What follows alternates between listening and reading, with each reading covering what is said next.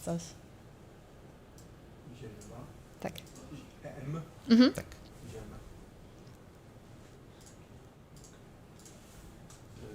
Teraz świetnie. Hello, hello, mic check. 1, 2, 1, 2. Okay, we should be up and running when it comes to the audio. Sorry for the troubles. We had to troubleshoot it, but we should be audible by now. So, as you were saying, in the first round, we got quite a renowned player from Poland. It's Inazumi Bartosz Zięba against Filip Januszewski. So it's an Oscilio for Bartosz and Kasai for Filip. What do you think about this matchup, Anya? I mean, I think generally Oscilio should be probably favored. I mean, it's like a really quick hero. I mean, it's obviously going to depend on how much AB will be presented. And as you predicted, we can see only AB1 on the arms. So I think the Oscilio should be favored in this matchup. Obviously, we can see, as usual from Inazumi, very pretty cards, like, you know, always the Marvel hero. So yeah, the bling has to be there. And as I predicted for the Kasai player, it's only AB1, so you get the protection from the shocks. Yeah. So if Oscilio tries to ping you for one, potentially for lethal during his turn, you can try to play around it. But unfortunately, when it comes to those big Volzar turns, when you amp it up by a couple of points, you won't get much protection. Yeah, so you just need to apply the pressure. And as we can see, Inazumi already activated Oscilio. On turn 0, he discarded Electrostatic Discharge. He's thinking what to play. And he's starting with Time Warp, so... He's trying to Mind Warp the Kasai, as we presumably think, for the 1 point of damage, since the Kasai can only prevent 1 from the AB1 she has in her suit, but it also gives the Kasai player a chance to filter. But as we can see, he did not do that. So he says, you know what, send what you have. I have a better hand to go for you. What do you think about like other ways to prevent arcane damage? Because what I think is that we're going to be seeing Take It on the Chin. Yeah. So if he can, I mean, even though he cannot prevent from AB1, he can still like prevent some arcane damage from prevention spells. Do you think there's going to be anything else other than that card in Kasai deck? Definitely I've seen some warriors running Take It on the Chin, as you said. I've seen some haters on Oasis Respite back in the times I was playing Verdance, so it all depends. Oscilio is still in a pet deck type of scenario, I'd say. Absolutely. He definitely gets some recognitions in calling and higher tier level of competitive play in Flesh and Blood, but people don't often recognize him still. So okay, I think a lot of this has happened like since we started that part. So the Unsheathed was played for Kasai. We're seeing an attack with the Centauri swords for 5. Sigil of Brilliance was also played. Yeah, quite a good opening from Kasai. I can see why the player decides to just take the damage, because Unsheathed is one of those premium actions for warrior that can threaten quite some damage on the Oscilio. And Oscilio as a wizard starts with 36 HP. He also has a lot of no blocks, since it's like a hero that's like, you know, mostly, I mean, a lot built from the instance, so there's not going to be much potential for blocking. Gracefully, he got blessed by the blocks in his hand, so he can either take 1, because I can't remember, I think Blast to Oblivion, blocks for 2 only, so there was 5 block presented from the Oscilio player, and Vigor created from the Courage of Bladehorde as a response to that. And now we'll be sending, I assume, another Centauri, pitching Hit and Run. So that's 2 for now. And I'd say it looks like it might be the... we know there's a Hit and Run, but it doesn't look like it'll be utilized this turn. So that's an Arsenal from the player.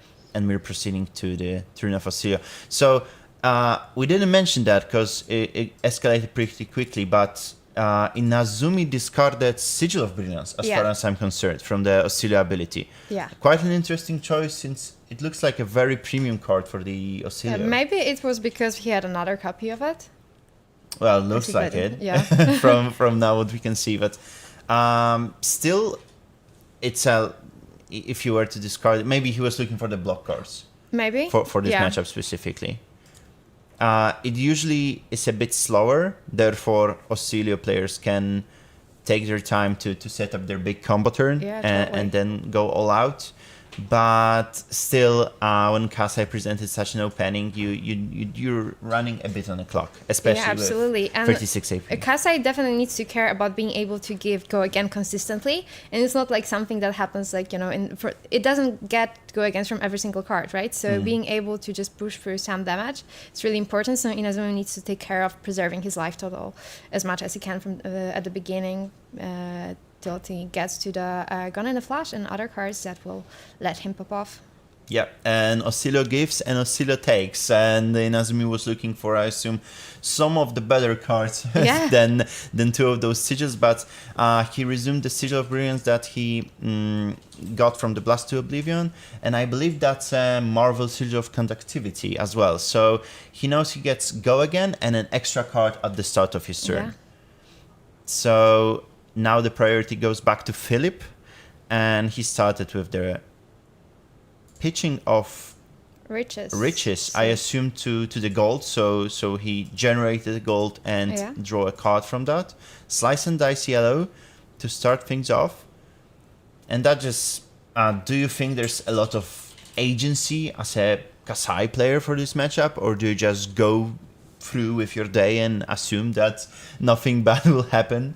I think what you want to try to do is make sure that you can make the swords attack for free, because this way the wizard player has less information about how to block stuff. So you can just if you have like an attack with Go Again, you just pump it a little bit, but then you don't have to worry about what you have in pitch, like how many cards you have left in hand. Then it's gonna be way harder for wizards to actually do the math about how much damage is going to be pushed through. So there might be some, there might be not much.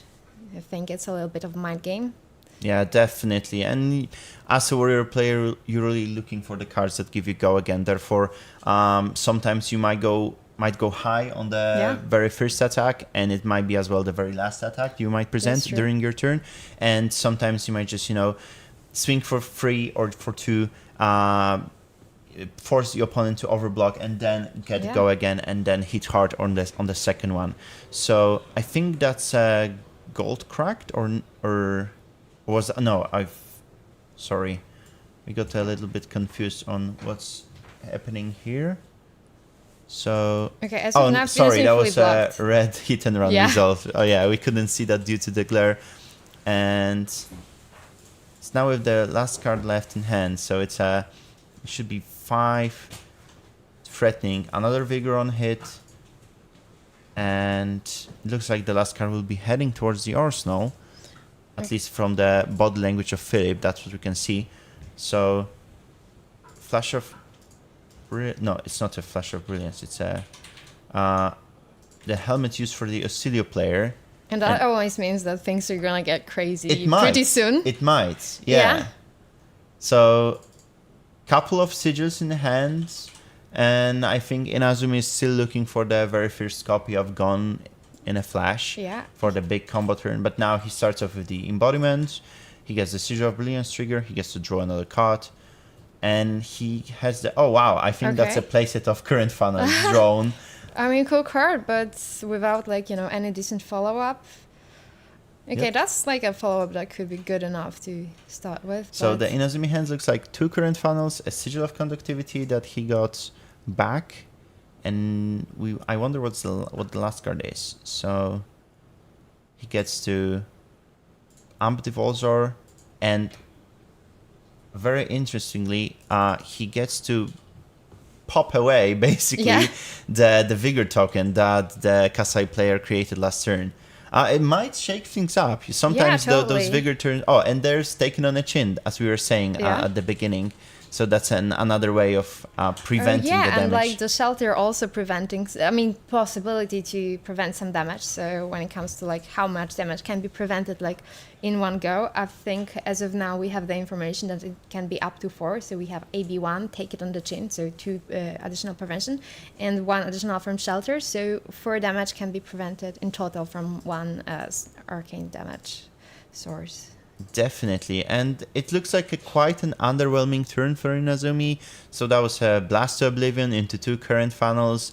But now we finished that with Etchings to Arcana, and I think it comes for a 9 arcane damage. Yeah, that looks serious. Oh, 7, sorry.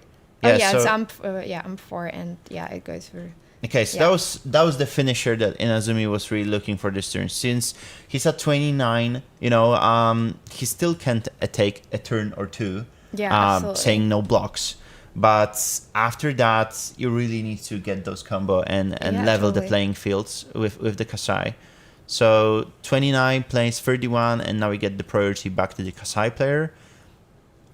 And let's see what Philip will come up with during his turn.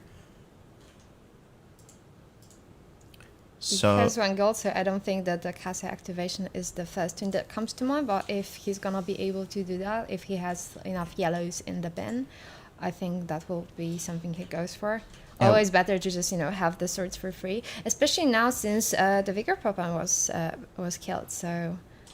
Yeah, I usually undermine the value of Vigor tokens during my games, personally, but as I played more against Warriors during the meta that we're currently in for after the ban and restriction announcement, the Warriors really flooded the streets, as you can say, and I can see how much the Vigors created during their turn can really help to leverage the playing field. You can even it can be as good as saying, you know what, I can block with one more card from my hand. Totally. Because and that can be the difference between win and a loss of a game. Honestly, just being able to dump another card for the blocks is going to be relevant. And as we can see, Sharpened Instant Blade. Yeah, and we can also see that Inazumi has quite a lot of instants in his hand. So he really did care about preserving his life. Wow. And yet another sigil. Auxilia doing Auxilia things, I assume. So we've got triplets of sigils. So that's a Sigil of Conductivity, Sigil of Solace, and Sigil of Lightning, I'd say, and a Blink. Yeah. So even if Inazumi wanted to do that, all he has to say is no blocks during this turn. Or maybe he takes the free, but I think fortunately for him, Philip can't really do much with his hand. So depending on what's in the arsenal, but I think that's red hit and run, or was it played from the arsenal previously? It's Nourishing Emptiness. Oh my god, this is gonna be like a massacre for real. I mean, Inazumi didn't really have a choice when it comes to his blocking ability this turn. It's a good thing for him that he managed to do some blocking duty in previous turn, but he's going to be really punished with the Nourishing Emptiness. I mean, he wouldn't be able to fully block it even if, he had the full equipment ready. But this is going to be brutal. Yeah, definitely. It's one of those cards, right? Yeah. Like Nourishing Emptiness pairs greatly with Kasai ability that she allows you to filter out those all left attack action cards, absolutely. and therefore allowing Nourishing Emptiness text to be always relevant and always active. Inazumi with all the non-blocks in hand that he can possibly think of. He just had to declare no blocks and take 6, and now the Philip can play from the 5-card hand. But what happened was Inazumi managed to draw the gun in a flash of the Auxilia activation. So do you think that's a turn when he will consider popping the shoes? I'd say he can still get some damage, get some value, depending on what's... I can't remember, what's in Azumi's arsenal. And I think he might be looking to set up and try to pop off maybe next turn. Get those blocks with the... with his gloves, get the blocks with his boots.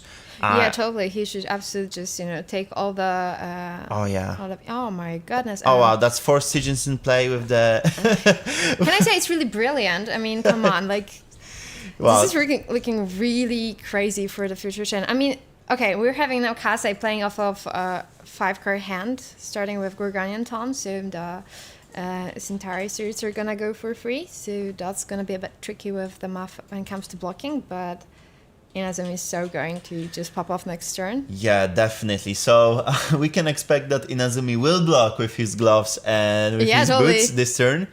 And it's gonna be Gontan in the future turn for sure. I mean, the only scenario where he would not be popping off with all of that stuff is if you would die this turn, but I'm not sure if Kasai will be able to prevent as much damage to actually have it, like, have it been really relevant.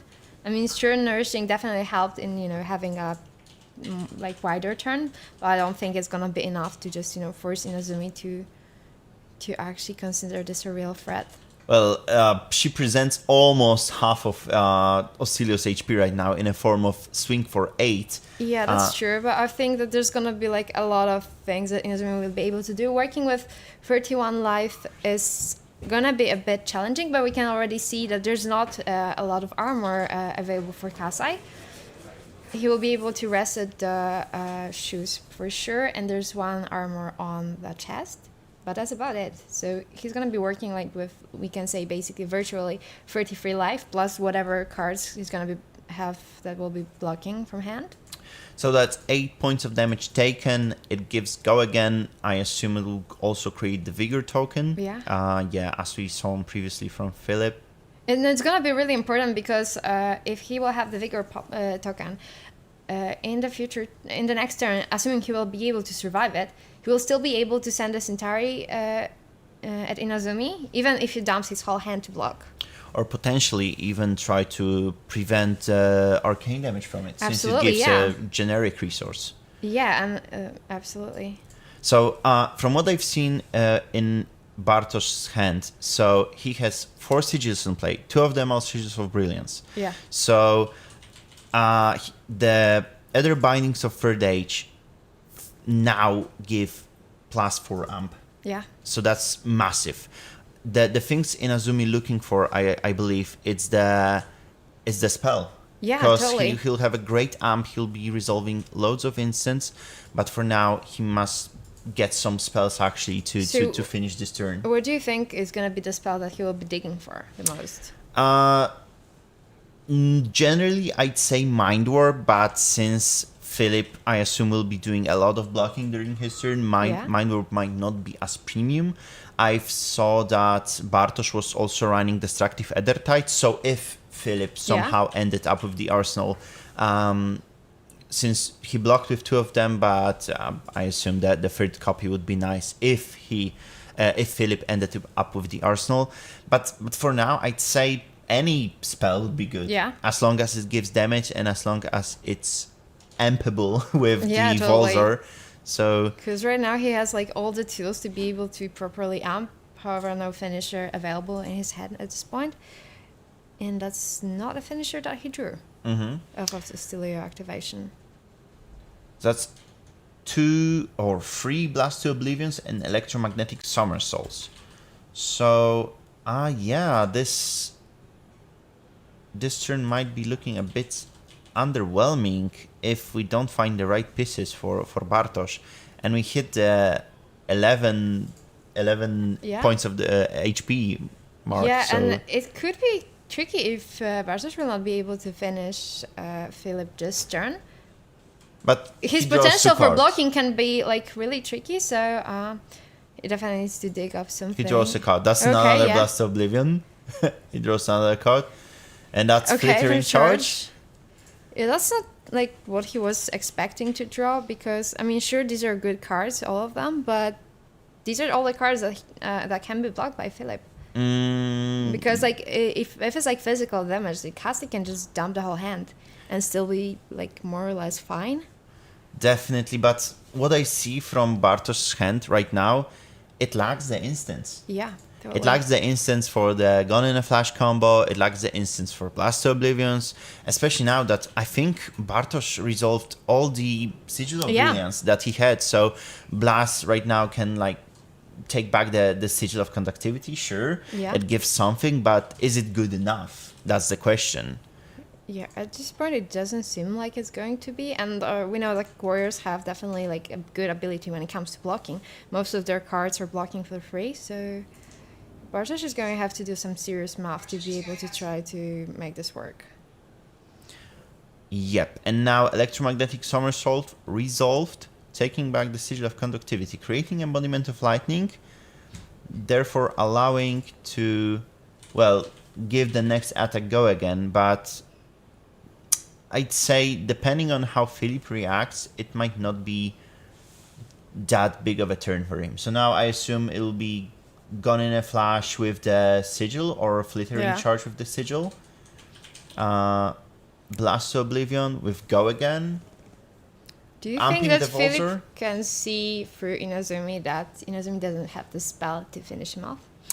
Because that might be part of the game right now, right? Like, because the thing is that whether you're struggling or not to get like the cards that are gonna be able to, help you actually get there, help you finish the game, it is one of the things. Like, you have to have the card to be able to actually finish the game. But if your opponent cannot see that, like if the opponent thinks you have it and decides that maybe it's profitable to make the blocks like kind of differently, maybe he will actually manage to pull it out. So I think that if Philip needed the certainty that at the end of this whole turn there's a spell coming from Inazumi, I think Inazumi would be using his gloves. The other bindings of third age, he went through right now 4 or 5 sigils during his turn, so that's a big portion of amp that he's not resolving. Therefore, I assume that if there's a spell at the end of this whole chain, Philip would be saying, oh my god, so there's nothing. I mean, Philip took a lot of damage from 30 to 15, from 33, 32 to 15. So almost half 31. He was at 31 because he was at virtual 32 with the equipment. So that's 16 points of damage taken during his turn. But as you can see, Philip retained quite some cards. So he retained draw swords, allowing him to swing the swords for free this turn. He has Spoils of War, and the last card that he drew, and that's looking like a lot of damage, honestly. It looks like a Blade Fury. It's not looking good for Inazumi, honestly. How many instants can we see in his hand? At least one, like at the top. So that's an electric static discharge from Inazumi. Channel Lightning Valley and Consign to Oblivion, or which one was this? There's one card that blocks for sure, but it's... So we can see at least 3 instances in Inazumi's hand, and now it's 7 Go Again, and we know the Blade Fury is waiting for Bartosz.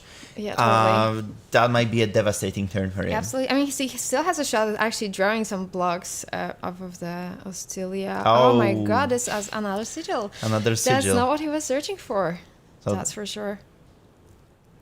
Oh, Etchings of an Arcana was the last card. So it blocks for 7, and now the Blade Fury resolved, taking 3, allowing to Go Again of the sword swing. But now, I think you always should use the Vigor as a Kasai player, as Philip, because you use the draw swords. Totally. Your swords are free this turn. Yeah. You don't have the gloves that get +1 to the warrior swings, therefore you always have to make that Vigor, at least for the future turn, to have a chance to at least, even if you have you dump your whole hand, you can still attack with the Centauri, and that could be relevant. That's another swing coming. And well, we still are looking to calculate for how much it is actually coming, but we know that Inazumi doesn't have much when it comes to blocking. It's not looking really good for him right now. Well, it's. I mean, he is alive. He's alive. We can still I mean, it could have been worse. Yeah, definitely. We still wait on how the tables will turn, because Kasai is at 15. I mean, the boots are used, but we still have Gone in a Flash in the arsenal. There's still things might happen, but that's definitely a tricky spot. Yeah, there's for Bartosz. Gonna be some work here done to be able to try to actually to dig in from that spot, but it's possible. So that's a Gun in a Flash, and depending on how Philip will respect it, Channel Lightning Valley might follow, and it might be another card drawn for Bartosz. Maybe a way out of this situation, maybe something that will allow him to push even more damage towards Philip. We'll have to see, but I assume Philip has no intentions of disrespecting that, even with his light lead. Yeah, absolutely. And now the Shock or the Comet Storm being resolved. I'd say both, due to the Lightning Valley being pitched in Hall, and that's okay, so 3 damage taken. No, that was Shock only resolved. So Philip decided not to prevent any of that, taking 3 arcane damage, and now proceeding with his turn. He starts with a resource from the Vigor, and now we can see Blade Fury, Slice and Dice, and the last card is... Is it taken on the chin? Like kind of glary like this? I think we'll see in a moment, or... Well, still, you're at 5 against the Yeah, you're at Warrior. 5. You have to really, really consider it, what you're Like, blocking. it's a tough spot, that's It's for a- sure. it's a And tough spot, what's yeah. also not very positive for Inazumi here, he has an attack action card in his hand that's going to be blocking, and these are pumping Centauri. So any kind of block that he has is going to be like really valuable at this point, but having attack action cards, it's not as good as it could have been. It's the new Kasei specialization card. yeah. It's a Blade Follows So he through. I mean, it creates the Kasei Centauri Centauri Sensors yes. on hit. So depending on how Bartosz will try to block it, and I assume he needs to block it. Yeah, But that's totally. quite a good hand. That's a shock. That's Etching of Arcana. I assume you'd be happier with saying no blocks during this turn, but I can imagine that Bartosz can't really afford it. No, not at this point. And the tricky part is he can either give 3 block for it, and he might still be punished with the Blade Flurry. So that's Blade Fury, and that's Yeah. Blade Follows. So, wow, Inazumi goes down to 1. And what's even more tricky is the fact that this entire cell sorcerer is created, meaning it's additional free attack. So If that card in Philip hand wasn't the red, I think it was a red though. So yeah, because he could present the Centauri swing into another saber, Yeah. and when your opponent's at 1, and he's playing Oscillio, especially having loads of non-blocks in the deck, the things might look grim for the Oscillio player. But now, I guess Philip thinking on how he wants to proceed with his turn, if he wants to swing the sword, or if he wants to swing the Centauri, or maybe just saying, you know what, our arsenal. do you think that's an option, like for real at this point, Arsenal? I don't think that's a good idea. Like, I mean, you need to take out like as many cards as you can from Ostilio's hand. I mean, sure, he's at 1, but the potential of Ostilio going off is like really high. So I think there's no way to just, let it through. Like, just... No, Well, you Bartosz thinks the same, so Yeah. he's trying to present 2 cards to block, blocking out the swing from the saber completely. And he knows he's safe since Philip is left with no cards in hand, and the sellsword stays. So if Inazumi doesn't challenge him somewhat, the sellsword, it's additional source of free go again, basically, totally. for Kasai. And that's going to be super problematic if he doesn't take care of the cell sword. But I don't think the cell sword was the target of this attack, so I guess we're going to possibly see it being targeted as the following attack. Yeah, Sigil of Solace, Okay, that's definitely going a to way be out for super Inazumi. helpful right now, yeah. So gaining some health. It's not much, Yeah, but it might come a long run. When totally. you're at 1, you'd better be at 4. Yeah, Another one. basically at this point, it can be like buying himself an extra turn, so... Yeah, and he's sending shock towards the Philip. So he's Okay. completely ignoring the sellsword and saying, you know what, if I survive this turn, Yeah. you might be dead, Philip. So it's either this turn for Philip, or, well, it might be hard later Yeah. on. But we see that Kasai specialization is in the hand. I assume it might not be used, depending on how Philip wants to proceed with his turn. He's drawing a card from gold, therefore Yeah. making his swings of blade free this turn. And that's always more tricky for opponent when they have to think about what possible cards you can have, like to pump the swords, like with what kind of reactions you have. If they're okay, so we're going with the specialization Blood on right her now. hands. And now, what the modes will be. Philip scratching his head, thinking.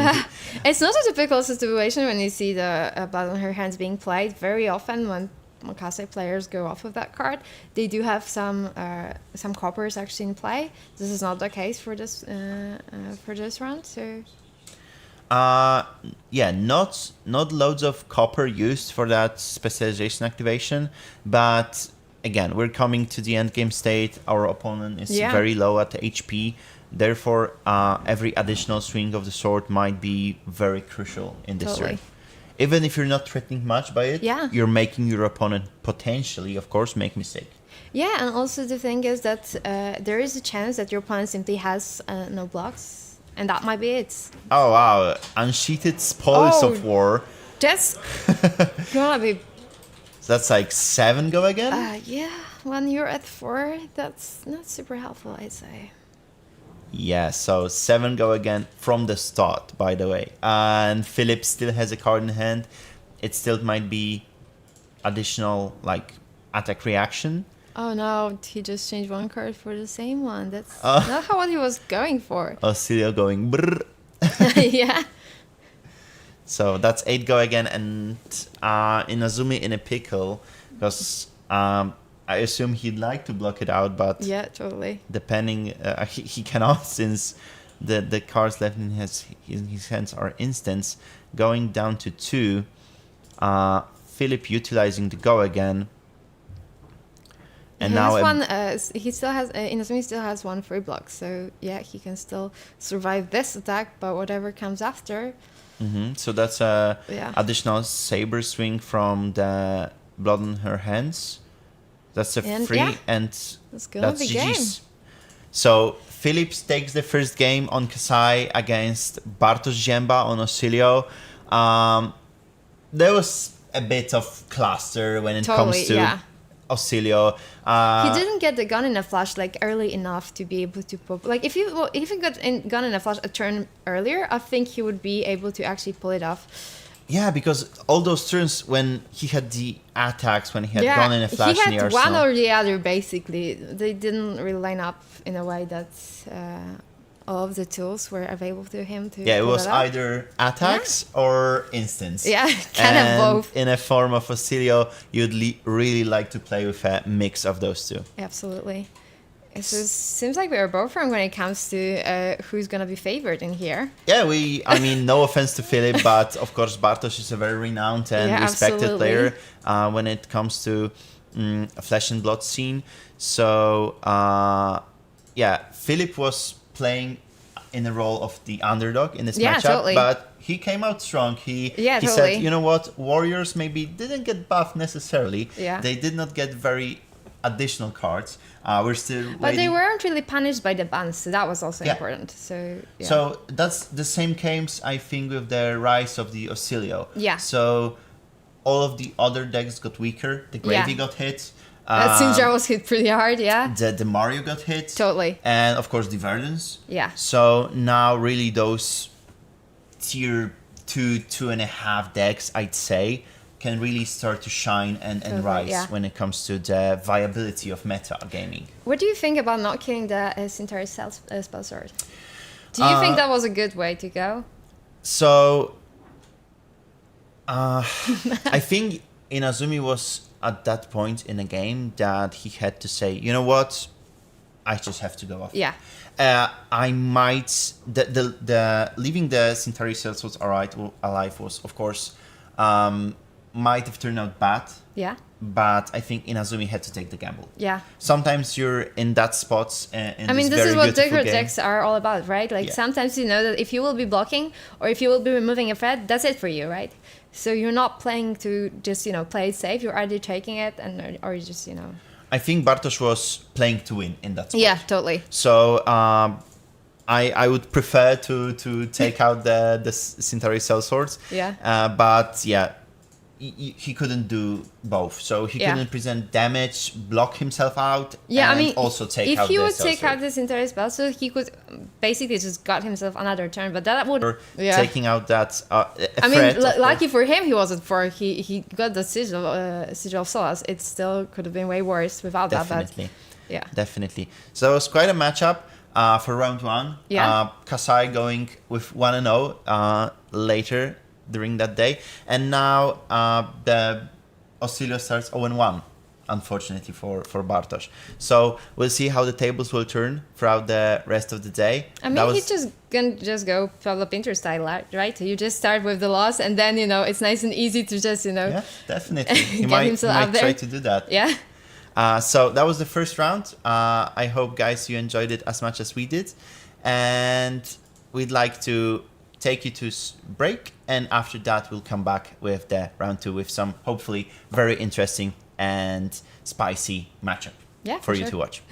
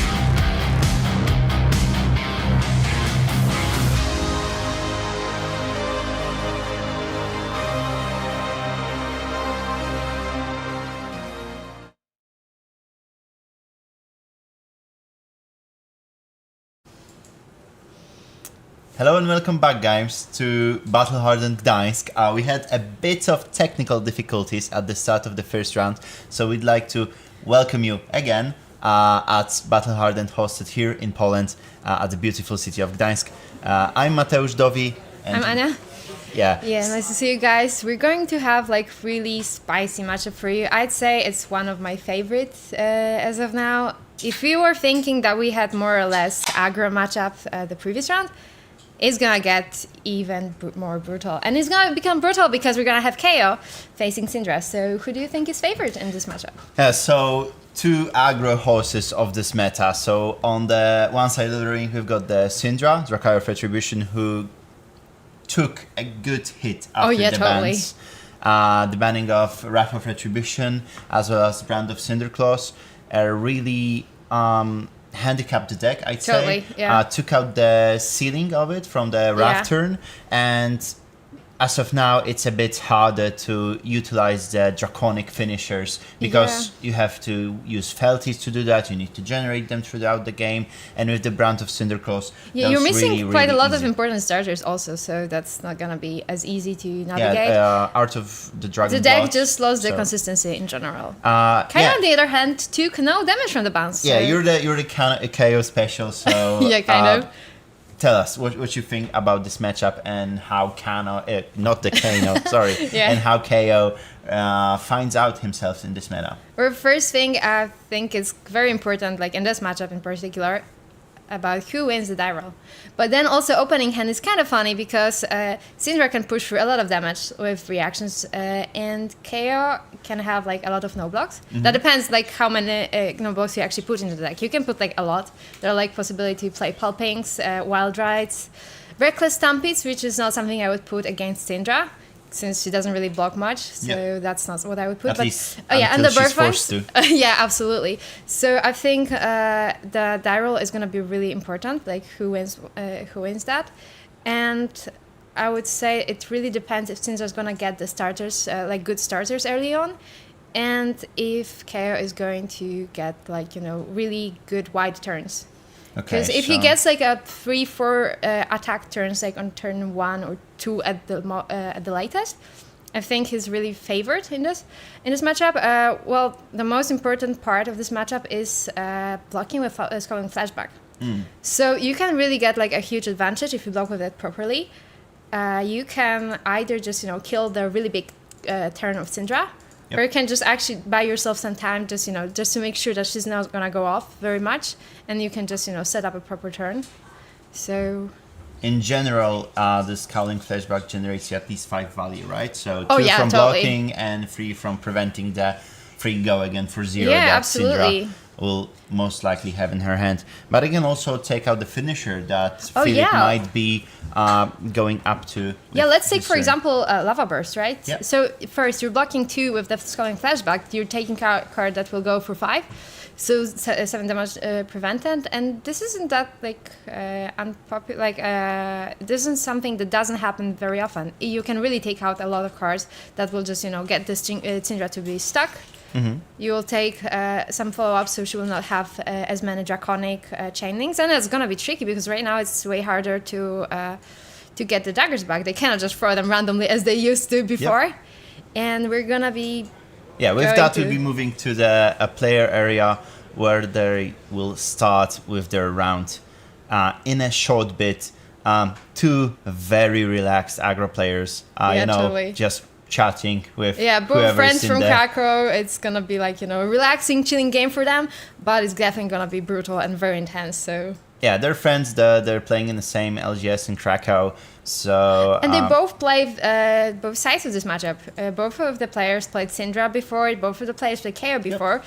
So they definitely know the depth of both of the heroes. So I think this is going to be pretty interesting and pretty intense. So if someone actually wants to learn to play any of these heroes, I think this is definitely a good game to be watching.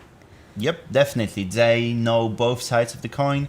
So Fist Bump extended, and now we'll proceed with the turn, and we'll just see which player is starting. It was Philip, of course, the young high roller of Poland, starting out with his turn. So a swing for free, a block for free, Okay, so we can see that he did play a decent starter. Yeah, and display Let's- loyalty in hand. Yeah, Quick that's generation gonna- of Felty. That's an important one. Yeah, totally. He's gonna be needing these felties to be able to consistently get the daggers back and to play big combat Definitely. chains. So definitely a good start.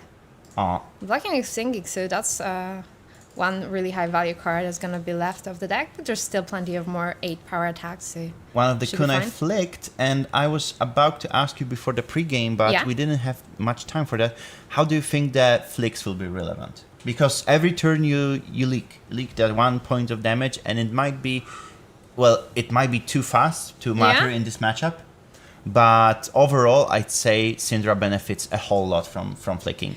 I mean, I think that the game should not take Wow, longer quick than. block with the sash as well as That the 2 looks blocks. like it might be a pulping or something like this in Raskok's hand. So he might be having not only no block, but he wants to go off in the Dagger flank turn. But what's very important is he wants to make sure that he's not gonna get marked, so not much more felty generated. I think it's gonna be crucial for him to prevent Philip from getting too many felties. Yeah, so dagger retrieved, and that was quite a turn for Philip. He generated Felty, he cashed in the Art of Dragon Blood in his arsenal, and now he has a Felty to utilize it. And yeah, so Raskok saying, you know what, I'll start with my turn. Let's go with the Wild Ride. Yeah, it's gonna be a wilder, that's for sure. Yeah, okay, he played the red one, pitched the yellow one. It's definitely gonna be a go turn. And as we can most likely see, Philip will be leaving a fate of whichever card is being put away to the dice. So Command and Conquer. Okay, that's definitely a good one for Philip because as he did have the arsenal, it's a decent arsenal, that's for sure. He definitely wanted to prevent arsenal disruption, and there's not going to be much more arsenal disruption from Raskok's presented this game. If he plays sense packing, that's it. It's either command or sense packing. There's no more arsenal disruption, so Philip probably will be safe with the arsenal, the Art of the Dragon Blood. Quick in his decision arsenal. with taking the 6 points of damage. Oh yeah, like not much of a blocking will be both happening. of them will probably be saying no blocks like very often. This is gonna be a typical scenario for this game. Gauntlets of Tyrannical Rex used, and now it's Show of Strength. So that's 6 into 9. So that's what, 15 points Yeah, of value during totally. one turn. And this is basically how KO goes. He very often can present these 4 cards, 15 plus turns. So, and that was without popping the Savage Sash. So still a huge turn probably coming pretty soon. What's important is right now Philip is playing full. Philip took a lot of damage the Linger's turn. Well, it was a lot of damage, but I think that what's coming here is gonna sound even more serious. So I would expect that Raskok could be blocking this turn with the Scalding Flashback. If we can see that Philip is going to not only have a Draconic starter, but he's gonna be getting the Draconic cards to be cheaper. This combat chain, I think it could be incentivizing Raskok to block with the Scalding Flashback this turn. Okay, so it's 25 plays 35. That's 4 go again into 4 go again. Yeah, so when you were saying that Philip took a lot of damage, yeah, sure, but when Raskok will say no blocks, it's gonna get, even pretty soon. And I think the Mask of Momentum will be easily triggered during this turn. Yeah, with both of the first 2 attacks on the combat chain being for attacks, yeah, I believe that it is a turn that could actually really threaten the mask. And it's not like KO doesn't have the ability to prevent Syndra players to not draw from the mask, but it's definitely going to be tricky. We can see Łukasz is contemplating on if he wants to block, how he wants to block. He definitely sees a threat in the Mask of Momentum. I mean, sure, he swinged 15 points of damage towards Philip, but it's an aggro matchup, and he might as well take 15 or more points of damage during this turn. Yeah, totally. And it also depends on what's his strategy for this matchup, because you can either try to block a bit more and take some. Okay, we can see the clash. Oh, what a surprise! KO won a clash, right? Yeah. Yeah. So Raskok can choose one of the 2 ways to go about this matchup. He can either try to block a bit much and try to just, give like 8-9 damage, just threaten this much damage from 2 cards, or he can try to outrace Syndra. But that, unfortunately, is going to be a blowout. So that's a Lava Burst drawn. Oh, yeah.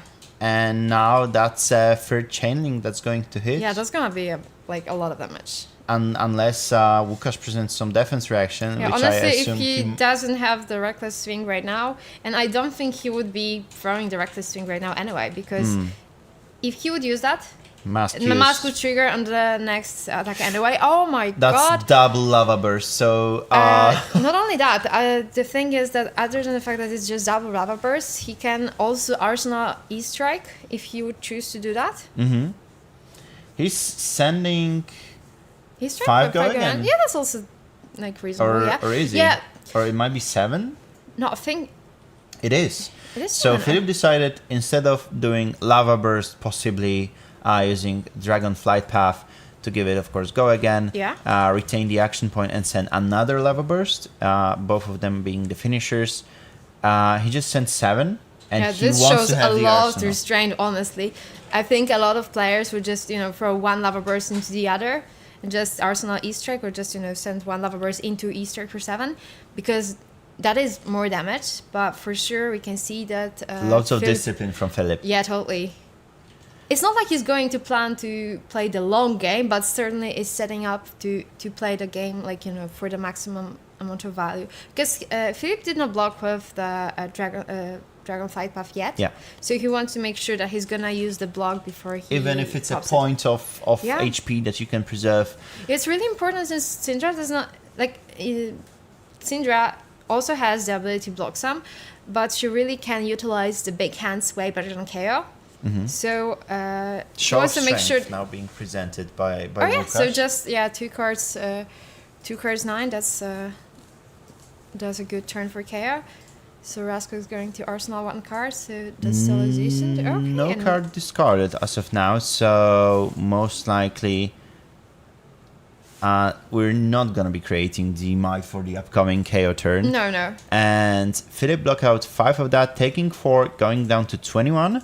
Yeah. And now he took out the points of block from the boots. Yeah, so he's certainly going to be and he has able a to perfect just hand use for it. that. Oh, Ignite, Kunai Swing most likely.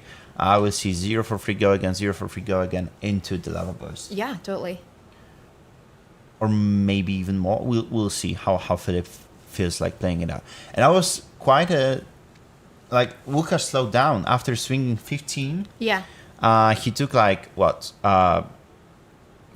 somewhere in the 13, 14 points of damage. Now he's also taking another barraging beat down, no pun intended, from Syndra.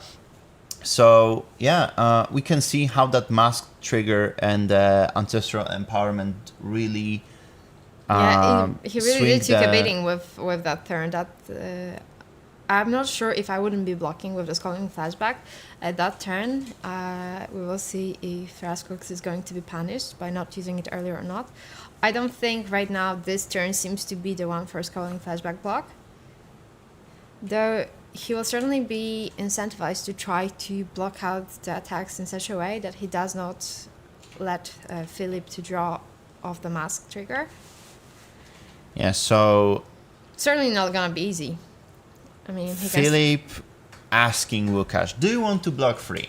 Can you block for free? Because KO doesn't necessarily always have the ability to block one card for free.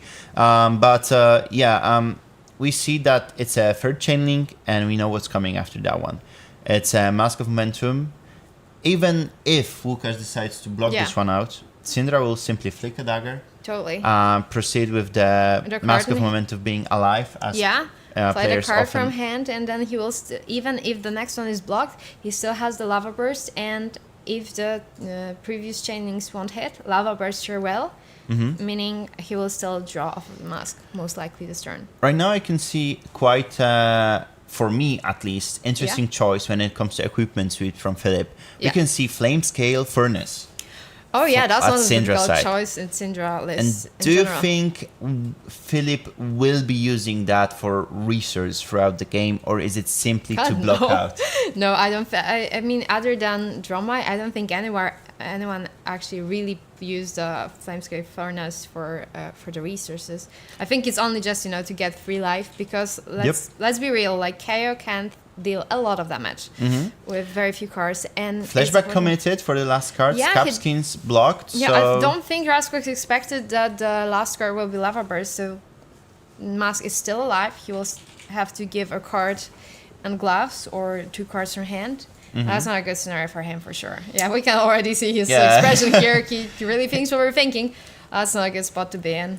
he's not the happiest KO player on Earth right now. Oh, yeah, for and sure. we can see how the really HP values leveled up. Because now 21 plays 22. It's still Philip's turn.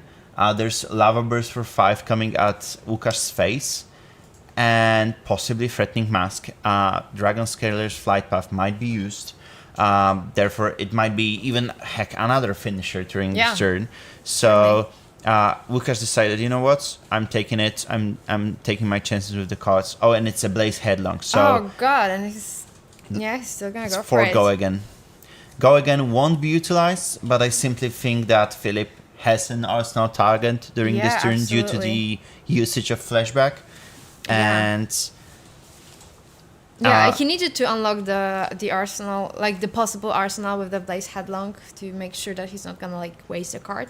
Yeah, so Philip now has a 7 HP lead, 8 point of HP and lead. what's also very important is that he still has quite a lot of equipment to block with. This isn't a typical scenario for Syndra. But Łukasz really wanted to retain all the cards in hand. Oh yeah, Blood we can Rush totally played. get that.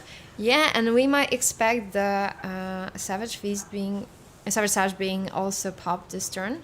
We'll have to see. Sometimes you can get all the blues in the world Yeah, you as can. resolving the Blood Rush below, therefore. Yeah, I also heard a theory that you can simply block with Savage Sage for another time, but I don't think many KO players actually do that. I don't think that's even legal. Yeah, it shouldn't be, that's for sure. I mean, sometimes you really have to, but God, You're that a hurts brute, so you much. have to just Yeah, just no blocks. Go and you ahead. Yeah, totally. So, Blood Rush resolved. Łukasz drew another 2 cards for his hand. He has 2 floating and a thinking phase for us. Oh yeah, totally. So, I mean, we know it's gonna be second to last turn of the game, probably. Or there's not gonna be much, much big turns till the end of the game. Blood probably. Rush used. Savage Sash used. And we have a Backwild. Okay, this is one of the new cards that we got from Super Sun. It's a really cool card for KO because it does cost free, right? But if you pop Savage Sash, it's just for 2. We have a Go Again card, so they're really important. Like the fact that you do not have to just give it to your luck with the draw discard. I mean, there's not much variance there with what you can possibly draw and discards. You most likely will hit a 6, but you can't sometimes get that Blood Rush, and you can discard even if you have many cards in hand. So the turn could technically just be done. But with the Backwild, you can just go as wide as you want, honestly. Łukasz is attacking for almost half of Philip HP. Oh yeah, that's gonna be pretty relevant. So Philip blocked out with the Flamescare Furnace. Yeah, because it's gonna be if he wouldn't be blocking with it now, there's nearly 100% chance that he wouldn't be able to get the full value of the block of this card. So. Taking 7, but what a great hand from Philip. We've got Pain in the Backside, Enlightened Strike, Rising Resentment, and... yeah, it's massive, honestly. If Philip hadn't just, survived this, he might be considering... getting rid of the mask, he will probably be more likely to incentivize just to block with the mask instead of just any card from hand. Yeah, and we have another 0 for free packed up in Philip's arsenal. So if Philip's lives for this turn with some HP to spare, he'll be easily threatening lethal at Łukasz. But right now he has to be wary about what's coming next because... Oh wow, Scapskins committed. Oh my god. Oh wow, so it might be all or nothing for Łukasz right now. If we roll big, I mean, we know that what he could do was follow up with a claw. Okay, at so least because nothing happened. I mean, Okay, nothing yeah. bad happened. So, God, it does take balls to just actually do it in this case. Like, you can like literally die on the spot, but if he is not able to just play another attack, let's say he has a red in hand and a back wild in arsenal, he won't be able to play it then, right? for the viewers, that's a 5 go again, not a 5 dominate Oh, yes, that's true. on the claw. Of course, Philip taking 4 of that, going down to 10. And now for the possibly last swing of the turn.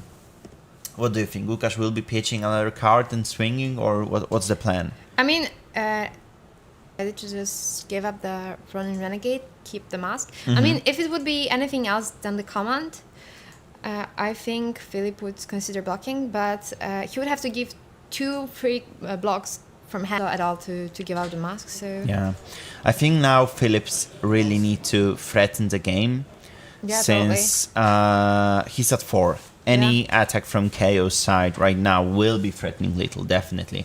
And Syndra is not very renowned for her blocking ability.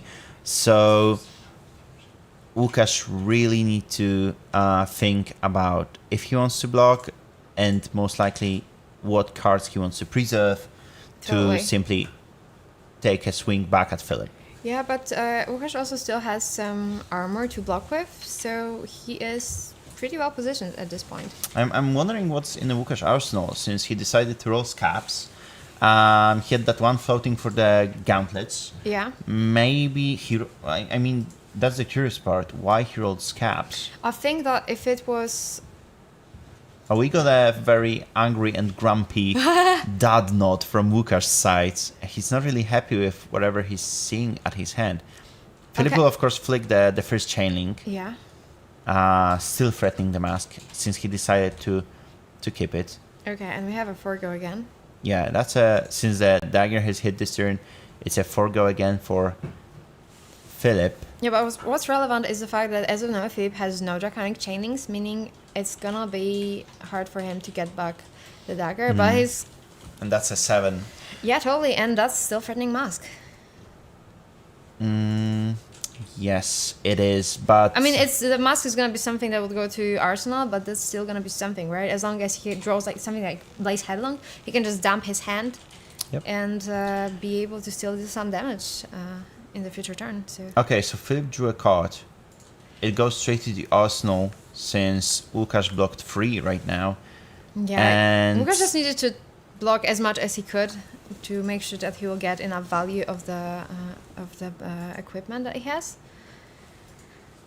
I think Łukasz should be at 5 right now, since he blocked 3 from the 7 that was presented by Enlightened Strike. I believe the players will very quickly figure it all out, but Łukasz is not at 8 HP at that time. And we start with the KO turn, Might being popped, Wild Ride Plate. We pitch a blue. We see an unexpected backhand being pitched, so that could be tricky in case. Oh my goodness, we're gonna have a Wild Ride. Oh shit, and then we have a Bearfang, so that's gonna be a lot of damage coming at Philip. Yep. And they're correcting that. Yeah, so the Łukasz at 3, but that's 6 go again coming at Philip, and we know the Bearfangs is in the hand as well. So yeah, totally. It's looking a bit grim for Philip, unfortunately. Yeah, if Rasworks has a blue card in hand also, he can just swing with the claw and then go with the Bearfangs, and it's gonna be like a lot of damage. Depending what Łukasz had previously before they... and that's a blue, as you said. So that's a 3 go again. That's an interesting choice to actually play the Turlimp against Indra. It is a no block. I'm not sure if I would go with that choice. If Łukasz is going to win the game, we're certainly going to ask him about that. So that's 2 damage blocked from 3 being presented by the Mandible Claw. And now we know there's at least the Bearfangs that's coming, and most likely it's gonna okay, it was not Bearfangs. That's okay, so it's strength. that's even better because and that's a Fist Buff extended. Totally.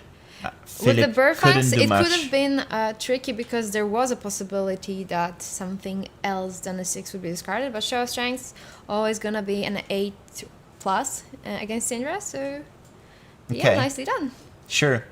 So that's GG's for the KO player. Łukasz won. Yeah. And I'll head over to the player booth and invite him for the interview totally. with you. As a KO Yeah, he aficionado. definitely has to just, explain to us, like, why that Turlimp. Sure. I'm honestly was really surprised. So So let's just I'm get heading him. for and- Łukasz, and we'll see Yeah. you guys in a second.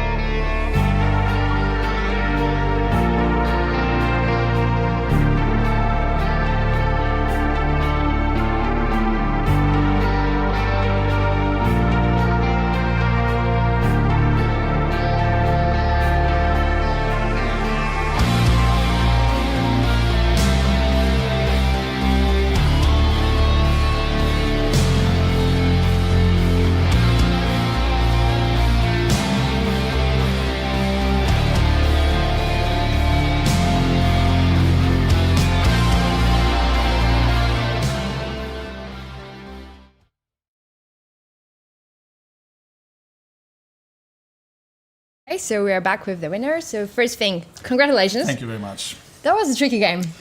Yeah, it was. Yeah, but first thing I want to ask is why the Turlimp against Indra? Is this a no block? Yeah. What was your reasoning here? It is, and honestly speaking, the reason is that I don't have enough blues, so I need to. Yeah, so we're going with the greedy list, I see. Okay.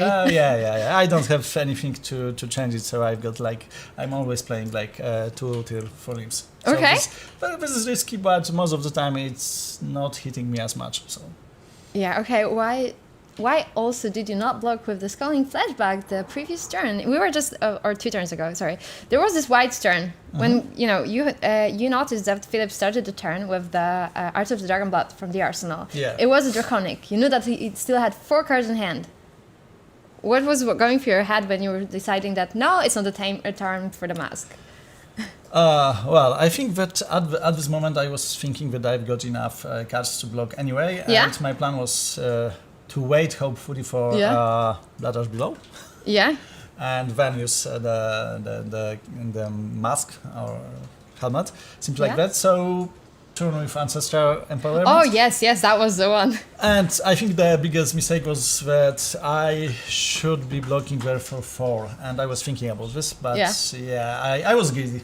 Simply. Yeah, you know what could have happened that turn, because we were seeing what cards Philip had, and he showed a lot of restraint, because he could have go with Lava Burst into Lava Burst, or Lava Burst into E-Strike for 7. After all that, and the fact that he didn't, it was really profitable for you, but still we were like it could have ended badly at that turn. Nice to know.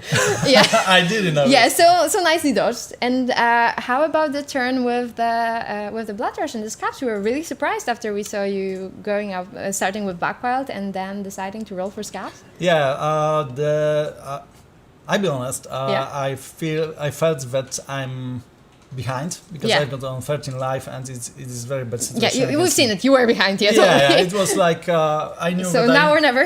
Yeah, exactly. It was a situation like that. If I get action point, I would attack for 6 with command and 10. And this game would be like mine. Over in that moment, yes. At this moment. I mean, 1 is like always, I'm losing. So it was like conscious decision that I'm taking this risk. And situation was like with that I roll 3, so nothing.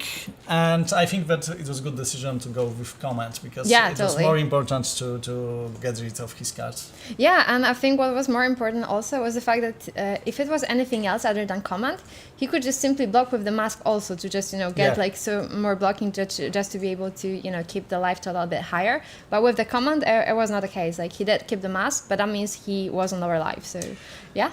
This was a good choice. Yeah. I mean, not easy, definitely. When we really saw you struggling. Oh, come on! Like, sometimes there were moments like, you were not the happiest KO player in the world in this moment. No, I wasn't. I think that before the bans, I've got like better lists against Syndra, and I removed a couple of cards which could be very useful. And currently, I didn't draw like enough of disruption, because this is like super important against Syndra. Simply like I need to disrupt him.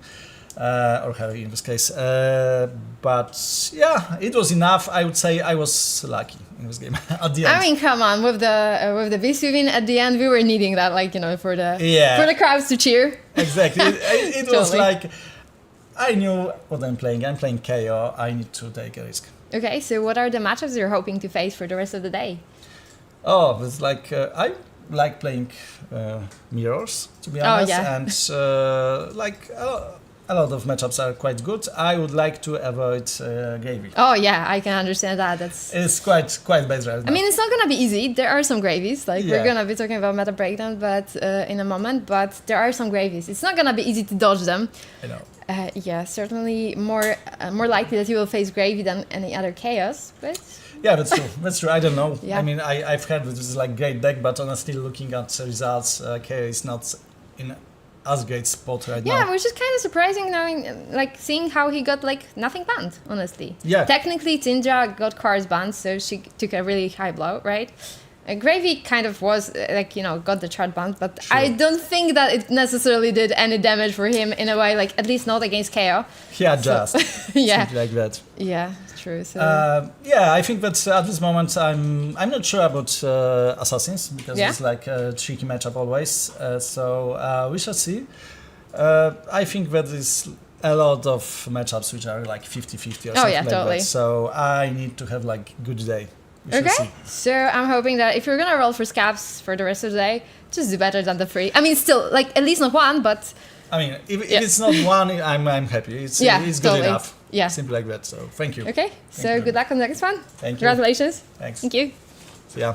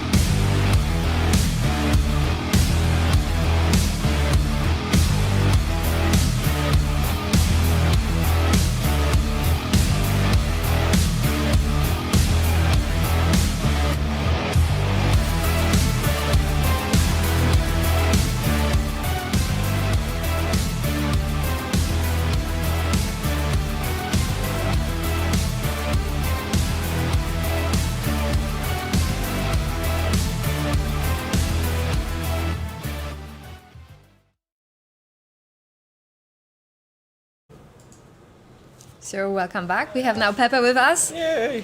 So we had the interview with Raskox, KO 2-0. So definitely what I would like to be seeing at this tournament. But when it comes to how many KOs there are, I was pretty surprised. So let's take a look at the meta breakdown.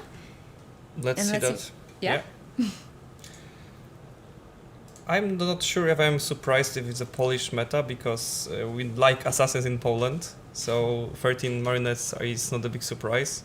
Other than that, we have 3 the OG Arachnes, the Huntsmans. Oh yeah, this can happen like really in Poland. I was mostly surprised seeing how little chaos there are, because Polish people really like playing chaos. So whenever there's like, you know, low count of chaos at the tournaments, you go to Polish tournament and you're gonna have a lot of them, like very often, like, you know, at least in the like top 3, top 5.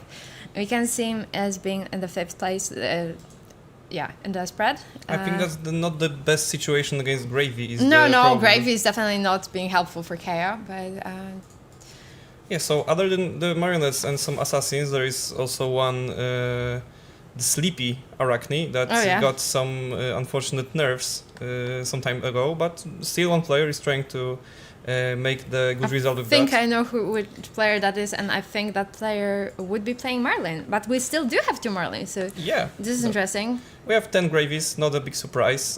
Quite a lot of Kassais, but I think the ban of Syndra and like... The popularity of Gravy certainly helped Kassai to just, you know, shine here in the meta breakdown. That's also right. Like other decks just got weaker, and Kassai is still a good answer to Gravies, and also the new card that allows you to generate the minions.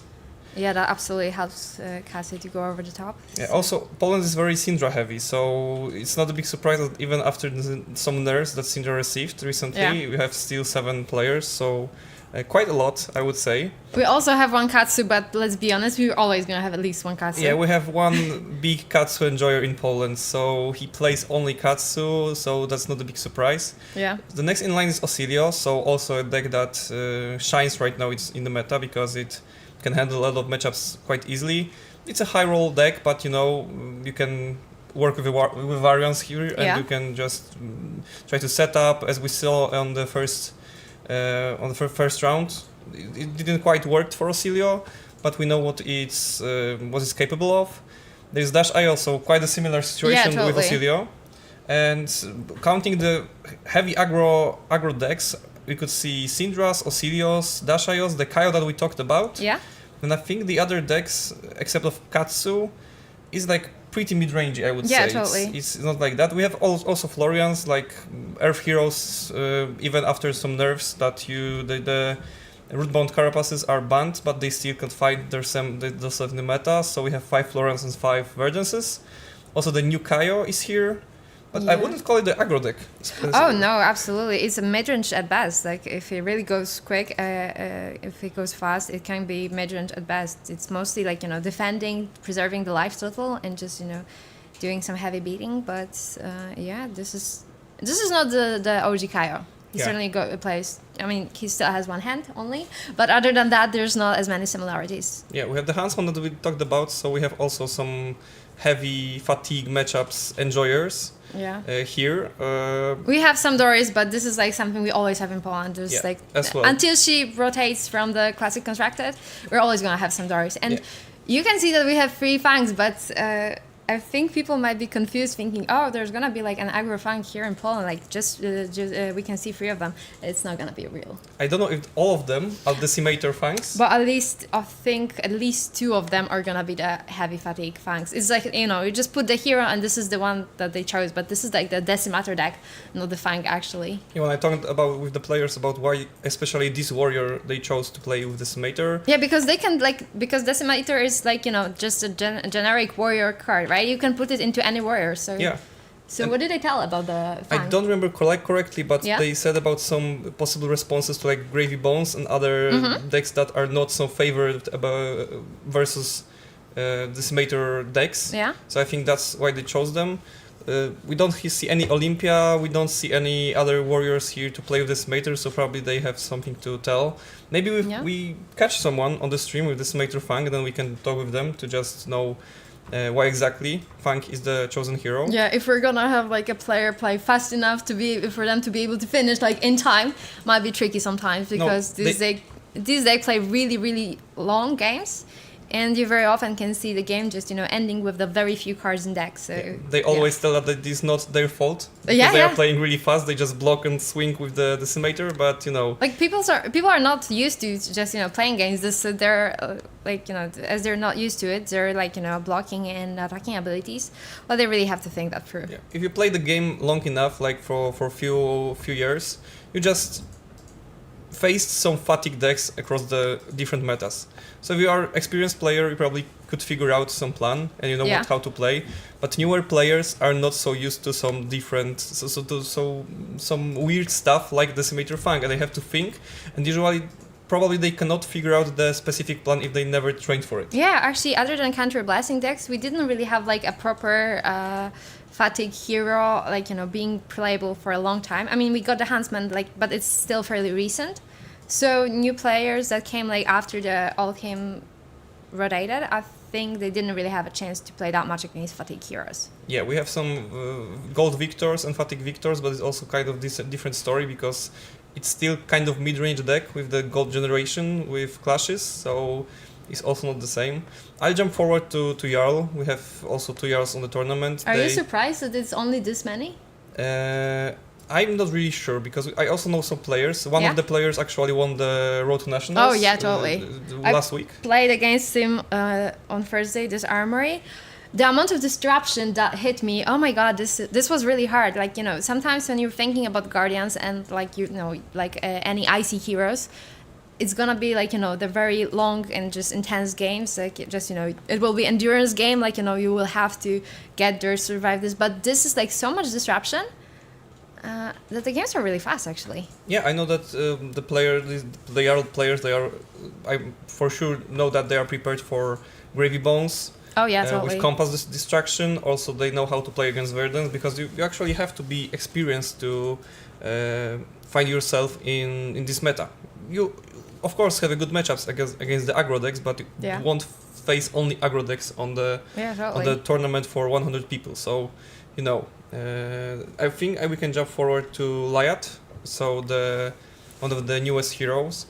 I'm not really sure what to tell about this specific champion because it just you just play some auras, you bump your attacks, and you just hope for the best. I don't know what the good or bad matchups are for this hero. Maybe you know something more. That probably depends on the build because you can go in both directions. You can go in a really defensive mode. You can go in a very aggressive stuff. And what I noticed lately is that Lyat can feel kind of like Kano. They will be setting up some weird stuff. They will be blocking some. They will be just sending some small stuff. But they generally want to just set up a really huge disruptive turn, and just finish you off like this. So but they are also really prone to fatigue. So I wonder how we'll manage. With if they will be facing Decimator Fangs, for example, it's probably going to be very tricky for them. You have a 5-card hand, that's sure, but every card blocks for less. So and the Decimator doesn't help with blocking anymore. Yes, so. That's right. You lose cards just faster than other decks. Totally. That's actually what it ends up with. So we can have a quick look at the other heroes. So Merlin, the actually only Ranger playable right now, so Rangers have to be on something. We have Reinar, also Brute, but you can also build it very defensively or playing it aggro with Blood Rushes and just be a different version of Kaio, I would say, right now. Yeah, generally Reinar is way better positioned against playing into heavy blocking decks. So this is a bit of a different story than with Kaio, because he really just, when you just intimidate all of these defense reactions, that's it for them, right? You can really push a lot of damage, but We have Sleepy next, but we also talked about the assassins, so it's one of the 17 assassins on the metagame. After Bonds of Agony, it got pretty nerfed, so but still somebody plays it. Probably just enjoys the hero, and that's also very fine. We have two ninjas that are less strong than senior right now, but also Ira and Katsu, one Levaya, another Brute. I think the same thing with Reinar, but you cannot build it defensively. You just have to go aggro, and somebody just probably thought about, I'm just stronger Kaio, or I just like Levia, and that's all. that's very fine. We have a Prism. I know that the guy actually played Kaio in the first round, so he was not very happy. Oh, wow. Yeah, well, I was really actually surprised that someone actually managed to decide to go with Prism, because we do have some Prism players in Poland. However, like, you know, knowing how many Brute players very often can be found like across any Polish tournaments, just getting Prism is kind of risky. Yeah, also aggro decks, and I think that just some matchups are not so good for you right now in the meta. We have Puffin, we have one Bolton, one Valda, and one Victor. Not the decks in the meta right now, but still we have some players that just like to do their stuff with their favorite decks, and that's totally fine. And maybe we're gonna see them on stream. Maybe they will actually, like, you know, just beat some of the meta decks, and we'll have a chance to take a look at them. Yeah, if you want to see someone on the stream, you could just comment on YouTube or Twitch chat, and we'll try to just figure it out for you if it's possible, and the matchup and the result of the players just allows us to show it on stream. Yeah, totally.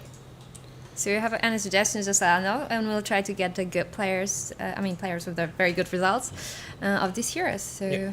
We probably will be starting round 3 in a few minutes, so we'll grab some interesting matchup for you, and yeah, I think we can just jump to our intermission before the round 3 starts.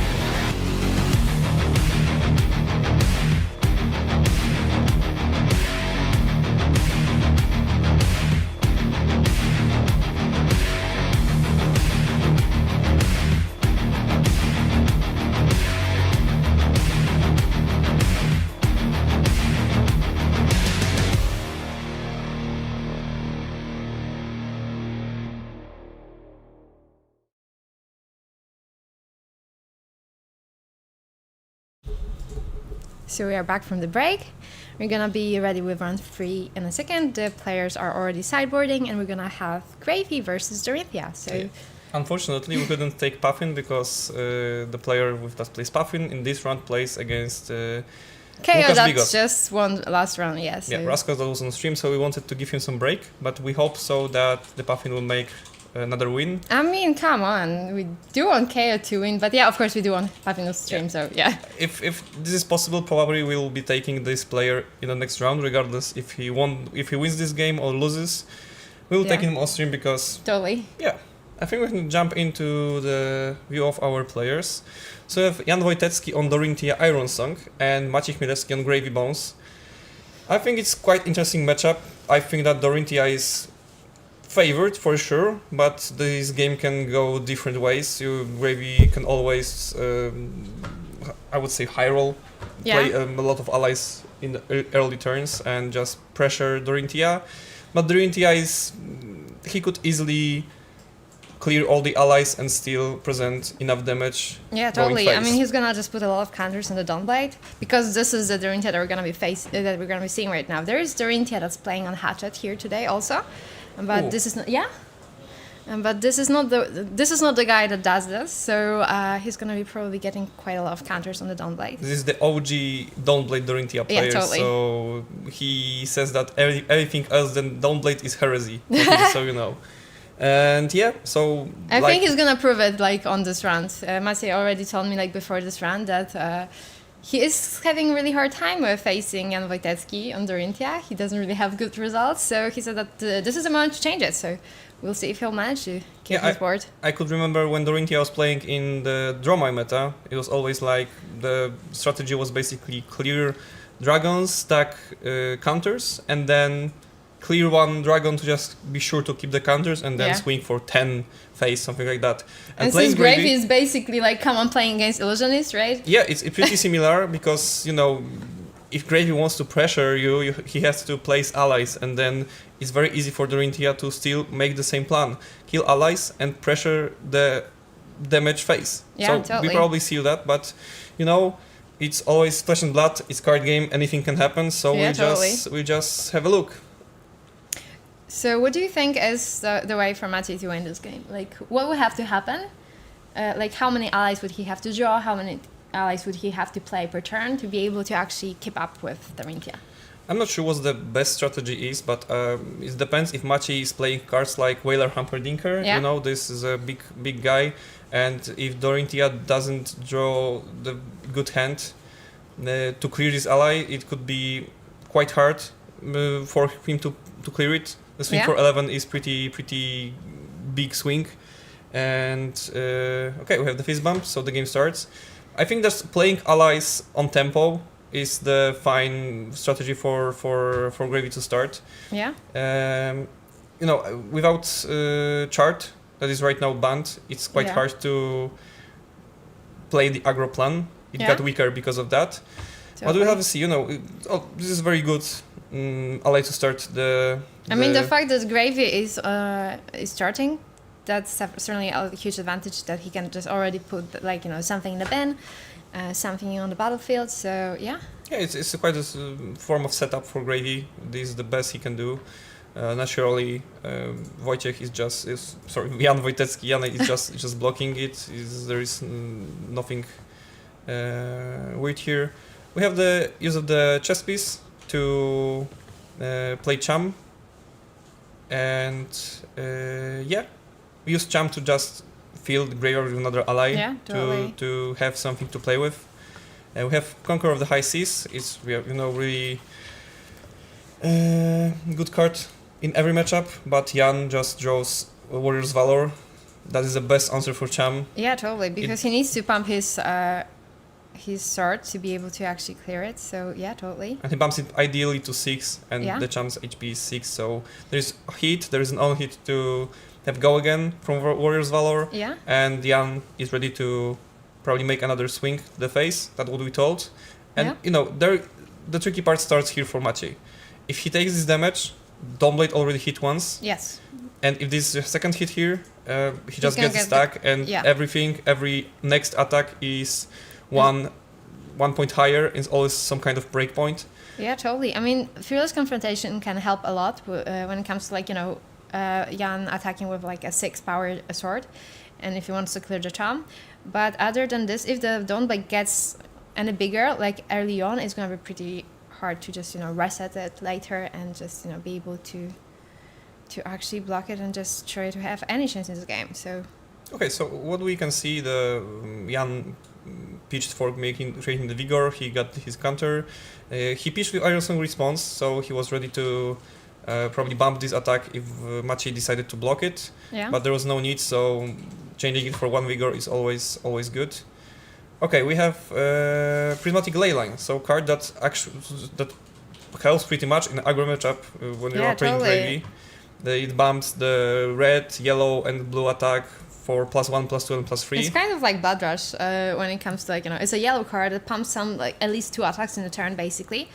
So this is gonna be fairly decent turn for Maciej. Yeah, well, I think this card that was played before it was Murderous Rabble, and it goes for 3 flat damage because of the blue card on top, but it got bumped by 3 because of Prismatic Leyline, and Maciej could take 5 value out of this card because there is an ally plate, and it got +2 because it's the yellow attack. Yeah, totally. I mean, 5 value of the cards is definitely like the way to go.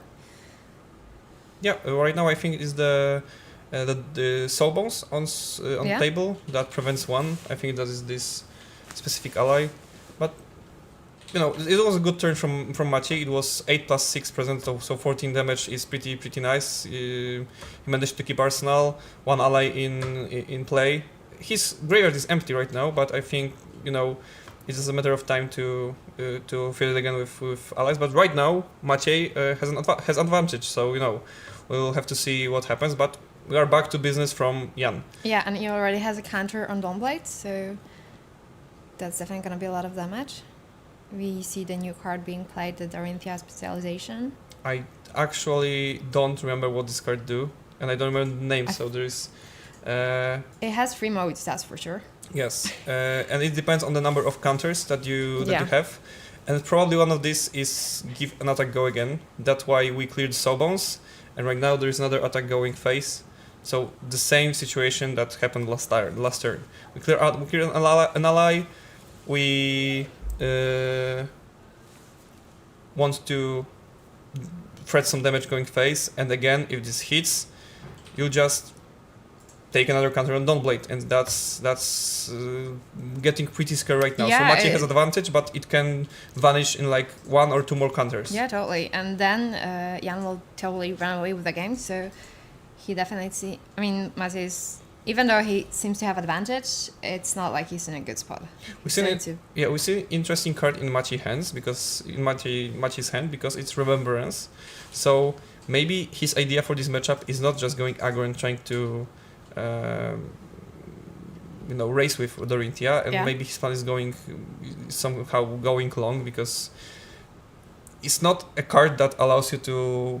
It just slows your aggro plan. Yeah, totally. And helps you fatigue plan, of course. But we'll see what happens in some future turns, what he will manage to do with the Remembrance. And I think he'll just sync it with Crown of Protection. Yeah.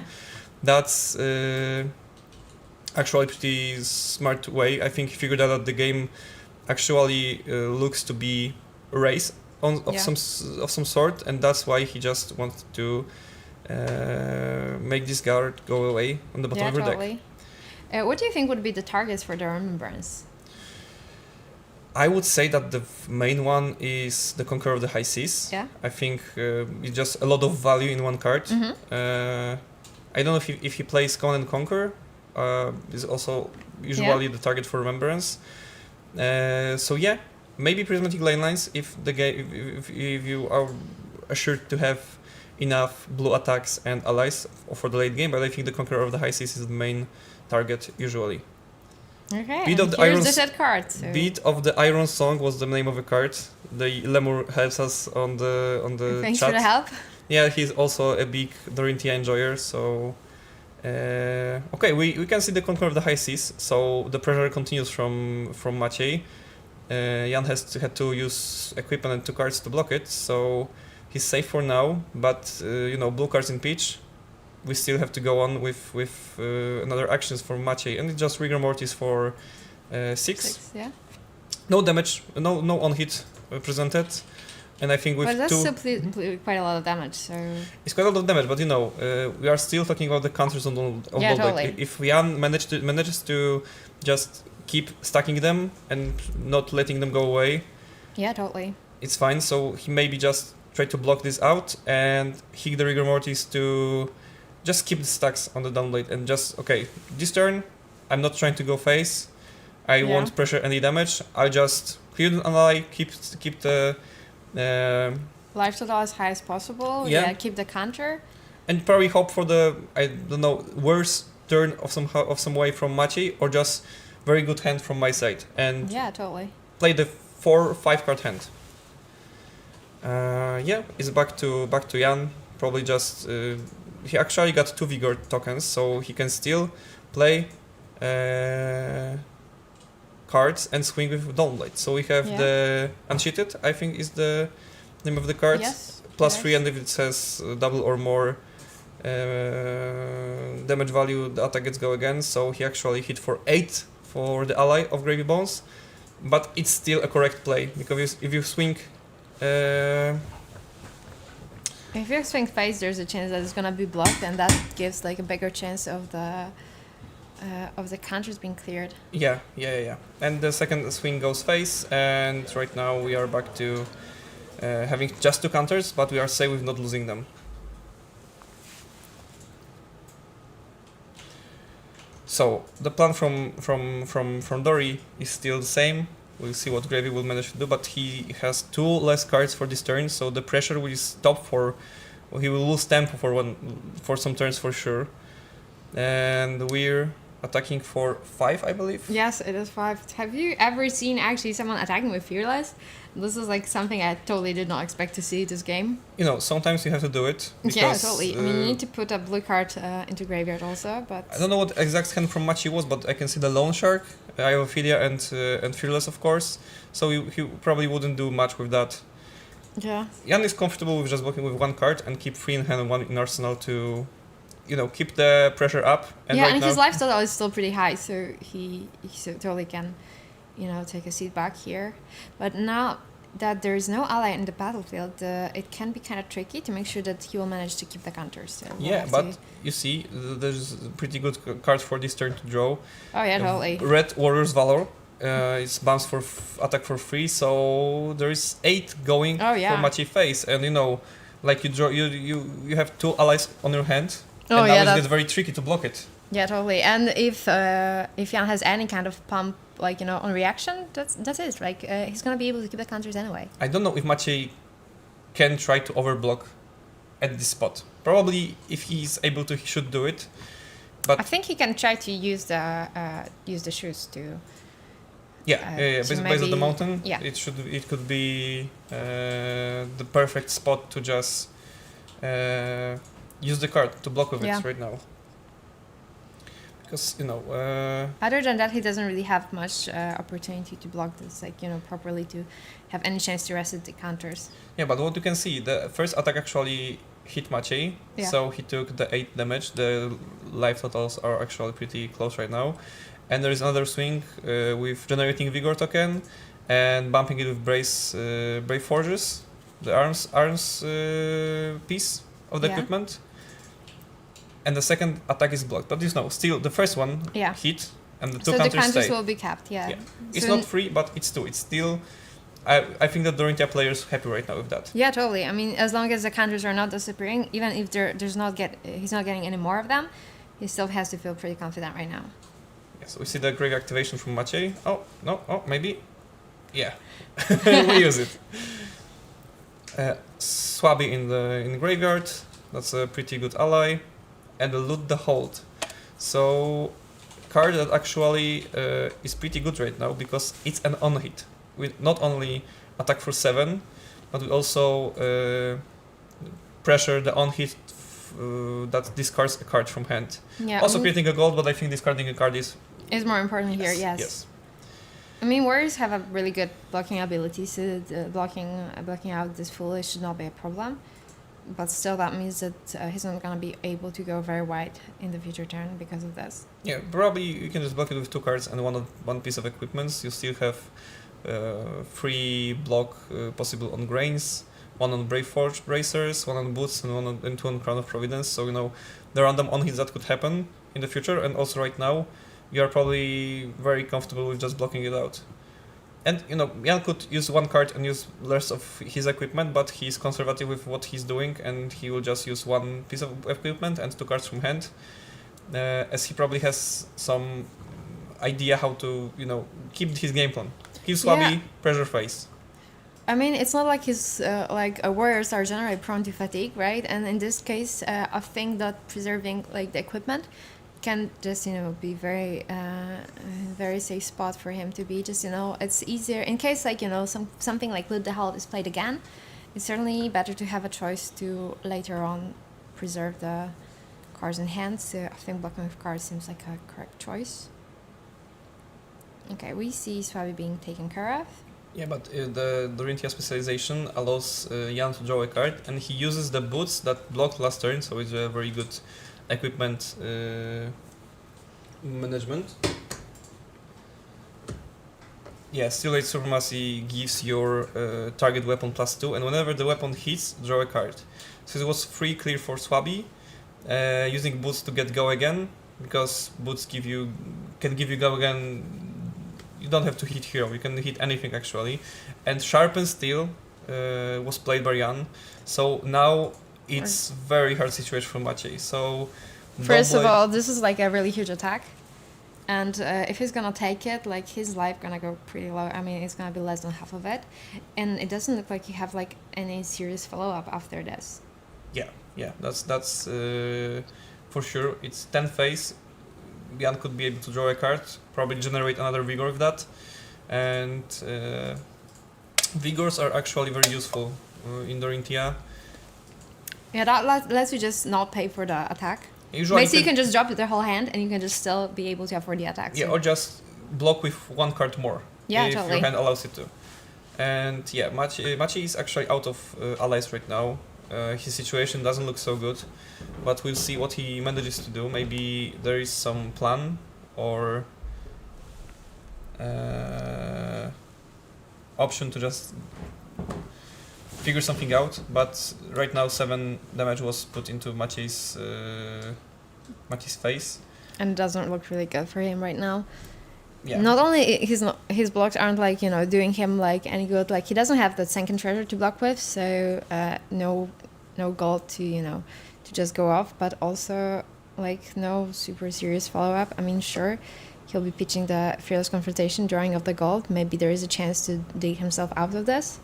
There's a golden tipple. Okay, that's certainly a good start. There's also an ally. Yeah, so he will get the full value of the golden tipple. But is it enough? And I am not sure about that. I mean, it's enough to be able to try to prolong the game.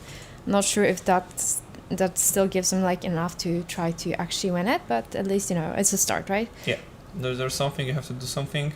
But Dorinthia and the Dawnblade is right now on 3 stacks, and that's you are gravy bones. Yeah, you cannot afford to do that. Your allies will be targeted by the attack, and there's no way for you to arrest the counters. If Maciej would want to do it, he shouldn't play allies this turn. But you still can just draw 2 allies, and then your whole plan is not working. So I think he still needs to try and keep up the aggro plan, but it's not looking good for him at this stage. Another ally, another swing for 5, and possible gold generation. But Jan has so much options right now. Yeah, he still has a lot of armor to block with. He really can just take his sweet time with. He decided to block. Yeah, it's totally. fine. I mean, if he has enough, to just clear the ally and just play another, go with another attack. That's it. He doesn't really need to rush it. What I missed actually is that Jan, I think, played Taking Out the Chin to generate agility token, and with 2 vigor tokens is just crazy. Yeah, totally. 1 swing to the ally for free with agility, and now we have 6 on Dawnblade, pumping it by 1 more by the arm piece. This doesn't look like it's gonna be a long game, honestly, at this point. It's against 7. Even if Maciej blocks it out, it doesn't matter. Counters stay. and there is Sunken Treasure. Yeah, so there will be some value of the blocking, but it still doesn't look like there's going to be enough value to actually have any chance to get away with this game. Yeah. We have one line in the graveyard. Maciej looks at the top of his deck, trying to find some answers, but I don't think if there are any actually. We'll have to see. Probably Maciej hopes for Jan to break to not find his go against. Yeah. Maciej thinks about this turn, but it's still maybe he'll just say no blocks, and I'll try to do something with this hand. I have one. I mean, gold. he has a Sunken Treasure, so kind of not saying the blocks seems kind of off. It's always. I mean, it is also a pitch, yeah. Yeah, he's looking for Maciej's Base of the Mountains. Yeah. Base of the Mountain, but I think maybe Maciej could just put all the cards to block right now. Do not put ally in play. Yeah, that and is then a chance. with Base of the Mountains, just reset the counters on Dawnblade. Yeah, if he will be able to reset the counters, it actually buys him like a lot of time. I think all his hand is blocking. If I'm oh no, there's one ally. No, it's Sunken Treasure. I believe that he could just block it out, but it's always what is in arsenal of Jan Wojtecki. Oh, absolutely. There is one pitch open, so this could be +3 of some sort, even +4, I believe, with one. I don't know if. I mean, when Maciej is facing this attack, he has to count it at least as a 10. Yeah, 10 for sure. If he wants, if his plan is to block it out, it's 10 for sure. But we'll see what Maciej's plan is.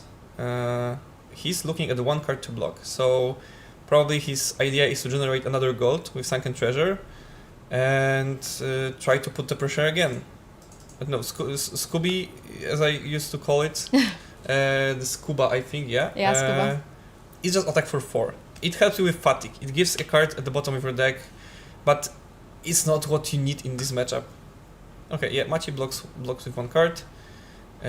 He's generating a gold for turning card upside down is in the graveyard.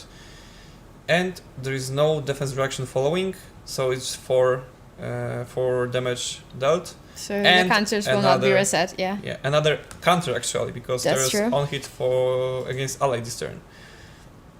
Right now, 4 counters, so Dawnblade from the beginning of the game was dealing 3. Right now it's dealing 7. More than double. Yeah, no unsheath needed to have it so pumped. Yeah, Maciej uses 1 gold, uses 2nd gold. He finds 2 prismatic ley lines, and I think it's golden tipple in hand.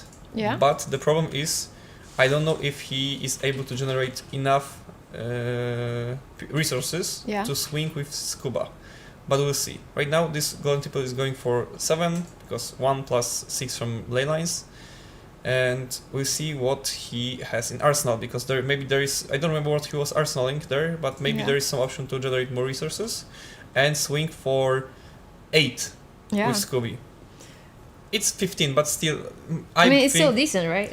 It's still decent, but I don't know if Jan can just say, okay, hit me with that. I have 7 attack basic on my weapon, and that's what I want to show. And take another chin. That's even better. Yeah, because it doesn't matter if there will be a follow-up or not. Right now he just prevented some damage and he created agility. So make sure that whatever happens later, he will be able to just, in case there's an ally, he will be able to clear it off and just, still keep the pressure and attack. Okay, yeah, that's correct. And we have Maciej playing Call to the Grave and finding card in his deck. It's Rigor Mortis. So using a chest piece, he will generate the second resource that is needed to swing with play the ally and swing with it. And the prismatic ley line still has its effect activated, so it will be swing for 10. If Jan takes it, it leaves him at 9, so Maciej will have advantage in... Yeah, life lead, but it doesn't mean that he's actually gonna be leading the game. Jan is putting on a really good spot right now. Not only he has a lot of armor to block with, he has the agility created, so he'll be able to clear the rigor mortis next turn and still keep the pressure in just dealing damage to the face. Yeah, and agility is more scary for more counters than a Dawnblade. Oh yeah, totally. And we'll see what Jan will decide to do with it. He has his equipments to block, and he right now chooses Grains to put it in front of the attack. I think Grains is a good choice because you don't want to use the Crown of Providence just yet, as there's like nothing threatening with the Alhate. You still want to have a chance to protect your arsenal if need be. But what's also important is that he wants to make sure that he will have his life total high enough that he will just, you will be able to keep the cards in hand. And also he will want to have like, the full value of block from Grains used because, It's always nice to use these equipments with Battle Worn to just, be able to use it for the game and save the temper the also, health. but yeah. It's temper, yes. I just remembered that is temper. And we still don't know what is in arsenal of Jan. So he was keeping it for some time. Yeah. And I believe that this is some sort of a card that bumps your attack. Oh yeah. But Jan just didn't have opportunity to pump the attack enough to go through Macie's block because he wasn't blocking enough. So he just the Dawn Blade hit for every turn and he didn't have to play the card actually. That's why he doesn't want to use his crown to change the card probably. But we'll see what happens right now. 15 health points. It's it will probably get threatened this turn. Yeah, if totally. I'm correct. Maybe. The Dawn Blade is huge, right? So there is a possibility to try if to Jan threaten decides to clear ally, but you see, he goes face right now. Oh, that's scary. That's scary. That means he fully intends on killing Maciej this turn. That's if he's gonna be leaving rigor mortis, this means he doesn't care about this, and that means it looks like a lot of pumps. We already know that there is go again from agility created from Take It on the Chin, so it's looking really grim. Yes, we have 7 Maciej, going face, and still he just believes that Maciej is not able to block out this attack. And maybe on the other hand, he knows that he can push so much damage that even if he'll dump the whole hand and will, block quite a lot, it still might not be enough. Yes, we'll see how this turn plays out. This is probably not the last turn of the game, but I think it's this deciding turn. If Maciej manages to block this out and just give Jan only one attack and be able to lose the counters on Dawn Blade, he should be back to the game because he will have 15 HP, no stacks in counter on the opponent's weapon, and one ally in play, another ally in graveyard. He will be in pretty good position to just come back. But I don't believe that Jan will make decision would make decision like that. Like the amount of damage just can be represented by these 4 cards. Yeah, and he didn't use the crown, so he's probably happy from every card in his hand and arsenal. But we just have to wait and see. Maciej is thinking. He knows that it's crucial turn. Yeah, come on, it can be like literally up to 10 pump, right? Yeah. In his hand. I think he has 1 resource floating, so he probably kept 1 blue card to pitch. Oh yeah. And his 3 other cards could be just pump. And that's all he needs. He has agility. Yeah. He has stacks. That's all he needs. If Maciej would say no blocks here, there's literally a possibility he will die. So. Yeah, I think the no blocks here is just losing the game. Oh yeah, absolutely. But we'll see. But to decide how to block, it's not an easy spot right now. Players have all the time in the world right now. We know that the game is really close to being over. Okay. We see the equipment being committed to block. Especially Base of the Mountain. So we're gonna see which cards will be added there. So I believe it's 3, 4, 5, 6. Oh my god! I am not sure. Oh my god! Planning the twinning blade. This is like probably the worst case scenario. Honestly, that means that even though he blocked as much as he could, he's just gonna be massacred with the next attack. Yeah, he's like he only has death threats to block with. Oh my god! That's actually terrible for Maciej because you always could think that this could happen. Oh my goodness! But I'm sorry, it's really getting pretty hard to look at. It's just a fist bump. Yeah, I'm not surprised with that. Like, let's even not do the math. It was a massacre, honestly. Yeah. Oh my god. Yeah.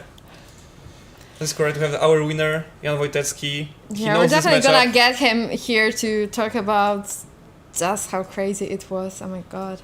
Yeah, like, he was confident. Yeah, I mean, I'm not surprised he was confident here, but what? No, that last turn, it was absolutely crazy. I kind of forgot about the training blade being the possibility there, but oh my god. We can probably go to some transmission to our Be Right Back screen, and we'll grab Jan here. Yeah. Do you want to talk with him? Yeah, sure, absolutely. Ask some questions, so I'll just, ask him to come to us, and I'll just be right back.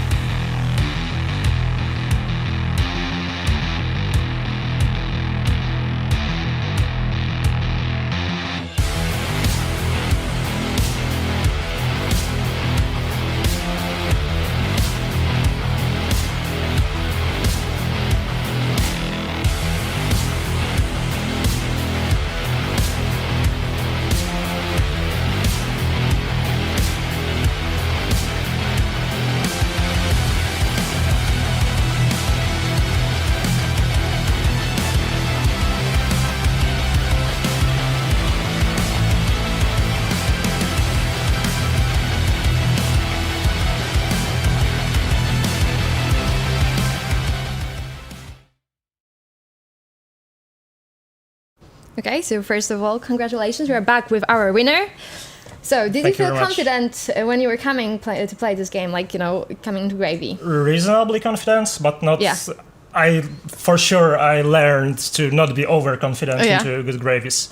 Like, usually I think it was similar with Dromai. I barely started playing at that time. At first it was like, oh, it's so free for Dory, right? Yeah, totally. She just farms on the minions and so on. But no, like board state decks, even if you can farm counters on the allies, can be very scary, and like good players can navigate the matchup to like punish the Dory, to push through the damage, and then set up a board that you can clear in time. So I was pretty confident. Yeah. Like, also because I've lost to Gravy before, I know how it can happen. Okay. So yeah, I was just very careful, very we could see that. Very respectful about the damage that's coming through. Yeah, Not we could just see that you blah, were just not dumping the equipment, even though you could have, right? You could have kept more cards in hand. You could have dealt more damage, but you decided to just, just keep them just in case for later.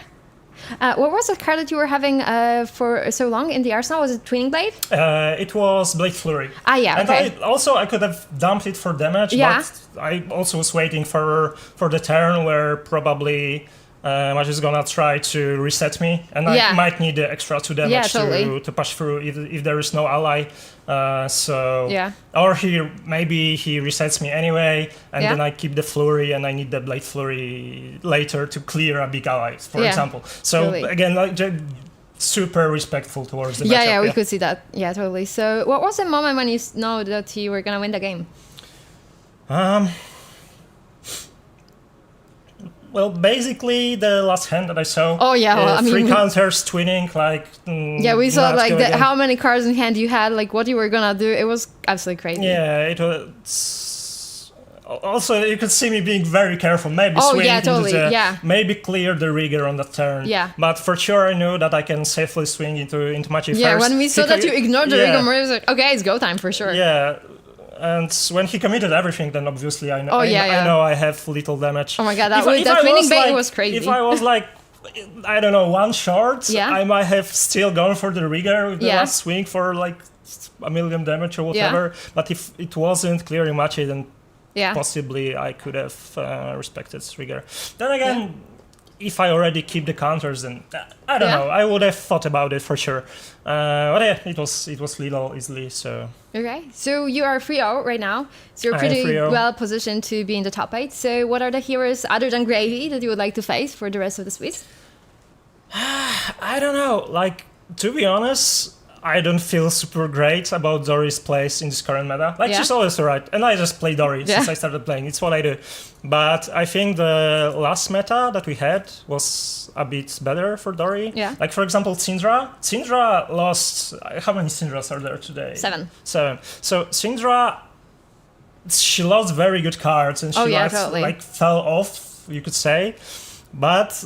my impression is that the matchup got worse for Dory because Syndras, because the Syndras are playing like more mid-range now. They pack more D-reacts and so on.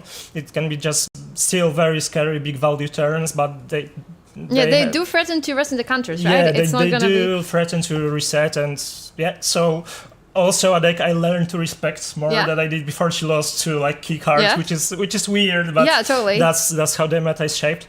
I'm like, Mario is tough. I won against one. There's gonna be a lot of Mario, that's for sure. There's a lot of Mario. Yeah. It's also a super scary matchup. Also, the one I don't feel like favored in. Verdance is still strong, even without the extra D-rights. It's just strong into Dory, naturally. Like, Florian is terrible, obviously.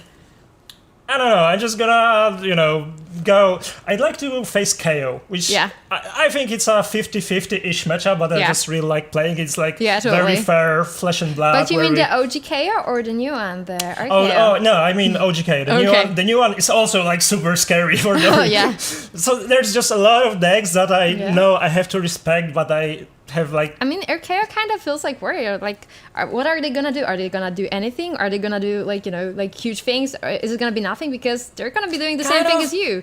Like, they have reactions or not. But I'm like more scared of the new KO on defense than on offense. Like, I can deal with the offense much easier than, for example, Assassin, when you can just... You can block Assassin most of the time.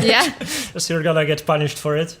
But Archaeo, like, I can trade, I can do this stuff, but has usually a lot of like staying power. Yeah. And if they manage to stay ahead in life, it's also super scary. Like I won against one on RTN, and I guess I'm 2-0 into the new KO on tournaments. But I also a matchup I know to respect and can be very scary. So I'm basically scared of everything, but I'm gonna do my best. Yeah, so I mean, starting 3-0 is definitely gonna give you the confidence boost, and still there are a lot of gravies, right? If you're gonna be facing gravies, it's probably gonna be quite okay. Yeah, possibly okay. Like we talked, right? I mean, Gravy is the second most played hero. So if you are to choose of the top two, you will be going with Gravy, not Mario, right? Yeah, for sure. Yeah. So I guess is there something that you would like to say? Like what are you just? No, just chilling. Just happy to play the game. Okay. I think the meta is pretty interesting overall. Is there something that surprised you, like with the meta breakdown? I haven't looked at it. I don't know. Can we see the meta breakdown for a moment? Yeah, you'll take a look at that, and trust me, it's a bit surprising. I mean, not the amount of marionette, because we expected there to be a lot of this. I was a bit surprised with not as many LGKO. So is this something else that maybe possibly surprised you here? Like, not super surprised, even from, more or less following the RTNs last weekend. How about the Syndra's? Are you surprised that there's so many Syndra's? Kind of. Like, I knew that Syndra, like the new mid-range iteration, some people are on it. I know that there is the spicy Decimator Fang. I knew that, the Huntsman is gonna show up for sure. Yeah. Also Scary also basically won back-to-back RTNs in Warsaw. So a bunch of pet decks, like totally. It's always gonna show up. Nothing too surprising. Yeah. I think there's a lot of these like strong but kind of specialist heroes like Ocilio. I wouldn't have been surprised to see 2 or 10 Ocilios, right? Yeah. Whereas, So now that you see that there's like 10 Earth heroes, we also have Jarl. Oh yeah. Yeah, so we have 12 Earth heroes. How are you feeling about that right now? Is it better or worse than what you thought? It's about what I expected. I guess I expected more Verdance maybe, but it's like roughly what I would have guessed overall the number. So like. So do you think Dory can be fine in this meta?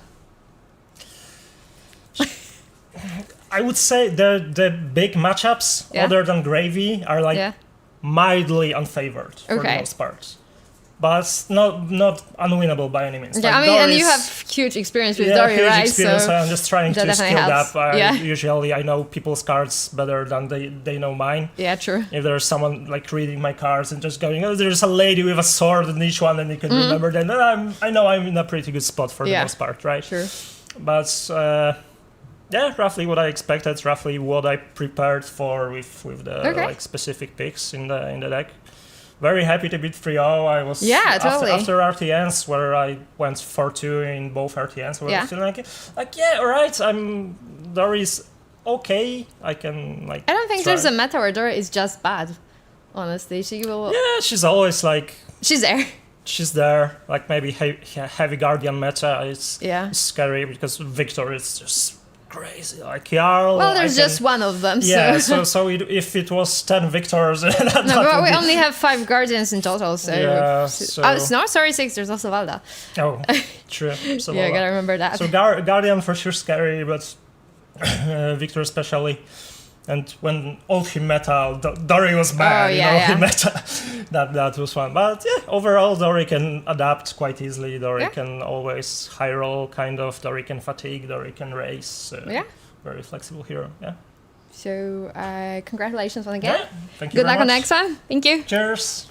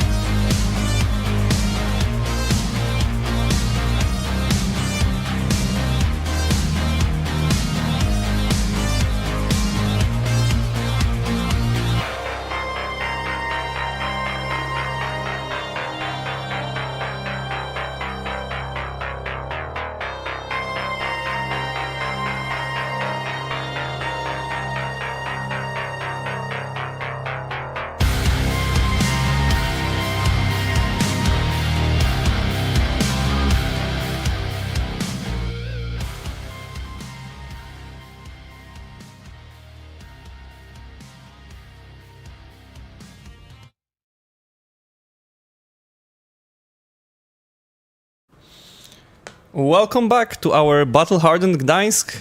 Dovi is with me, and we have round 4 prepared for you. It will be quite interesting matchup because we have...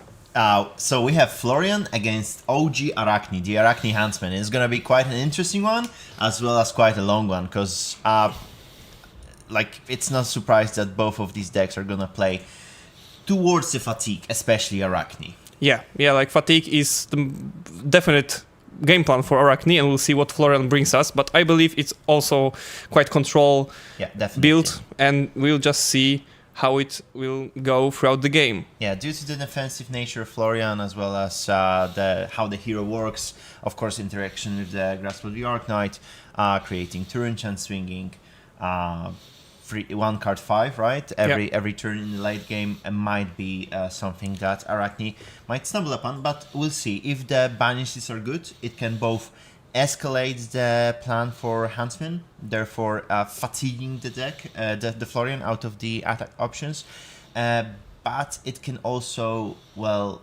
quicken the time that Florian needs to decompose. That's also right, and I wanted to mention Germinate, the card that got unbanned some time ago, and that really helps against the Fatigue matchups. But on the other hand, as you mentioned, Arachne Huntsman can banish random cards, not random for him, but random for the Florian. And if he manages to hit all of the Germinates, there is just no option for the late game for Florian. Definitely. So Cohesive Tendency from Arachne, as well as the new addition Hunter or the Hunted, might be something. Depends if Florian even wants to bring the highly offensive Earth cards into the matchup, like Felling of the Crown or Plow Unders. Yes. But with the bans of the Rootbound Carapace, I don't know if he can allow himself not to bring them. Yeah, we'll probably see some common and rare Decompose cards. And we'll move to the match. That's right. We have Aurelia Samson playing Florian. She's and playing the Arachne Huntsman, but we'll just figure it out. And with Alexander Hydorn, I believe this is the correct way to say the surname, and he's playing Florian. So that's how the game looks for now, and we'll just let the players that we can start. We'll let them know that we can start, and we just hop to the first turn of the game. Yep. And here we are. Oh, we see that Alexander is using the mask of Huntsman. To be honest, if I wasn't such a assassin aficionado myself, I'd have to take a look at that equipment myself if I were in the seat of Alexander. And we started off. We don't really know who's planning on starting, and what do we see from the equipment suite? Yeah, I think on the Florian side is just the very usual piece of equipment. I think the only one is the chest piece. Yeah, I was expecting Bark Skin of Millennium Tree, not the Dyadic Carapace, if I say so myself. That's right. I don't know why we need the Carapace here for AB2, but maybe the player just doesn't have the Earth equipment chest piece. We are not sure about that, but I don't believe that Arachne Huntsman has any sort of arcane damage available in his deck list. It will be a glorious world, but unfortunately we do not have it. It looks like Alexander, by the height of his deck, came prepared, and he loaded like 72 cards available for this matchup specifically. Both decks look pretty heavy, and we have the first card put in the graveyard of the Alexander Hydorn. Like, one of the things that you want to do as an Earth hero on the first turn. You want to put as many cards in your graveyard as possible. Unfortunately, this is not the Earth card. Since it's a Night and Strike, which is getting reprinted in the Compendium of Rave that's coming in early February. But I'm also pretty interested when it comes to the equipment choice from Aurelia, because usually, from what I've seen, playing against or as Huntsman, people tend to lean towards Black Tech Whisperers. Yes. And not the new addition from the Arachne Slip to the Cracks armor deck, which are the Abyss Walkers. I can't really recall them. But they're new equipment for the assassins on leg slot. They allow stealth attack to go again, as well as they have Arcane Barrier. Oh no! Okay, that's very easy to to see now because they have Arcane Barrier. Yes, that's why that's right. Aurelia brought it. Yeah, that's the main reason to bring that piece of equipment. And we have, of course, the mask that... and a block with Germinate. The first one of the game. I mean, it's not terrible if Alexander didn't have any other way to block it, but as we said previously, the Germinates are the crucial cards in the late game scenarios for Florian. That's for sure, but our Alexander is still manages to decompose, make the first decompose of the game for him, so that's not bad. But I would swap those blue cards, honestly. I'd be trying to maybe pitch with the Germinate and leave the Fruits of the Forest in the Earth card. Taking 1 damage, of course, but maybe in the long run would be more beneficial. But it may be a mistake in a longer game, but we'll find out later probably if he will be missing some value. Plenty of time to find out if that was a mistake or maybe a way to secure a victory for Alexander. Yes, we can see that the Codex of Frailty, one of the 3 probably in the deck list, were put to the graveyard of Aurelia. And also the Regicide. Yes. It's not the card you want to play against any hero actually, so... I assume it blocks for free and it's a blue one. That's right. We stuff it into our deck. But it's a nice promo that Aurelia has, so... Some blink in the deck as well. Yeah, and we have just another contract attack that banishes the top card of the deck. I'm not sure which one it is specifically, but we can just find it probably by looking at the contract cards. I think it's Plunder the Poor, or no, it's Annihilate the Armed. And it has a contract, banish top cards. And I think it goes for the red cards in the deck. So Aurelia is trying to, of course, shorten the deck of the Alexander by attacking it with cards that have a contract on them. Every on-hit basically means give me 1 more card from the top of your deck. Possibly generating more silver for her, which is important because she will most likely later use it to buy back the Mask of Perdition. And banish even more cards every turn. Yep, or the Graven Call to later threaten more damage with the knife. We have Cut to the Chase, if I'm correct. Yep. And it allows Aurelia to look at another card on top of opponent deck. Funnily enough, that's, I think, the only attack reaction for Assassin that gets to pump an attack action with contract specifically. Yes, exactly. The concept of contracts were added to the game specifically for Arachne Huntsman, but later not many contract cards were added for this hero, so not many pumps for the contract card were added as well. I found out about this card while I was playing as a Verdance, and I was blocking out Leave No Witnesses when my opponent said, you know what, how does 7 sound? And well, my arsenal with a rampant in it got blown. Yeah, so that's what the Arachne Huntsman does very good. So basically breaking the plan of your opponent. Like you were saving ramparts, that's correct. Probably Florian wants to save Germinates, but I am not sure if it's the second one in the banish zone. I think the Cut of the Chase pushed through, and Aurelia hit second Germinate, and that's actually huge. If that's what happened, I'm sorry guys if you missed it. If that's what really happened, that's abysmal. How good for Aurelia it is. And right now, blocking with the first Germinate feels even worse. Yeah, definitely. And Florian is in that weird spot that he has 5 Earth cards in the banish, as Alexander indicates with the dice. Yeah, and it is somewhat in the middle with all the decomposition. It allows the felling to go for 8, of course, but I don't know. I think I'd rather be swinging that felling for 4 if I were to be honest, and have 2 of those Germinates back in my deck. Yeah, like I think that Aurelia's plan is for sure get rid of the most value generating cards, and for sure Germinates is the top card of all the deck lists in Alexander's hands. So after that, if she could get rid of all those threats, you just play your normal game, get rid of the opponent's cards, and yeah, definitely. Depending on how the possible channel mounts heroic, or maybe channel the Millennium Tree, depending on which of those Alexander runs in his list, will be presented and how utilized. Aurelia might be feeling really good about the game state that she's currently in. Yeah, maybe Alexander was not prepared for facing Arachne Huntsman. It was not very popular hero ever in the meta. It's a niche hero, definitely. Yeah. And I think that benefits you. Like if you're playing a niche hero, if you, for example, I'd say go with Dorinthia now is a definitely more popular hero. But once I was starting in a Hunted as a player myself, Dorinthia was really under the radar. She was prominent in the what was the expansion called for the brutes, the warriors, and the guardians? Heavy hitters. Yeah, she was very prominent in the heavy hitters, the Hatchet Dory build from. Yes. Of course, you Piotr achieved to get a battle hardened win during the time when she was on the race, but after that, her popularity really pivoted. And I got caught many times by Dorinthia players because I didn't know what the hero is capable of doing. And I think same might happen to Alexander, but let's not cross him out. Yes, that's correct. We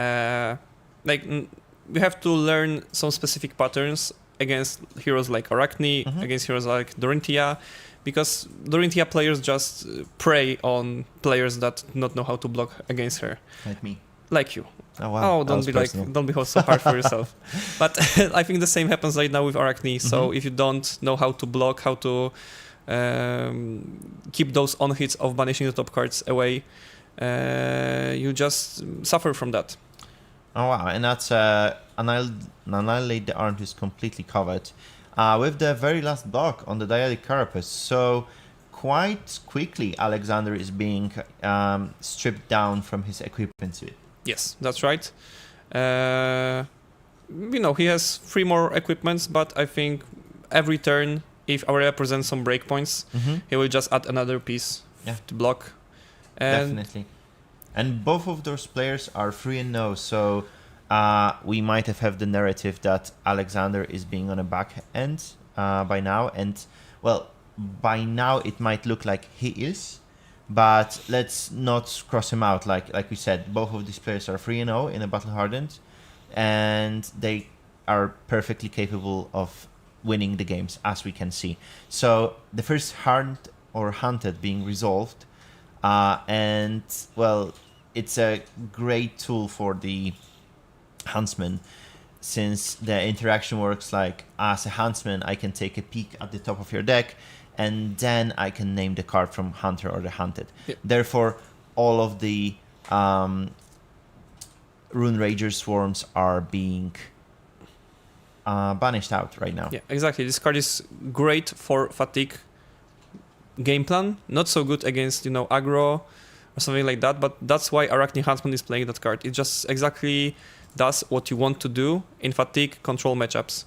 And we have another cards put in the graveyard, into banish zone, and there are not earth cards. So Florian still needs to find another decompose to be activated and get value from his hero ability. Yep, exactly. And 3 silver tokens generated, and I don't know if that's gonna matter in the long run, but these Rune Ragers were blue. Therefore, in the late game states, I highly doubt it, but maybe you will be stuck in the point where Alexander is short on blues, or maybe that's the case for sure. In a turn that he might need it, like now, he wants to resolve Channel Mount Heroic most likely, or defend it, but we're hardly seeing any blues in hand for Alexander, let alone the blue being Earth to put a flow counter on the Channel Mount Heroic later on. I cannot see especially what colors are that, but I can see the felling of the crown, and that's a very good card in this matchup. It lets you decompose. Again, it's the second of the game, so probably Alexander wants to save it for now. Definitely. But another good value card is going to block Arcane Seeds / Life, and it's not as good as Germinate, but it still generates you value if you are flipped as a Florian, as I say it. Graven Call flicked, therefore Aurelia is most likely looking to buy back it. Yeah, like this happened, and she'll simply put a counter on it, and now the dagger will be threatening, just do 2 damage, but every turn. Yes, that's seems not a lot, but for this fatigue matchup, it actually matters. It's a smaller dose than the Titan Fist. You might be more familiar with Piotr, but it definitely adds up throughout the course of the game. So you simply ignore it until you're at the point where you can't ignore it anymore. Yes, that's right. And that's where those fatigue decks shines, because they can block for days. They're great at defensive game, and they can just wait you out and so it doesn't necessarily mean that it is going against it. But it's Command & Conquer is being taken out from the deck of Alexander. So I think there will be only 2 copies or 3 copies of Command & Conquer being hit right now. First thing is that the Command & Conquer is a great value card. And the second is that Alexander didn't manage to play even 1 copy. So all 3 cards, the next 3 cards are gone from the deck. And Aurelia is just 1 step closer, actually 3 steps closer to just fatigue the opponent. So it's another huge thing. And Aurelia managed to block with the headpiece on this turn. So having 3 or 2 silvers, right now I think it's even bigger number, maybe 5 after playing the Hunt or I don't remember the exact name. Of Hunter or the Hunted. Hunter or the Hunted. So now the Arachne can make a bigger and better use of the headpiece to banish even more cards every turn. Definitely. So Alexander doesn't have loads of arsenal disruption by now. He used 3 CNCs. I mean, he used it. Aurelia banished 3 CNCs from his deck. And I can only assume that he has 3 Plow Unders left in the deck. Yeah. That might be too little. All those Codex of Frailty, the 1 card, God knows how much value Codex might be able to present. But, and very important thing, if you banish those attack actions, they can be brought back from the Codex. Yes, so that's right. Throughout the whole game, Alexander is being completely locked out from the access to his Command & Conquer. So you have to really pay attention to what specific cards you are decomposing, because it's also important for Codex. A good turn now by Alexander. Resolving Channel Mount Heroic, Rune Rager Swarm, Glooming Swarm Swarming Gloomveil. Swarming Gloomveil, and now the Outed, the addition from the Hunted. A bit of tech card for the gravy, but I think Florians are leaning now towards more of a aggressive approach to the game. Yes. Oh, we can see that not the best hand to be seen after playing Channel Mount Heroic. We have 2 Autumn's Touch Blue, 1 Germinate, and Fate Foreseen. And it's a turn when Aurelia just says, I pass. I mean, happens, but hey, look at the upside. You can always make the Channel Mount Heroic stay. Yeah.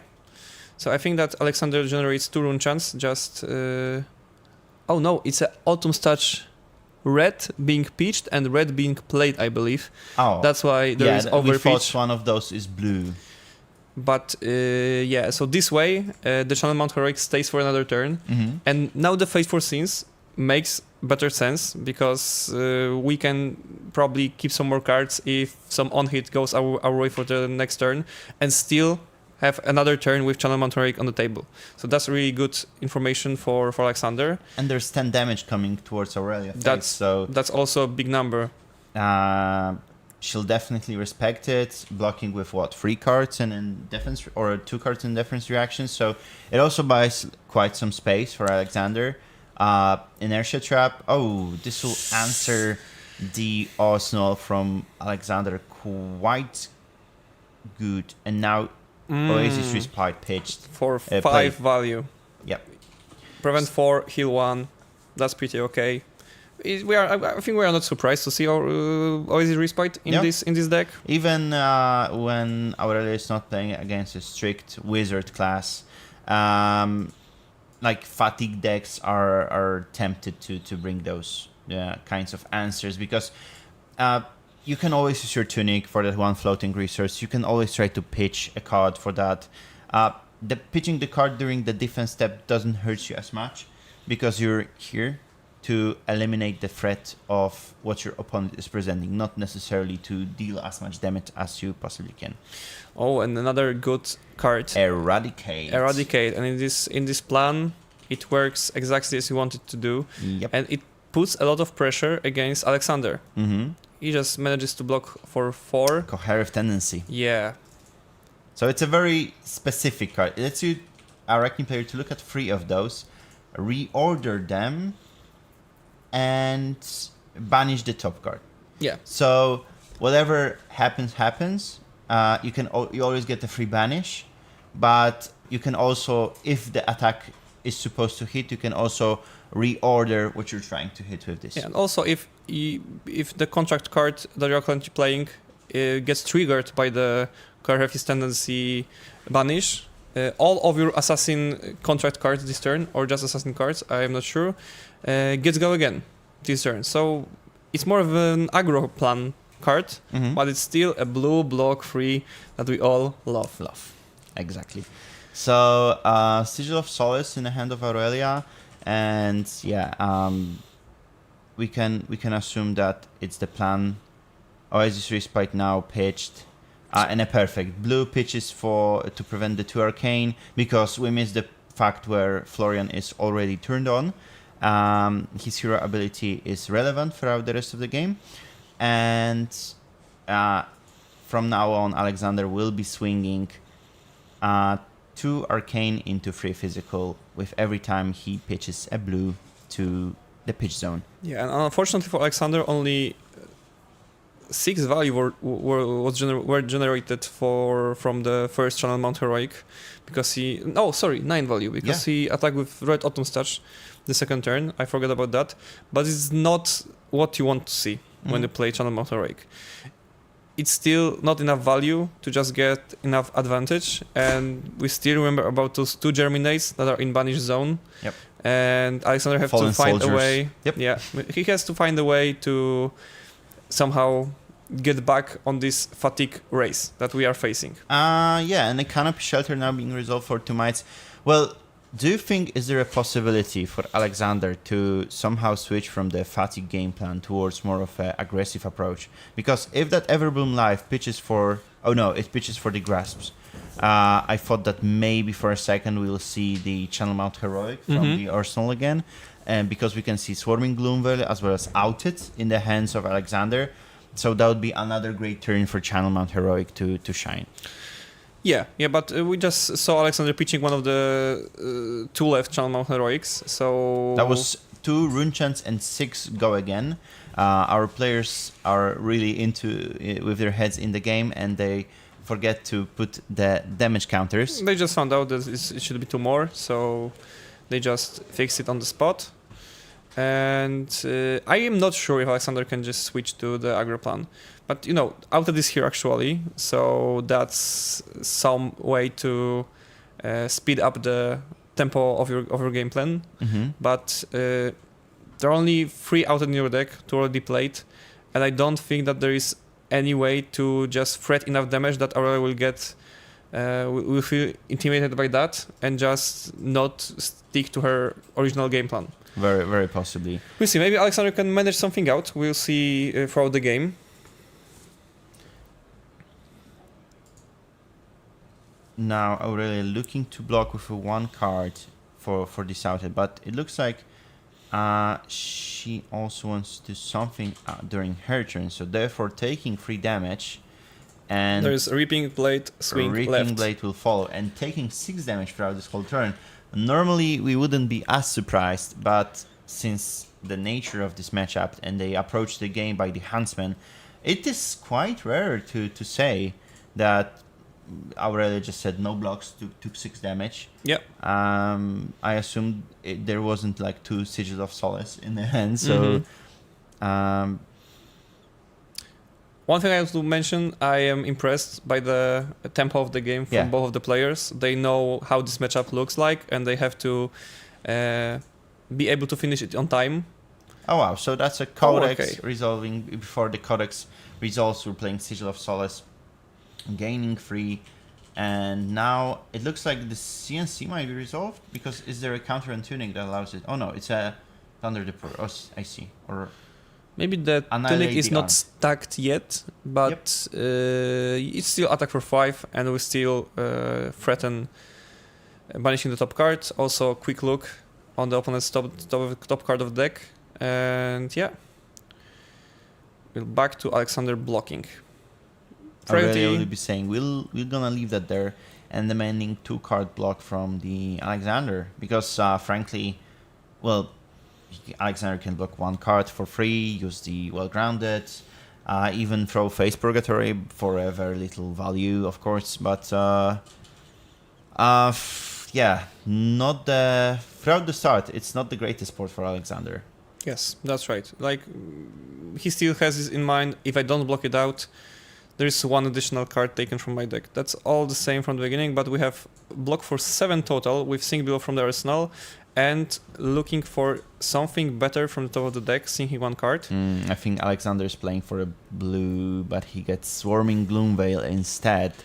So it looks like red Autumn's Touch and a Swarming Gloomveil, or is it blue Autumn's Touch? And then we're gonna use the Grasps, use the Gloomveil, and swing with the Ripping Blade. The standard Florian Yep. turn with Swarming Gloomveil, yeah. So, it's a simple life. I enjoy it. Yeah. I like playing like that. Okay, but I can see that... I see. Alexander probably thought about playing the Gloomveil, but right now it makes only 4 value. And if he will wait for the Channel Mount Heroic, it will generate even more value, and I think that he just figured out that he has to change the plan of to get how more he's getting... vampiric value, yeah. To get more vampiric value, that's right. And we see Aurea is on 2 cards, and...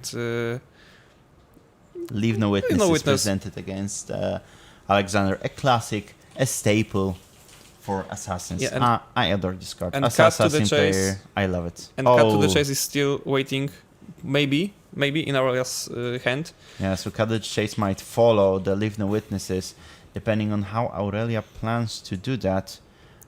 There's a tendency to possibly leave it for the late game, where you swing with Surgical Extractions. Yeah. And then you have more agency of course, what will you choose and what will be banished. Right now you're hitting at random. You can hit Golden from the arsenal and the top of the deck, but, well, you can also try to wait out the possibilities and leave Cut to the Chase in the arsenal. We'll see how Aurelia would like to proceed with that. As of now, Alexander is blocking for 3, and he's blocking for 5 in total with that. That's actually a pretty smart block, because if it is actually Cut to the Chase, the well-grounded covers exact 7 that it's needed. So Alexander probably wanted to keep it for sure keep the arsenal, as a Swarming Gloomveil with Channel Mount is pretty good combo. Another Decompose, attack for 8. It actually doesn't look so bad for Alexander. Yeah, I'd say so myself. I wanted to let you know that if Alexander, we did not say it, but maybe it got shuffled away, maybe it got pitched away and we missed it. If Alexander is playing Channel the Millennium Tree somehow and is able to convert all those hands to, well, basically every hand will be presenting unblockable 3 damage towards Aurelia, it's not that bad. We can see another copy of Channel Mount Heroic. Unfortunately, no blues to resolve it. Yeah, maybe the T-Link is the blue one. I'm not sure. Oh, yeah, the one that just got played was a blue one, so it was for 8, it was for 6 actually. Oh. But it's still quite enough. And now to go again for the Rebot Dagger. The first swing with the dagger of the game, we thought that it would be more used throughout the game, but actually... No, it's like second or third. Actually. Okay, so I missed think that. It might be the first for the Scale Pillar, actually. Okay, yeah. I think on the turn 0 it was used, or turn 1 it was used, but in turn 1, usually Assassins doesn't have a lot to do. That's why you have those daggers to use. If Alexander decides to block and the CNC will follow, it's it's the surgical. It's still so now fine. It's very dicey. And still Cut to the Chase could be in Aurelia's arsenal, and that again could be very huge. And look at the deck of Alexander. It's like halfway through at least. Look at the graveyard in the banish zone. It piled up. It added up. So Aurelia is hand by hand, realizing, doing her game plan basically. Yes. But she still need to be aware of Alexander speeding the game up, as we mentioned.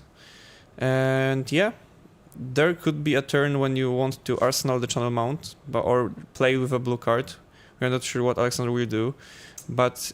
Well, we know that if he only decides to block with Fate Foreseen, it will be quite a blowout, because well, Aurelia is prepared for that, and she has the cut to the chase. We are not sure. Are you sure about that? Because I was just speculating. I'm not sure if it is cut to the chase. We didn't see this card. Oh. But I just say that from the perspective of Alexander, it could be cut to the chase. It already made him block for 7, overblock by 3, and yeah, that's exactly what Aurelia wants to see. Yeah, as long as she commits less attacks, less cards to attack than Alexander is committing to blocking, she's winning the fatigue race, and that's what this matchup, especially from the Huntsman side, is all about. Yes, that's exactly correct. You can see those Command and Conquers banished, though Germinate is banished. This must hurt Alexander badly. Yeah, and we have blue card, Swarming Gloomveil, and Channelmount Heroic, and is what Alexander wants to do. You can do classic You 2 can't arcane. have both. You can have both, but you can make 2 arcane, Swarming for 4 and Reaping Blade, or just set up the Channelmount Heroic for the next turn.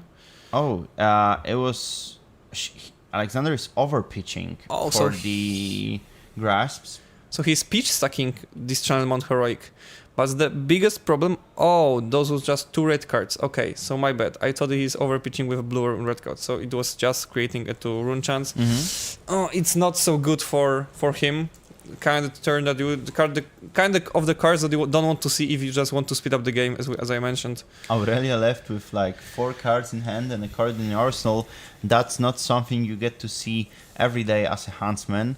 And yeah, the Graven call for 2, and the damage might add up, definitely. So another Scale Pillar swing.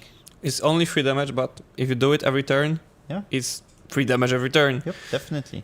Like, you can only take, 10 turns of those? Yeah, okay, we'll flick to present some more damage. Yeah, and now with the abundance of silver, Aurelia will pick up the Graven Call. It has 3 counters now, and it should be having 3 counters now. And no, Aurelia, it's 1 counter. I don't think that you get 1 more every time you banish it. So it's maximum of 2 every turn. Okay, so it allowed her to swing it again, basically, from buying it back. Because for the game is the totally new weapon. It was not used this turn, so you can swing with it again, even if this has only once per turn. Ooh, and Grasp of the Arcanite committed. Oh wow, Aurelia, very in a good sportsmanship, said, you know what, you can block like that, but it doesn't make sense. It doesn't make sense since I got you with the Scale Pillar. Yes, and like it's still the same situation when the cut to the chase could be threatened, and I think it's the same situation. Alexander just overblocks, so he doesn't even know if this is a specifically cut to the chase in Arsenal, and he committed 3 cards throughout the last 3 turns to just overblock. Yeah, Alexander, if you've heard us somehow, even though we're on the very other side of the venue, we don't really know if that's the cut. That's actually Oasis Respite before anything happens. And that's what I meant. The Aurelia played really good about threatening something that could not exist. Every card in Aurelia deck is played to generate maximum value. Yes. I think that's the 3rd copy of the Oasis Respite, and it's being resolved to both prevent 4 damage, of course, and gain that 1 health. And it accumulates for 5 value total, as you mentioned previously. And if you resolve all of those in such a way, it adds up. Like Aurelia is like 3 points of life ahead right now. Should be 17 to 27. So it will also make a difference if you were to resolve that last channel or second to last channel and start swinging with those big attacks. Yes, and one thing I wanted to mention, like I saw Alexander pitch stacking Channelmount Heroics with Earth cards, but it doesn't work good against Huntsman, as the Huntsman hero can just look at the top of the card, see the pitch card, and say, you know what? You won't get the blue Earth together with Channel, because I will put one of those 2 cards at the bottom of your deck. And the whole plan is rigged. It's either Channel going to the bottom or the blue card. So it might be harder, but eventually you'll get to the hand where you have all of them at your disposal, because you only have like 4 cards in the deck left. But that could be too late. Yeah, I think that's not the situation Alexander was to see himself in. So that's a Graven Call into a card we still have to see. It's something with the scholar in the name, I believe, and I am not Say sure. the scholars? Probably yes. I will check if that's this card. We're just figuring out the specific card to show to you. But yeah, basically it banishes the top card of the opponent's deck. Like with those amounts of the usually. silvers from Aurelia, I don't think if it actually matters to generate those silvers. Oh, and shred. One of those is being shredded right now. So Alexander will be taking 2 of those, and now shredding banishing the top card of Alexander's deck. I was thinking for a quick second about using the Condemned mask. to slaughter, banished. Yeah, the mask was being considered for a second, but I think Aurelia just figured out too late to mention that she wanted to use it. Yeah, but we are in the resolution step. We are past the reactions from both players. Therefore, we proceeded in the game. I think Aurelia will still have plenty of time to resolve that mask, since Alexander deck still has some cards in it. Therefore, we're still playing the game. And classic Florian, 1 card 5 being set, turn chance, 3 physical, sing below committed from Aurelia, and now there's a free card coming back into Alexander. also very smart. We are not keeping the counters stacked on the tunic. It was used to prevent one of the 2 arcanes. Yep. It feels small to just prevent one, but throughout the whole game, it actually made the difference, as well as the 1 damage on this dagger that just swings again, turn by turn, and the value is taken every turn. A couple of minutes ago, Alexander was above 30 life, and now he's like 21 and slowly going down with every swing of Graven Call, with every swing of Scale Pillar. It looks like a Codex line to me, possibly. Graven Call being flicked. Yeah. 2 in the pitch zone, 1 card in hand. Oh no, that's actually another swing with the Graven Call. So it can still be a Codex line, just into Leave No Witnesses instead of Command and Conquer. Because Aurelia doesn't really care about only destroying the Alexander Arsenal. Yeah. You know that it doesn't possess that much of a threat to disrupt your plan. But yeah, simply Just leave no witness. just without leaving codex. no witnesses without without Codex might be enough, because she presented 1 card and Alexander needs to block 2 of those. Yes. And that's the name of the game for the Huntsman. Yeah, and also you mentioned that it's not the Guardian Hammer that attacks for 4, it only attacks for 2. Yeah. But when you rebuy it throughout the turn, it actually attacks for 4. Well, if you it's actually better because you get to flick it. Yeah, so it actually attacks for 5. I think I found a new main hero for you. Piotr. I don't know if I have enough strength to just fatigue every turn, every round. But I did it in the past, so maybe. You did maybe. it. It's like, it's like riding a bike. You never forget it. Yeah. You never forget how to pitch forward for Anotos. Yeah. So, as we were having some laugh, Alexander looks a bit stumbled with his choices. He doesn't really know from where to go. It requires 2 cards. If you decide to block with Purgatory or Well Grounded, well, you can do that. But the next time Aurelia will present that kind of turn, you won't be able to do that. And as we see, Well Grounded is being used right now to prevent last of the damage presented by Leave No Witnesses. But now Alexander doesn't have it anymore. So he doesn't have the boots at his disposal to possibly let him out of the sticky situation where he gets attack reacted on top of the defended attack from Aurelia. And we'll have to see how the game play out. Yeah, and you mentioned that the health from the Florian is getting thicker and thicker. Thinner and thinner, actually. Yeah, it's this way.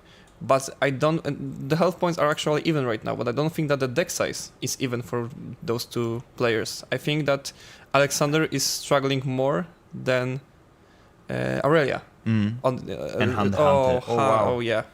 So on top, wow, Germinate. But it's the only one left in the deck, but Aurelia still gets to see what's left in the Alexander deck, and let's be honest, there's not much. It's like I've seen one Plow Under, 2 channel mounts, I believe, and 1 Enlightened Strike for sure, but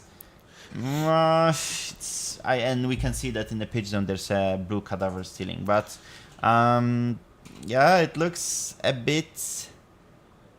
little.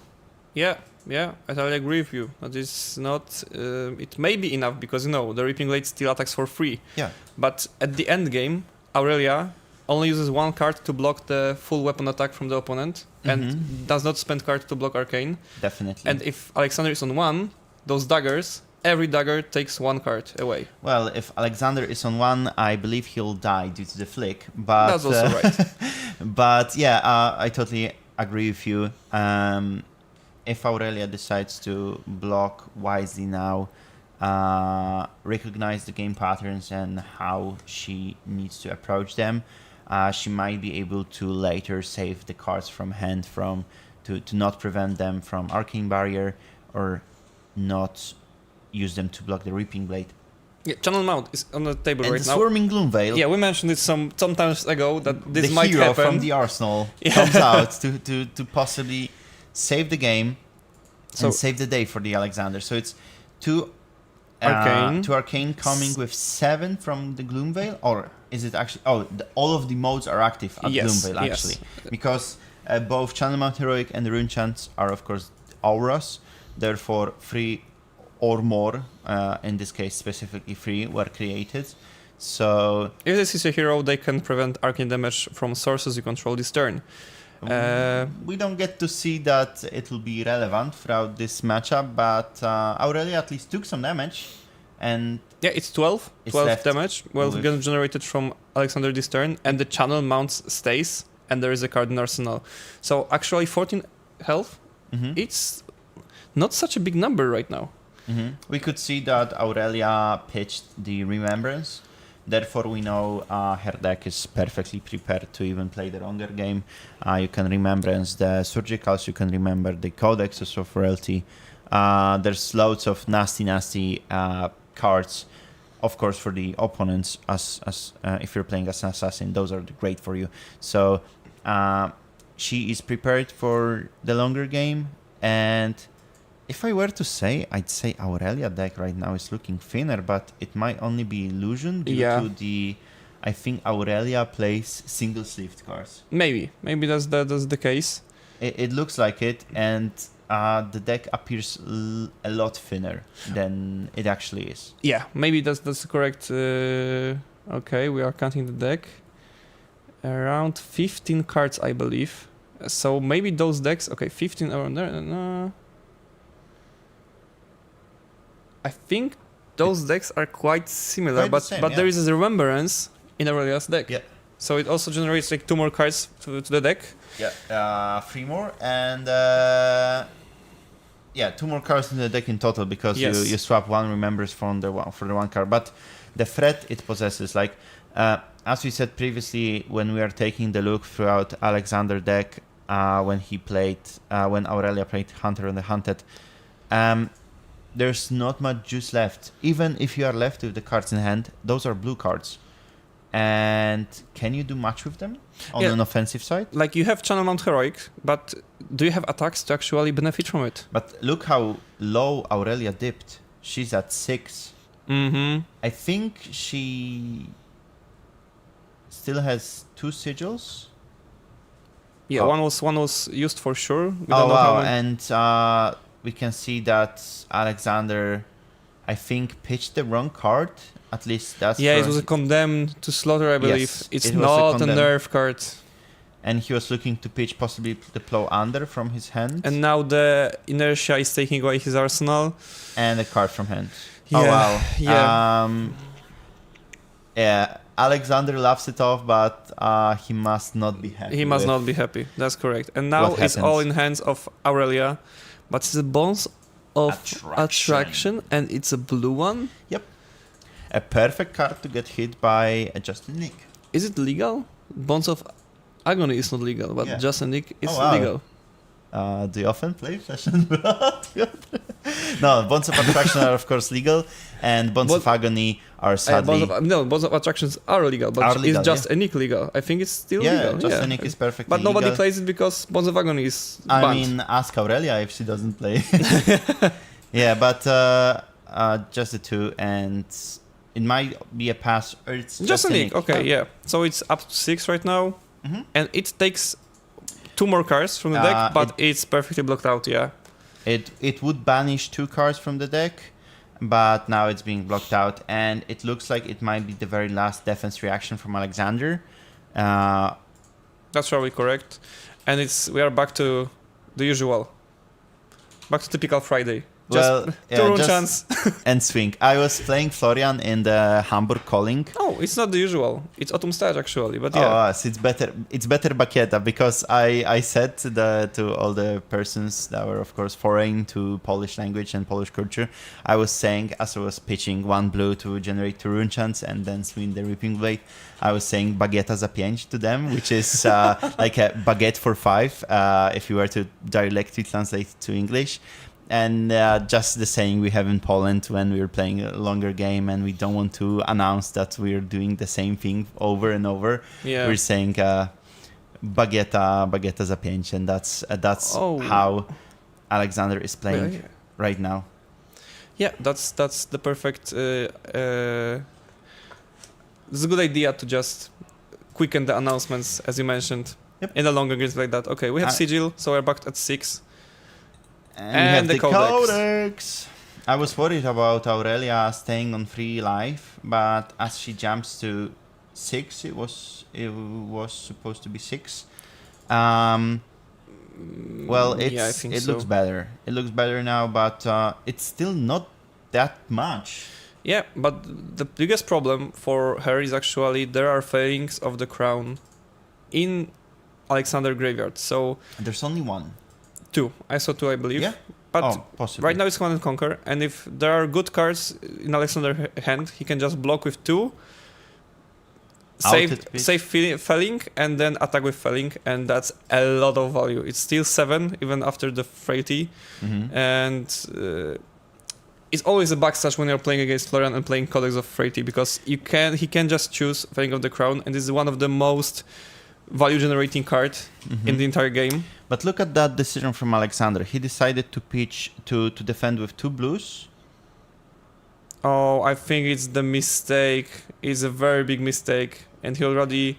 Okay, but again, good sportsmanship from Aurelia. Yeah. I was thinking that maybe Alexander wants to save that Enlightened Strike, since it's possibly the very last attack from his side, and now it's gonna be failing resolved. So I can only assume that Aurelia will just bottom a card to the Felling effect and block with the rest to stay safe. It's only for 7, so probably blocking with 2 cards is enough to just take 1. Oh wow! But it's still like now is it a little bit of a turnover. Like now the Aurelia is the one getting fatigued, not the other way. Possibly, yeah, but.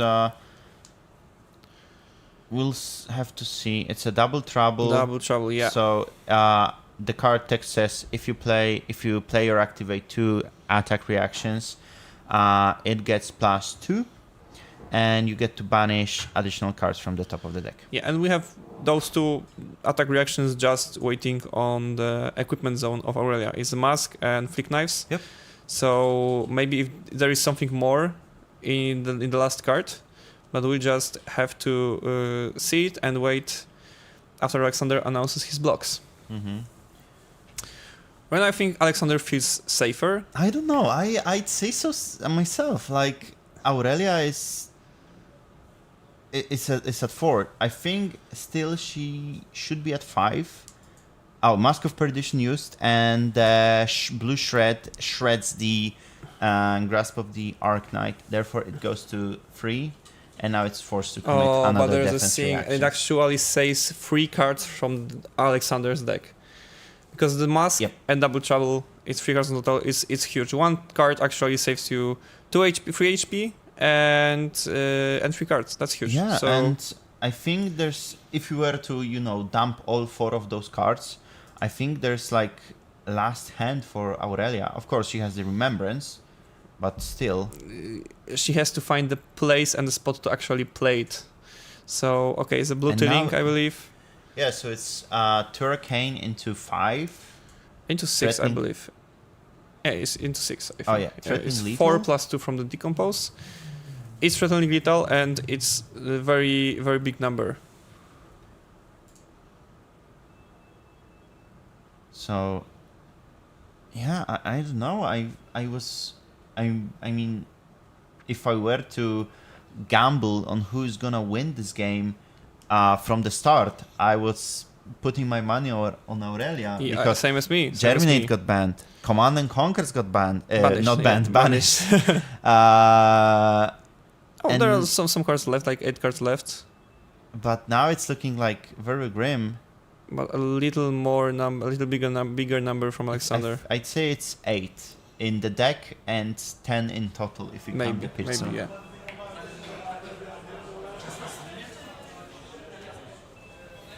So Aurelia a bit in the tank when it comes to what she will do with the hand she has.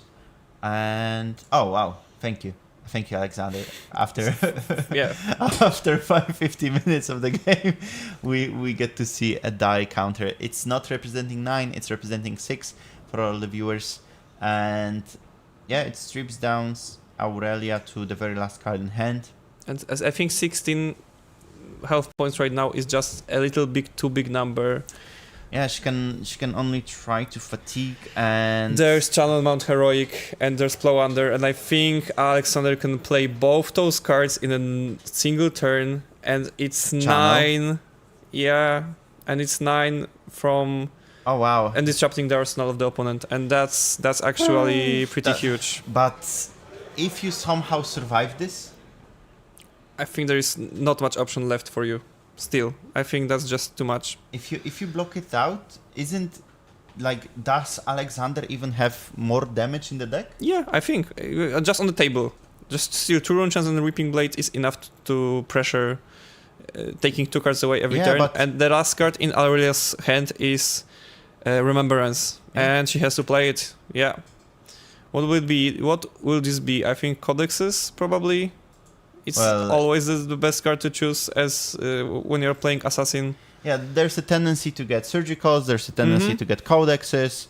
Command and Conquers even somehow, sometimes I believe. Sure. Depending on the matchup. Depending on the matchup, depending how you feel, if you have more cards, if you have less cards. Right now, the Leave No Witnesses, the Codexes are the greatest cards because we can see that there's no Fellings in the graveyard from Alexander. There's no Command and Conquers because Aurelia banished it. So, but yeah, if Alexander somehow had the Germinates in his deck, wow, it would be big. Yeah. Very big for Alexander. And right now, I'm afraid that Aurelia will be forced to just block with those codexes that were just put in the deck. But is there any attack? Well, there's Autumn's Touch. I don't think it's Autumn's Touch. I think it's a blue one. I think it's a blue Autumn's Canopy Shelter. It's a Canopy Shelter, yeah. So creating 2 enchants. And now you get to pitch another Earth to swing the Autumn's Touch.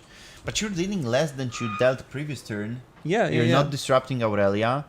And she can block you out, I think. But I for sure seen 1 Codex. I don't know, I possibly could have seen 2 in her hands. Mm-hmm. So it's a bit of RNG right now, what you get to... Oh, there's 2 Codexes. Yeah.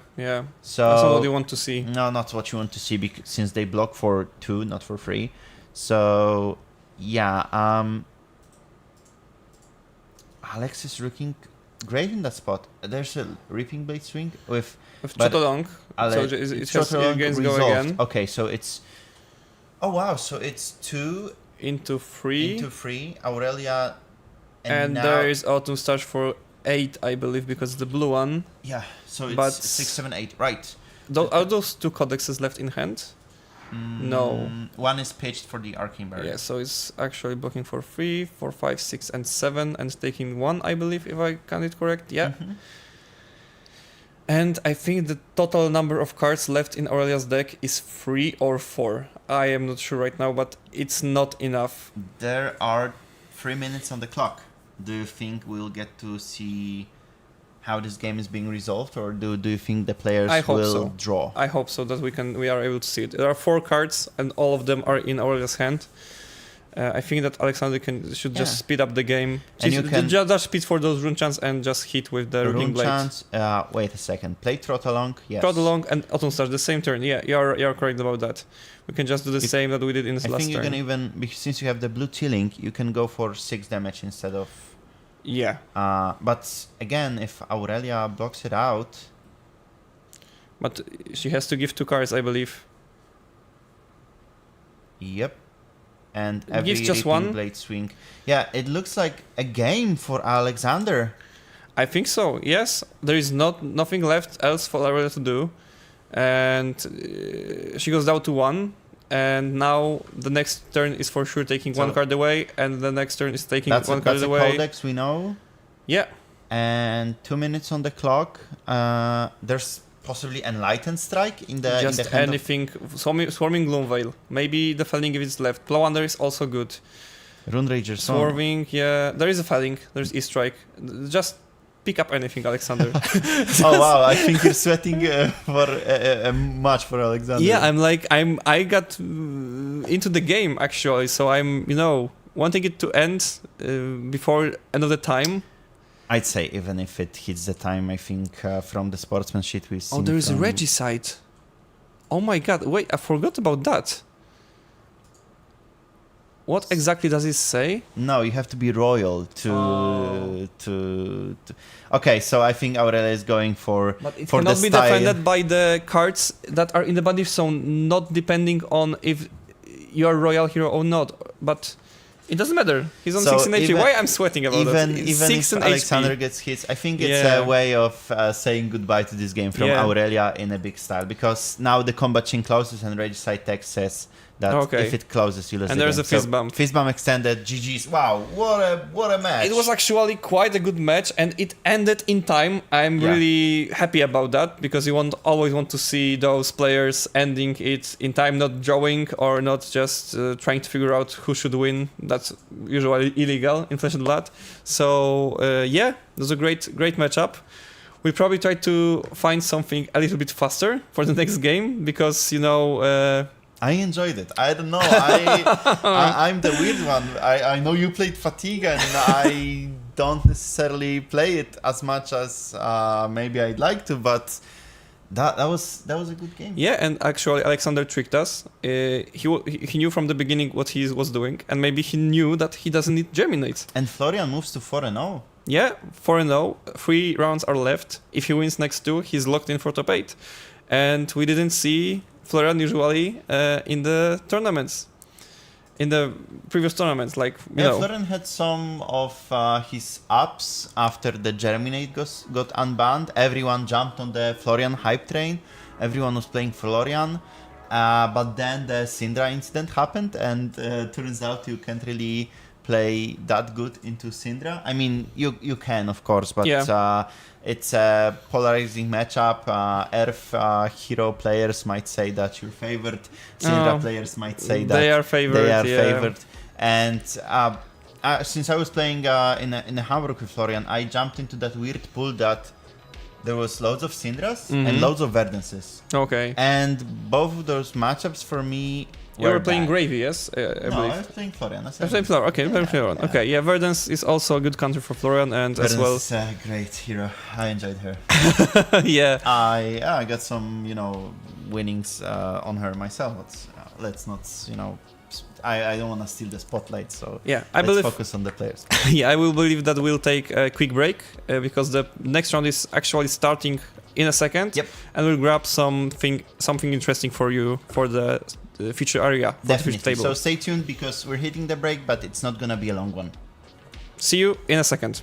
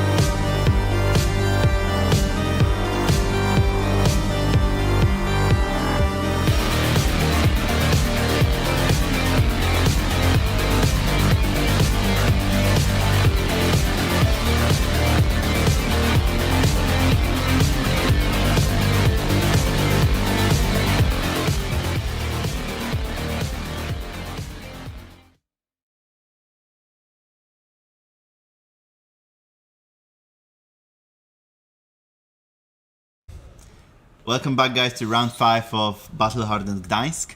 That was quite a long one, the last one. Hopefully, it finished in time, thankfully, for both of the players. A very stylish ending from the Arachne player resolving the Regicide as a last resort. That's right. And for now, we have something special, I would say. Yeah, something special, but not from the depths of lower bracket run. Players are 3-1. Yes, that's correct. And both of them present quite a spicy heroes, if I say so myself. It's Sleepy, Arachne Sleepy versus Puffin. Both of them are X1, and we'll be jumping soon to the our stream table. Yep.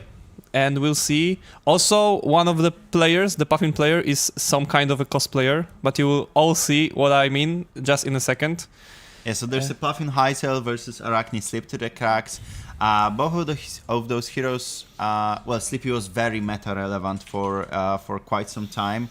Of course, with the Bonds of Agony interaction with the Sleepy hero text, it was a lot.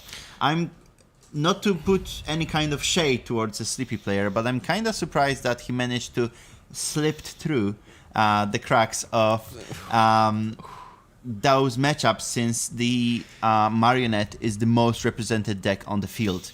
And as we know, Sleepy's ability works both for him as well as for the opponent assassin. Yeah, you know, you always have to get some luck, get lucky in these tournaments. So maybe he just didn't face any. Okay, just crossed his eyes and said, I don't face any. Marionette does not exist. And I just go.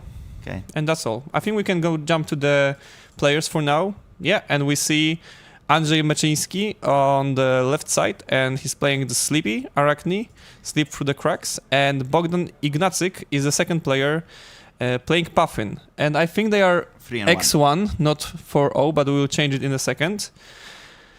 And yeah, as you can see, Bogdan is having a parrot on his arm. Yep. This is the cosplay part. And he's a local player from Krakow, when I usually play. And he does that every time on Armory. So really? It's not just special for this event. He just he just likes to get into his character. You know.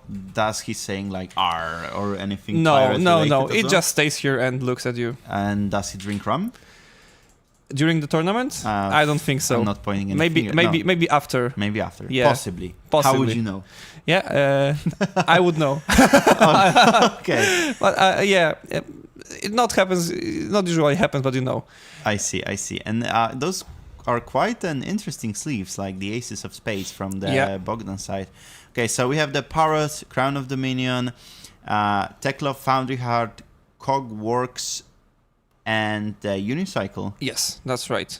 And the Blunderblast, the signature Puffin weapon. So the very cog-dependent deck is on Puffin, but usually this is what you see. And on Arachne side, we have two Hunter's Glaives, Tunic, Flick Knives, the same boots that gives you go again on an attack, and the headpiece that The headpiece is called Prey Spotters, and the headpiece, which I firstly found to be very irrelevant, turns out to be quite a good headpiece. It blocks for 1, has temper, I think so, and it allows you to, as an attack reaction, mark a hero. Okay. It benefits like very quick, aggressive play style that you want to possibly use it even after not taking a counter from it. So. And it's probably what the Sleepy player wants to do in this matchup. Yeah, and we skipped the whole first turn from Bogdan's side. Bogdan resolved Cog in the Machine, a great card from Puffin, generating 2 cogs, and as well as establishing Red Boom Grenade. So honestly, that's a great start from Bogdan's side, from Puffin's side. Yeah, and like the quick decision from Bogdan, Counter's Glaive, I'll just take it. Mark me, I'll take 1. I don't care. And I don't care, yeah.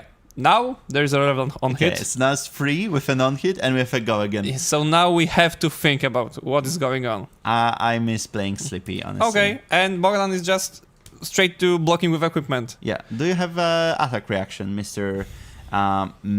Sleepy?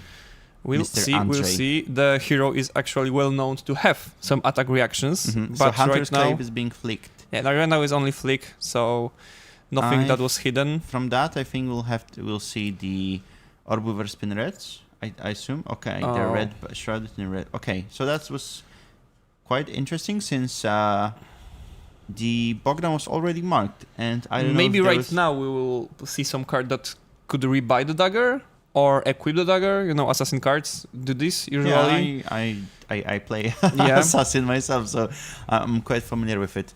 Okay, so Bogdan banished a card from hand, and it looks like the combat chain is being closed. The Orb-Weaver Spinneret is being played. Graphene Chelicera is being... You see how well I pronounce that? Yeah. Graphene Chelicera was created. Wow, and could you say it one more time? Graphene Chelicera. That's great. Great. It's a 4 go again since they... no, it's actually 4. Since the opponent, the Bogdan, is no longer marked. Yes, and as I mentioned, there is a card that just generates you the token dagger that you greatly how the token is pronounced? Piotr? It's a graphene. Chelicera. Yeah. That's great. Yeah, that's great. Yeah. PayPal me later for that. So Bogdan, well, he took some damage. He's at 31 against 38 from Andrzej's side, but he lost one card from hand, and after all, it looks like that's it. He's going to present the whole offensive of Puffin. He resolved the hero ability, creating the golden cock, drawing a card.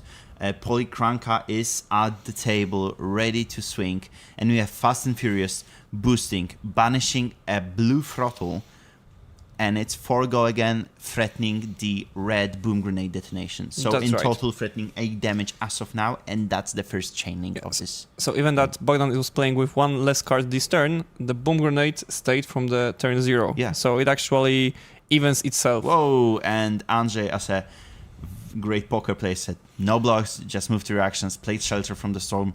I really love the pace of this game. It's actually, I enjoy it a lot, I would say.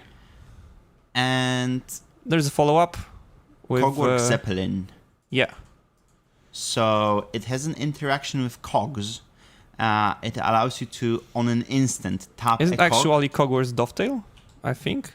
Looking at it is Cogwork Dovetail. Yeah. And as Andrzej is reading the text on the card, we also read it, and we can thrice per turn instance.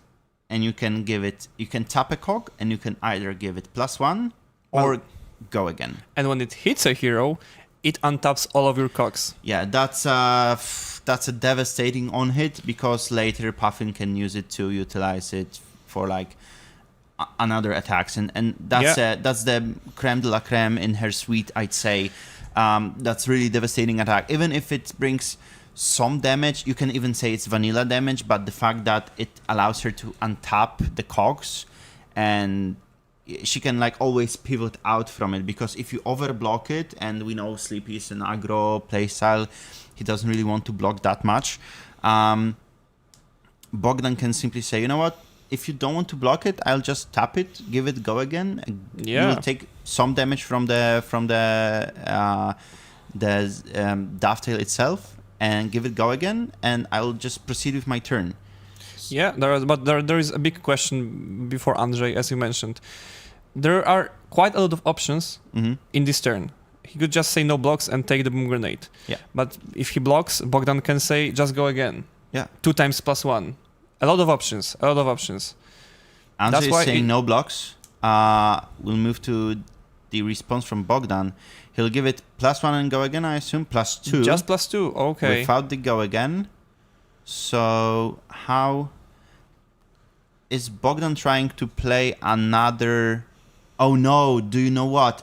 If it hits, it allows you to untap the cogs and then give it go again in the resolution step. Yeah, that's right. Yeah, that's what I forgot about those cards. That's why it's as amazing as it is. Yeah. And I think Andrzej is now resolving that interaction with Bogdan, calling a judge for that one. So we can move to our intermission. Yeah, we'll just let the judges know that there is a situation going on, because our booth with stream table is actually not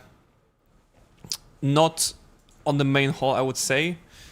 Yeah, if you want to change the view, you have to click the transition. That's right. Yeah, and here we are. Hello. Hello. So the players call the judge. I can assume that Andrzej just wants to get it all cleared out. It's not always you get to encounter a puffin at your local Hardened, since Andrzej is a local player from Gdańsk. And that's what I forgot about this card, how good it is. And there's a saying in Poznań, my hometown, that puffin is only one card away from being broken. Meta-defining, meta-bending hero. Because Dio is great, but Dio just goes fast. That's right. You just go on an onslaught, on a rampage that if your opponent is able to break through or fatigue you, you lose the game. But usually you present too much to handle. And Puffin can pivot from that. She can play pirate cards. She can play slower, like mid-rangey type of stuff. So I think like Puffin is genuinely a good card away from being great. But you know what? I heard the same about Levaya some time ago. Oh wow! Damn. And she received like 2 or 3 good support cards. And you know what? She actually was broken, but then the Art of Wars got banned. So maybe you are right. Maybe in the future, after receiving some actual support, the Puffin could be a meta-defining deck, and I think that would be great. Yeah. So we'd like to all welcome you back to the game. We have the judge call on the table right now. Yeah, we have the judge call. I think what happened, Bogdan was trying to actually explain to Andrzej what's happening, and Andrzej was not sure if this is the exact how this card works, and just judge came to explain if they are right, if Bogdan is actually right. So in the resolution step, Andrzej is taking 7. Right now, Bogdan will be able to untap the cogs and give the cogwork dovetail go again in the resolution as it's happening as we speak. Also, the red boom grenade got blown. Yeah, so that's a lot. I would say that's a lot. Andrzej took 11 points of damage. And now is a Zeppelin. And now there's a cogwork Zeppelin. And there is 1 cog available. I think that was a pretty huge turn from Bogdan's side. Can you call me Nostradamus at this point? So I'd say that the dovetail was the Zeppelin, and the Zeppelin followed the dovetail. Yeah, that's right. I need to buy the Puffin cards for myself. I think so. Maybe you should try and maybe I'm play the young Puffin prodigy. And you could wear the parrot on your arm as well as Bogdan. That's far. Maybe that brings him luck. I think that's a lot. But we can... apart from our jokes, Bogdan is in a great place in this game. Yes. He presented 7, detonated the grenades. Firstly, he presented 4. Thankfully, Andrzej had a defense reaction to cover that. He presented 7, gave it go again. He now presents 6, and on instant, he will tap a cog to most likely he created a cog? Yeah. And just proceeds with an arsenal. Yeah, I think that this turn just greatly showed how Bogdan knows exactly what his deck is doing, how he should play this deck, and that's just great to see. I'm scared of played like that. I'm scared of those type of players that they sit across me and I see, non-meta hero, and I said, cool. I just go right through this deck. I should be. I don't want to sound, too confident in myself. We all are card game players, and we all face the situation like that. And then we just got smacked, absolutely smacked. And then there's after game showdown, and the players from your friend group are saying what happened during their games. You just stay awkwardly quiet because you can't admit that. You know what? There's that one Puffin player in the pool that is a beast and smacked me. And then usually you just have to go to tell your friends what happened. And that's all. We all do this. Yep. So now, pain in the backside resolve. Bogdan said no blocks. Hunter's Clave being pinged. Graphene. Orbiver Spinneret used. And there is a codex, so it's also a pretty good turn from Andrzej, and we'll just see how Bogdan reacts. We'll see just 4. Oh, it's just 4. No, that's 6, because the Orbiver Spinneret was resolved, therefore the next stealth attack, not necessarily the attack from the Graphene Shield, is pumped. So it's 6 go again. Right. We know since Andrzej doesn't have a card in hand, the go again won't be resolved and won't be utilized, but it still demands either 2 cards from Bogdan to block, cover 6 damage, and proceed with his turn. Then we can play from 2 cards in the arsenal, or simply say no blocks, take 6, banish 1 card. So if you like it or not, you're at least losing a card from hand, and just proceed with his turn. And Andrzej's at 21. He started at 38. Yeah. So after one turn, it's just huge what Bogdan did to him. He's like, what, 3 points of damage away from being like 20 points down. Yeah, that's right. And what's important for Bogdan, the parrot is not only on his arm, but also in his play area. The Polycranka is still available, and he can still use it to activate Puffin passive ability to draw a card. Wow, and so he blocked with Tekla Foundry, he blocked with the arm piece, he blocked with 1 card from hand, therefore he has 3 cards in hand and a card in the arsenal. Polycranka is alive, and he has 2 cocks. And he has 6 health points advantage. Yeah, I think Bogdan is in a very good spot right now, but he just have to utilize it, and if it's possible to finish the game. Okay, so there is a card that I know that creates cogs, and it's named Cogworks Workshop. Mm-hmm. It creates a golden cog token, and you can put a Steam counter on up to 2 cogs you control. Yep.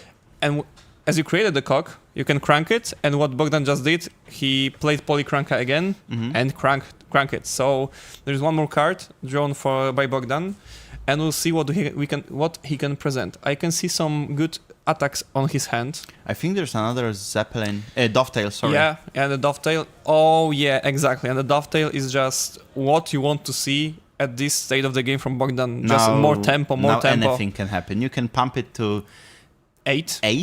And no go again. But your opponent will give you the whole hand if he wants to do that, and that's saying that Andrzej has all 3 blocks in hand. Yes. Which might not be true.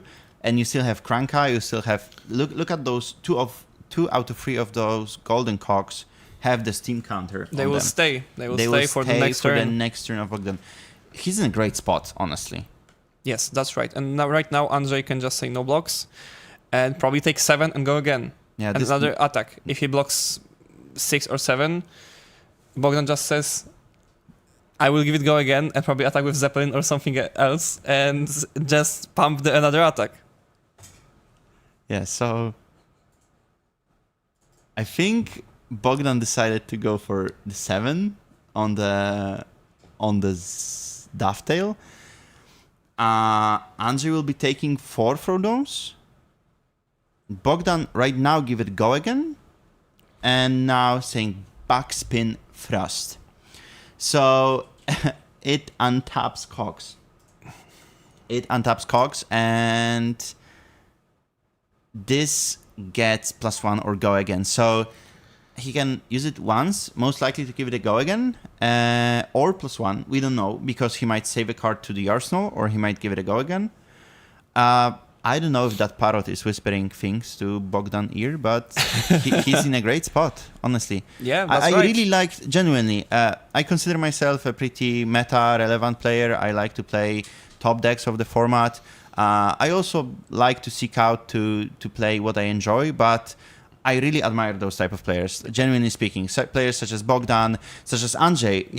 Both of them. Both of them, exactly. Even if he's a bit on the losing side right now, we can see that they're piloting their decks that are a tier or 2 lower in power level. And they totally know what they're doing, because of they played these decks so much. Mm-hmm. And personally, I know Bogdan, and Bogdan just started playing the game, and he said, he's quite a fresh player, and he said, I want to play Puffin, and he just plays Puffin. And now he's 3-1 on the by God, Battle he's Hardened. very, very good at playing that Puffin deck.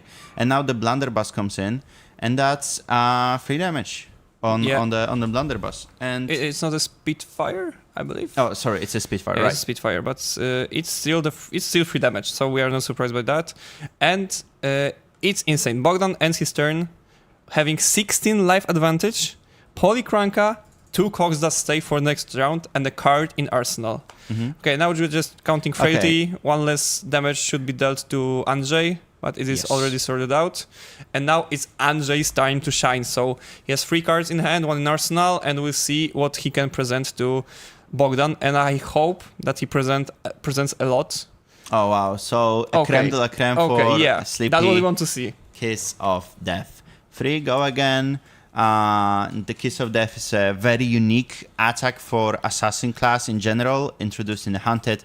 And I will be talking about this interaction sooner than I'll have the time to do that, because he used the counter from Tunic to play Spiked with Bloodrots. And what Spiked with Bloodrot does, it gets +3 on the next dagger attack. And Kiss of Death is a very unique one, since it's as an assassin attack with stealth and counts as a dagger, therefore you can use it on that. And I think the next attack, whatever it is, will be flicking the Kiss of Death, since it's a dagger and can be flicked with flick knives, and traveling with the... Oh. Did he forget about flick knives, or... Okay, no. there is Annihilate. Okay. Infiltrate, so it is Infiltrate. So if Andrzej will flick it, and I for sure think he will, it will also carry... He will not only get 2 damage instead of 1 from the flick, because the interaction from Kiss of Death will stay, but the interaction from Spike with Bloodrot will also stay. Yeah. Therefore... It's basically 4 damage. Yeah, with just 1 5. flick. Because 1 from flick, 1 from Kiss of Death interaction, and 3 from possible Bloodrot if you 2. do not pay it. Bloodrot does 2 damage, not 3. So it's 4. But yeah, we are there. So don't worry, Dovi. And what important happened on this turn, the Polychronka is dead. Actually, Andrzej managed to kill it with a knife. And oh wow, Andrzej was done with playing the zoologist class and said that, you know what, we'll have to keep the zoo closed a bit. A cog in the machine resolved 4 golden cogs presented from Bogdan. I also, on a second, I also admire the mechanologist player, especially Puffin players, for how many tokens they can generate and how to keep control over them. Yeah, that's right. And what we can see, there are some cards, I think they're both the same cards. And I think Bogdan cranked both of them. Yeah. It should be gaining him 2 action points. That's right. He's not indicating that on his hero or wherever else. Well, he's not forced to do that, of course, but I think we might see... I wonder if we will see the utilization of that. Yes. He might be ending on something like an attack without go again and a Spitfire. Maybe the idea is that just came to my mind, the 2 attacks that could get bumped by 2 and just push both of them buffed and generate as much damage as you can. That's the idea. But we just have to wait for Bogdan to see his cards. Mm-hmm. Now with that, Andrzej is in a situation that you have 12 HP, and 4 is quite a lot for you right now. Mm-hmm. And as I thought, Andrzej is blocking. That's an interesting card. That's an Undercover Acquisition. Quite a fresh card for assassin players. It allows you to take control of an item. It allows you to steal an item, basically, so gaining control over it. And now it's a... Oh, wow. Those are 2 pumps to your next mechanologist attacks. Oh, so this Spitfire is threatening lethal as of now. Yes. And there's just block 9, I'll take 2, and it's back to you, Bogdan, back to you, and your parrot is dead. But back to you. Oh, wow. The parrot stays alive on Bogdan's side and on his shoulder. In our hearts. Yeah, so Bogdan will be taking 4 from those Bloodrot. I don't know, he doesn't have the arsenal. All of his golden cogs will expire now at the start of his turn. Unicycle. Please remember, but that you just generate 1 cog on the spot. So that's also very important. Yeah, that's true. Of course, you can do that, but it's a one-time get out of jail trick. So we'll have to see if they want to resolve that now. Oh, sorry, I forgot. Unicycle does not generate the cog; it just untaps it. So that's my bet. So if we do not draw any cards that generate cog, that's quite bad situation. But right now I can see there is a script played. I do not forget all exact cards for scripts, but it's So we resolve Boom Grenade and a script play, and now Bogdan has 3 cards in hand. Oh wow, it's a Palantir Aeronaut. So it's a also great card for Puffin players. It allows you to, again, tap the cog 3 times. And if you do that, it gets pumped every time you tap it. And if you tap it 3 times, the opponent destroys the equipment he's forced to block with. Yes, that's right. But right now, this did not happen as we do not have any that cogs. was a turn too late. I mean, sure, the last turn presented 11 damage, but it wasn't very disruptive from Bogdan's side. So we're back to free go again from the red double trouble from the side of Andrzej. I think that actual banish part of the card is not so relevant right now, but +2 is very relevant. So as we mentioned before, we have those 2 attack reactions needed just on the equipment side of Andrzej. And there is 1 card that we do not know about in his hand. But, you know, Bogdan is still in a good position. Yeah, we have an advantage. But we have those 2 items will be gone, but we are having 5 cards. And probably if he would want, he just say no blocks if he is sure that he will threat enough damage to threat Andrzej's hand next turn. And I think that we have to really admire Andrzej on how he navigated this game, because not only he was like getting so attacked from Bogdan's side, and now he's threatening with the small hands that he has. He's threatening the best that he can. Yes, that's right. For some time there was like the life differences between those 2 players are like I'd say 10, 12, 13, 14, 15, something like that. And now it's 9 to 11 as of the stream. Yes. And Bogdan lost not only the cards that he blocked with, but he also lost some of the top cards. I don't think that those cards were anything in particular. We have the soup up. Yeah, and this has go again because 2 items left the game, and that's enough for this card to get go again. Yep. 1 more card in hand that we don't know about. And I just want to mention, as you said, Andrzej does not have a lot of space to play his cards in this game because he had to block a lot. When he gets an opportunity to play something, he played it really well.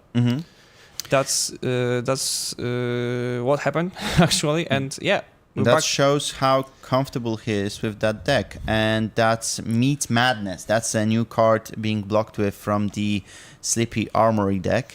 And now we're proceeding with another Dovetail. Right now it doesn't threaten anything, fancy, because it's just 5. Bogdan fell sick on a sickness that really is spread amongst all the pirate heroes, and that's no gold. No gold, yes. Maybe not no gold in general, but no golden cogs. That's right. In this situation, specific Puffin situation is no golden cog. But I think that his idea, as I saw him play, was just I pop off everything I have in the first 1, 2, or 3 turns and hope that is enough. Right now, it's not enough, but I would say he still has advantage. Definitely. And maybe he will be able to, even without easy cogs generators, he will just be able to close the game. But right now it's in Andrzej's hand to show us something from his side and just maybe threat some hand banishes or play some codex. We'll see. Okay, now it's a free with on hit that deals 2 later. So that's an infect and with a blood rot on hit, and that's free go again. So it can either be pumped or simply move to go again. That's what the sleep is all about. Yes. And it's very hard to block out correctly. So you either take... and that's a codex. There's a codex. But actually, it slows down the game from Bogdan's side quite a lot if he decides to just take the damage. But there's a Palantir, Aeronaut in the Bogdan's arsenal. There's a Backspin Thrust. There's a... there's even 0 to 60. It can be... And the opponent's at 6. Yes. If you present 0 to 60, 0 for 4, go again from boost, and Andrzej says no blocks, I think it's Zeppelin picked up. Yeah, it's a Zeppelin dovetail. No, it's a dovetail, not this. Or is it? I think it's Zeppelin. I think it makes more sense because it attacks for 6, dovetail attacks for 5, and Bogdan does not have any cogs, and he won't be able to generate probably in fewer turns. So it's just 6 for 2 is probably the best Maybe option. I'm just a fan because the dovetail can attack for either 6 or either 7. Yeah. And now Leave No Witness is a classic staple from Assassin, used from the Codex of Frailty. So Bogdan, without the equipment to block out the Arsenal hit, he And said, he takes you know what? it. No blocks, taking 4, banishing the Zeppelin, creating gold, and banishing the Lubricate. Ooh, So I have never seen this card in classic constructed deck, I believe. So that's... Bogdan brought some spice, definitely. A Lubricate allows you to untap up to 3 cogs to control. Okay, but what he does now... It was very often left out in the high seas draft packs, and as Elibert said from the one of interviews he had at LSS, that if you got left out with the Lubricate as the last card in the draft pack, their testing group, their friend group said that you got lubed. That's right. I think I also heard that somewhere, but yeah. Right now, I think that the cog in the machine... Can you say that Bogdan got lubed a bit? Yeah, we can say that. Okay. I think so. So Spitfire for 1, I believe. Actually, he was not looped because the loop was banished and he didn't do it. Okay, so he actually... No Lubricate for Bogdan this game, or maybe he's playing more than a copy of it. So Bogdan now generated 2 golden cogs from the last copy of a cog in a machine, I'd say. That's correct. I think we saw all 3 of them being resolved, and now he tapped 2 of those to threaten some damage, buying a card from Andrzej's hand, and now moving with the Arsenal and proceeding to pass the turn to Andrzej. And look at the life differences, how they evened up. That's right, that's absolutely Reverse correct. Spinneret generating Graphene Chelicera, boosting the next stealth attack +3, so it's a Art of Desire body. 6 go again, on hit banish the top card of the deck. If it's a red, draw a card and gain a life. That's a very good card to be resolving right now from Andrzej's side. I totally agree with you. Like at the start of the game, the Puffin was just popping and it was doing what Bogdan wanted. Oh wow, quite a clever block from Pinion Sentry. It allows you to galvanize or either untap. No, sorry. I think the Pinion Sentry allows you to. Oh no, you may untap a cog, or you may tap a cog control if you do create a golden cog. That's drop. right. Yeah, sorry. I thought it said something to galvanize. So completely covering the attack. There's a Graphene for 1 go again. 1 without go again. Is it go again? No, I think there is it no will go only again. have a go again if... Maybe will be Flick from Hunter's Clave. Or actually, the Prey Spotters will be used. The headpiece from the Assassin. That would be very clever. Extending the combat chain and leading out Bogdan to possibly make a mistake during his blocking. That's also very possible. So I think that the correct choice here for Bogdan is just say no blocks. Mm-hmm. But let's remember that, it will be 1 go again, he'll be down to 6. And, that's a shelter from the storm in the Arsenal. So it looks like Andrzej might not compose the greatest offensive turn from simply the fact that the card he got were not that great on the offensive side. But at this time of the game, I think Andrzej is totally fine with the shelter in the Arsenal. Yeah, because he's safe. He can use everything for the attack, and so when he'll be flicking, when the right hand comes, and before he'll just that, block with shelter. Okay. Yeah, so he'll be moving from 6 and 7 points of life to 6 and 6. So it'll be an equal tie from both Andrzej and Bogdan. And there is a Tarantula. Okay. And the Tarantula toxin. Yeah. So quickly getting rid of the marked token from Bogdan, being left only with the Graphene. And that's a copper cog. being resolved from Bogdan. I think it's being cranked. The Sky Skimmer.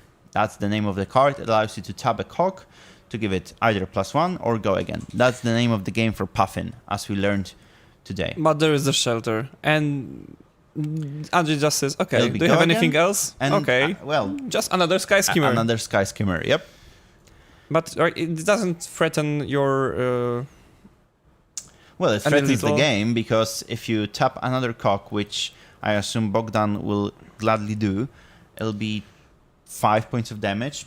Andrzej will be taking 2 of those. But look at Bogdan. Bogdan's at 2.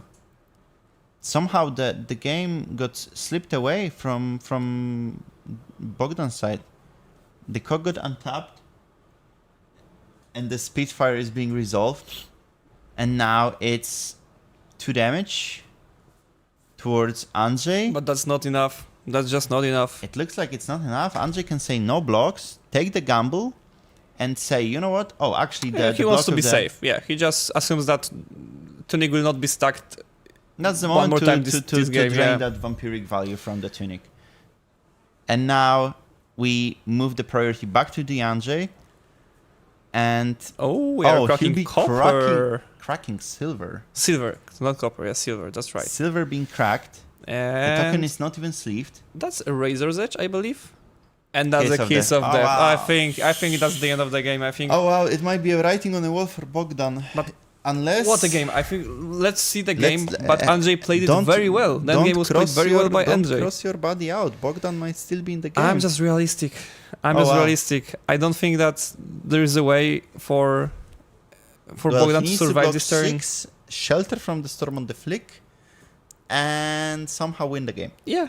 So and you cannot do it. There are some ifs. Okay, there is block 7, not 6. It's 7. Yeah, it would be 6 if he did not use the soup up.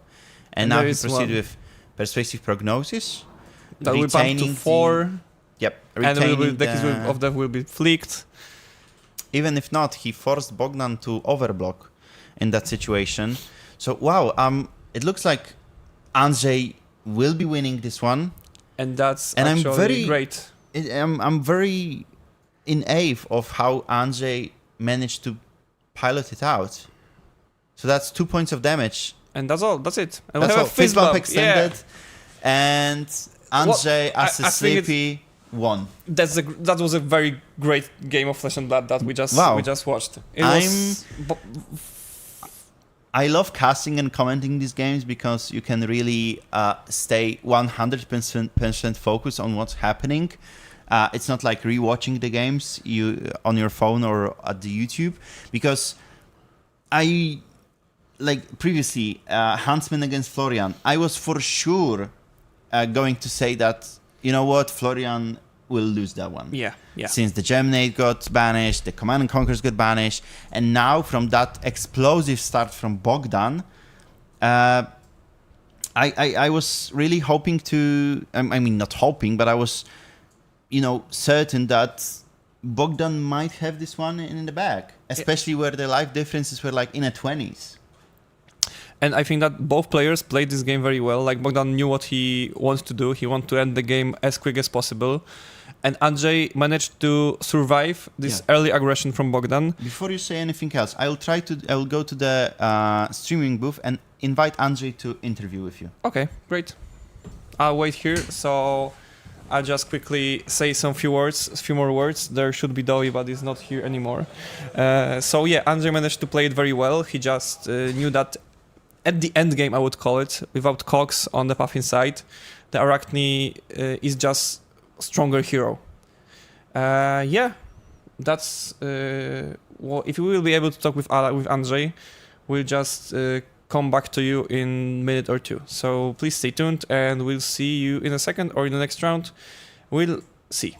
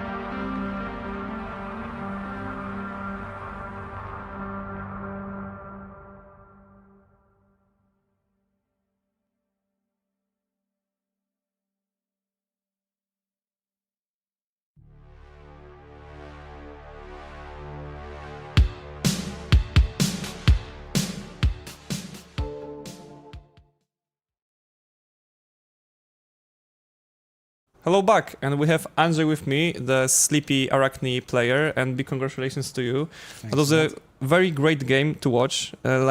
From our perspective, the Puffin player Bogdan wanted to play fast game and end the game as soon as possible, pop off everything he has in the first few rounds. But we felt like you knew what to do. Just survive through the first few turns, and you knew that at the end of the game, you were just a better hero. What do you want to tell about the game plan you had? I was waiting for good hands. Okay. First turn was very good, but the next one and the next one, not so much. So I have to choose defend or taking a damage and trying to make a little bit aggression from my side. So I decided to cut his cogs on the table, and then strike back. Yeah, and that makes perfect sense. Yeah. And you're the only Arachne Sleep Through Cracks player on the tournament. I heard about it. Yeah. And there are 13 marionettes. You were not scared of them taking Arachne here?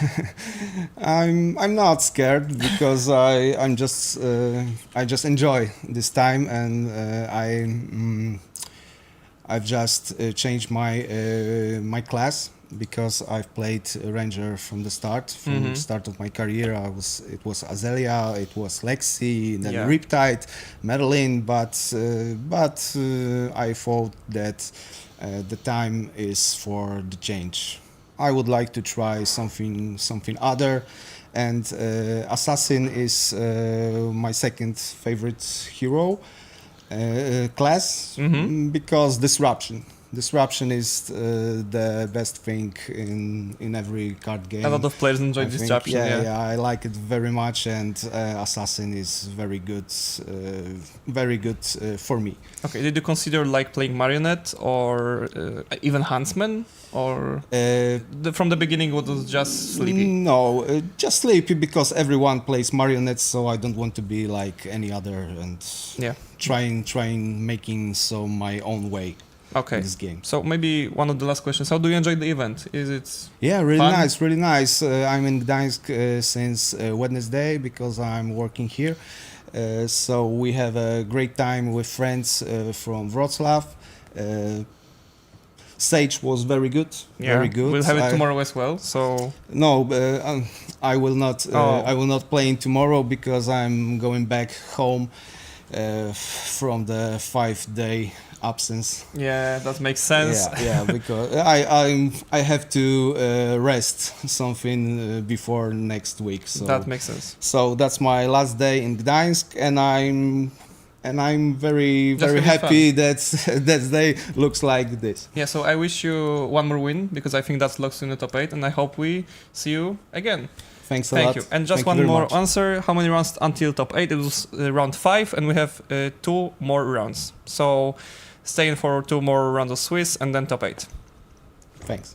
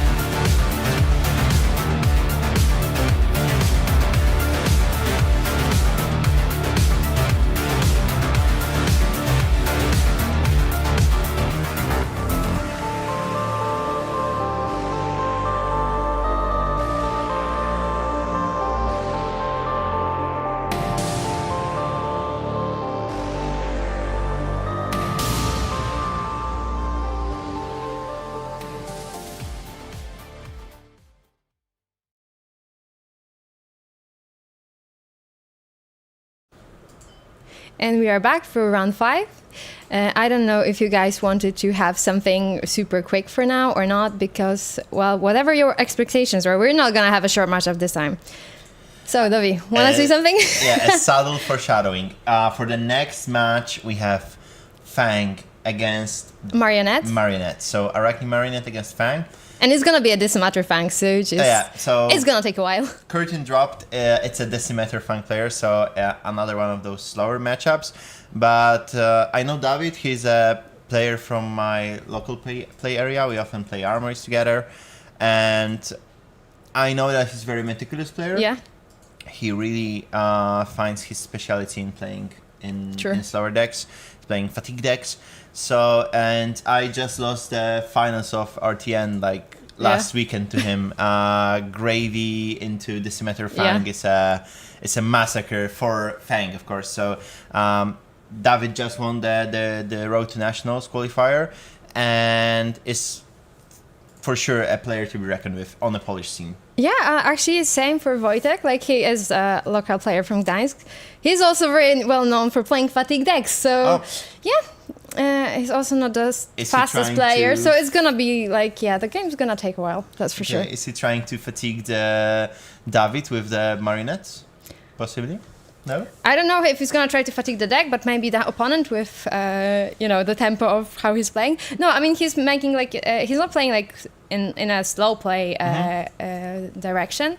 However, well, he does take his sweet time when making decisions. So I see. Well, for now he'll have to speed up the game, especially once he recognizes that he's playing against the fatigue version of Fang as well. He's been already informed just to be able to keep the tempo in a reasonable pace, because it's gonna be an intense one. And that's the 6th round from 7 that we have prepared for today before we hit to top 8. So all of those players are fighting for the spot in top 8.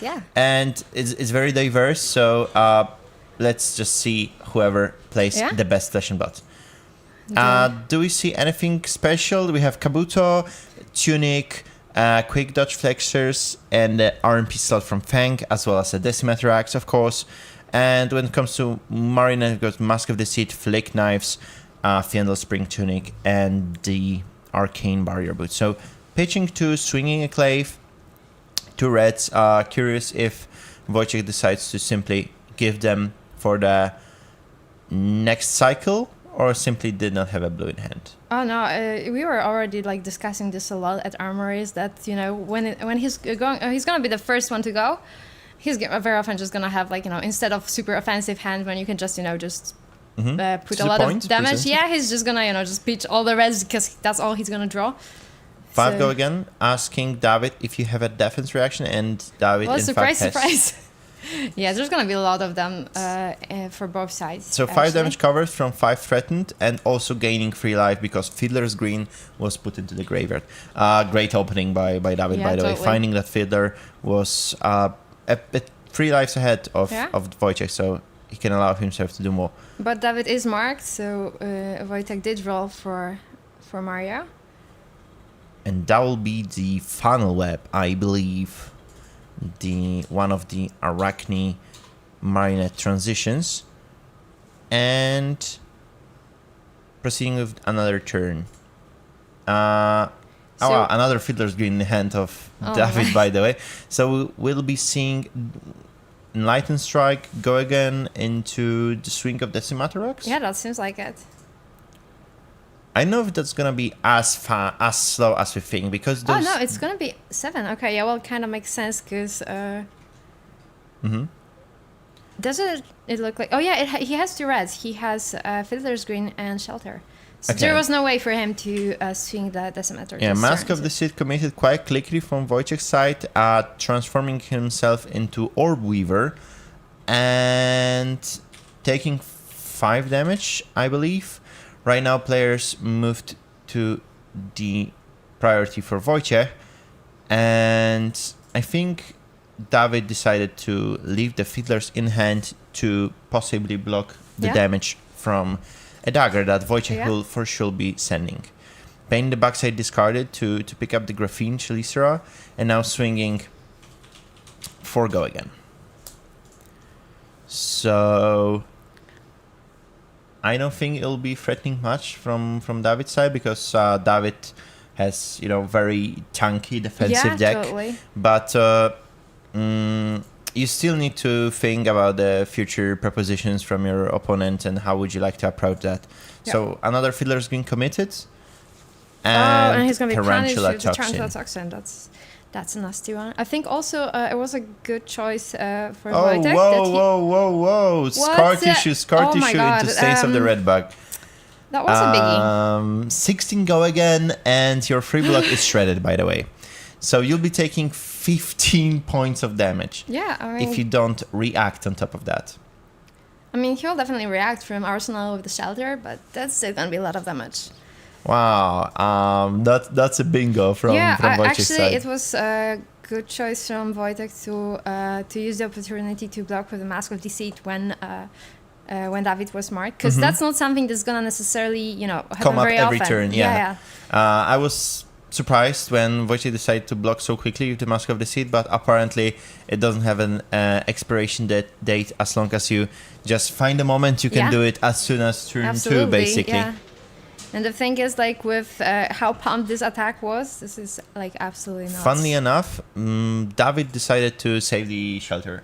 He's saying, you know what, something else might come up, and I might need this defense reaction to stop your threatening damage. Yeah, and it's not like it did change, like, a lot. It's not like there were, like, other relevant on-hits that he could, like, just work with, just prevent anything, and that certainly might come in handy in the following Oath turn. of Loyalty, 4 go again. So, but David will be forced to playing only Draconic cards. However, he can still swing with this meta, right? So, yeah. Since it bypasses the requirement. Oh. Wojciech's taking 4, and as I was saying before, we saw that Blade Fury from the dagger swing. Yeah. If Wojciech says no blocks to every Decimeter swing, to every attack with Go Again that we know that David has in his deck, does this game will be as long as we predict? That's true. Since I don't think so, because sooner or later David will force you to block. And absolutely. I mean, at some point the damage does add up, and Wojtek will have to respect all of the Decimeter swings. We know how hard it is blocking Decimeter, so... Absolutely. I mean, it's not like Assassin has the worst time blocking, but Assassins also have, like, a lot of 2 blocks, so it's better to apply pressure as much as you can, so you are not forced to block very early on. Yeah, especially against a Decimeter, whenever you block, the defense value of one of those cards is being cut in half. So, David thinking about committing the Kabuto of Imperial Authority right now, and that's interesting because if somehow he sniffs out that Wojciech wants to send daggers and graphene into Hunter's Glaive or the other way around and pump it later with the attack reactions, he might completely blow out Wojciech's turn. That's true. And Kabuto trigger not allowing... Oh, Wojciech found a way around it with the Kiss of Death. Yeah, he's still attacking with the dagger, just not the way that David anticipated. But that was a good call, honestly, from absolutely, David's it did side. look like there was a possibility to attack with Graphene Chilisaret, so good riddance here. That's a... David thinking about blocking, he's taking a bit of time for himself. Like, players are of course known that they need to remain the certain pace of the game, but like they don't want to speed things up. They still want to... No, absolutely. There's like a lot of map going on here. Do you think it's gonna be the time for the Shelter? Yeah, it is. But I still think it's only gonna to block 7. Yeah, and therefore David will be taking 2 from those damage. 1 from the natural damage and 1 from the Kiss of Death ability. And swinging or maybe discarding something in response? No, the Persuasive Prognosis was sent. Yeah, that's... And we have to see which card will be flicked in response, or either Graphene or... Oh no, the flick was thrown, sorry. So, counter on Tunic and the Decimeter swing. Faster than Wojciech can even draw his hand. Yeah. Codex of Frailty from Wojciech's side. And that's going to be a good one for him since David does not have an arsenal to for the future turns. So he's going to be but David has a Oath of Loyalty in hand, and right now he has a Fielder's Green in hand as well that he can discard. Well, that's definitely a good target. Yeah, so we can see that Wojciech is thinking about resolving that Codex of Frailty, but that Oath of Loyalty forgo again into Axe-Wing will be 8 raw damage, and Wojciech is approaching half of his life, so he might spend another half of it, almost half of it, to like in a David's turn. Yeah, actually, when we are looking at the life totals and like how much time it went in the round, this is not what we expected with how the game will go. Definitely. I mean, they might still go to fatigue, and it might just, the game might slow down, but at this point, it's going like completely different than what we anticipated. It seems like the Marionette is a bit too explosive for David to for this version of Fang to go full fatigue mode and just try to stall out the game until the opponent runs out of cards in deck, but we'll still have to see how David approaches it.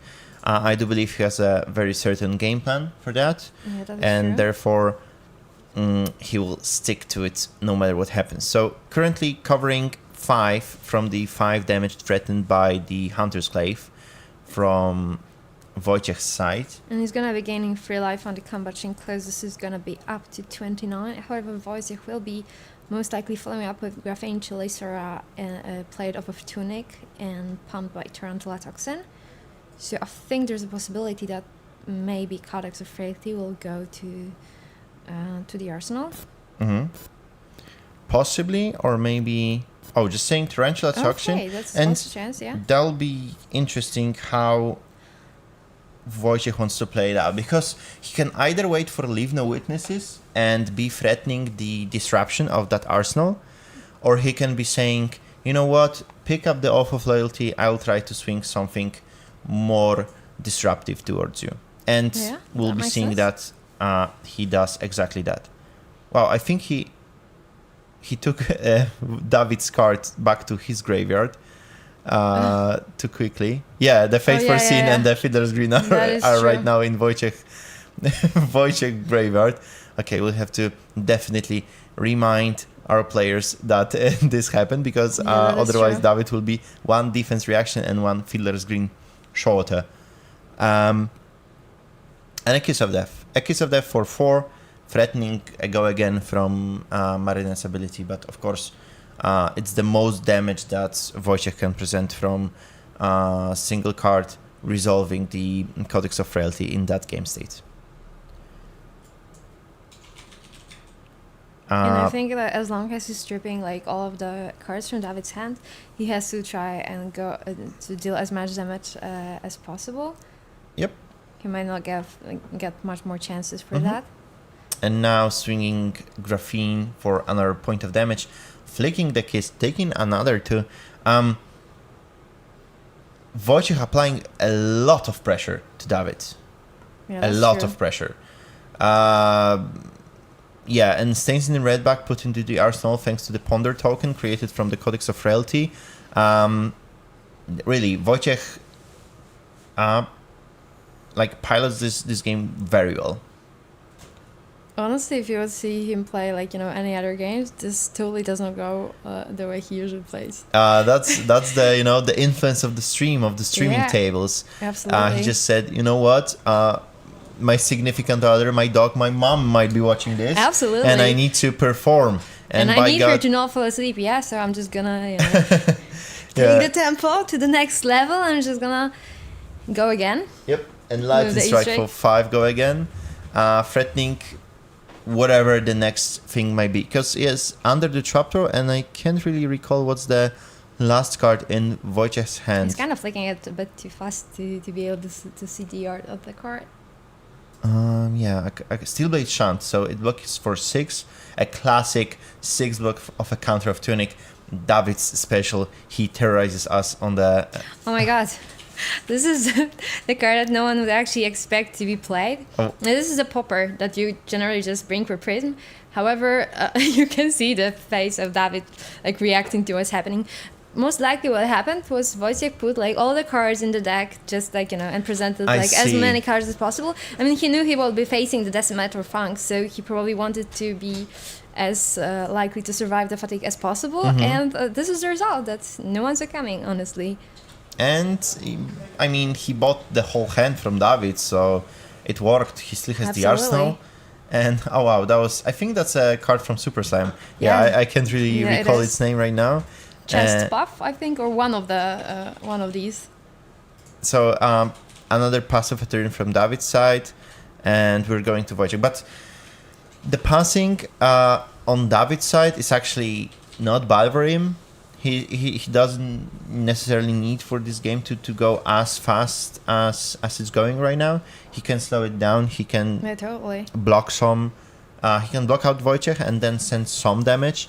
And after a couple of those turns, Wojciech simply can't, you know, afford to say no blocks because he'll be like at 6 or 4 life. Absolutely. However, I think that possibly at this point, as we saw the unexpected attack from Wojciech's side, I think there's a possibility that Wojciech will try to go and try to fatigue David instead. I wouldn't be surprised if he would try to pivot in that direction. Oh wow, that would be very brave from Wojciech's side, knowing that David's deck is completely focused on fatiguing out the opponent.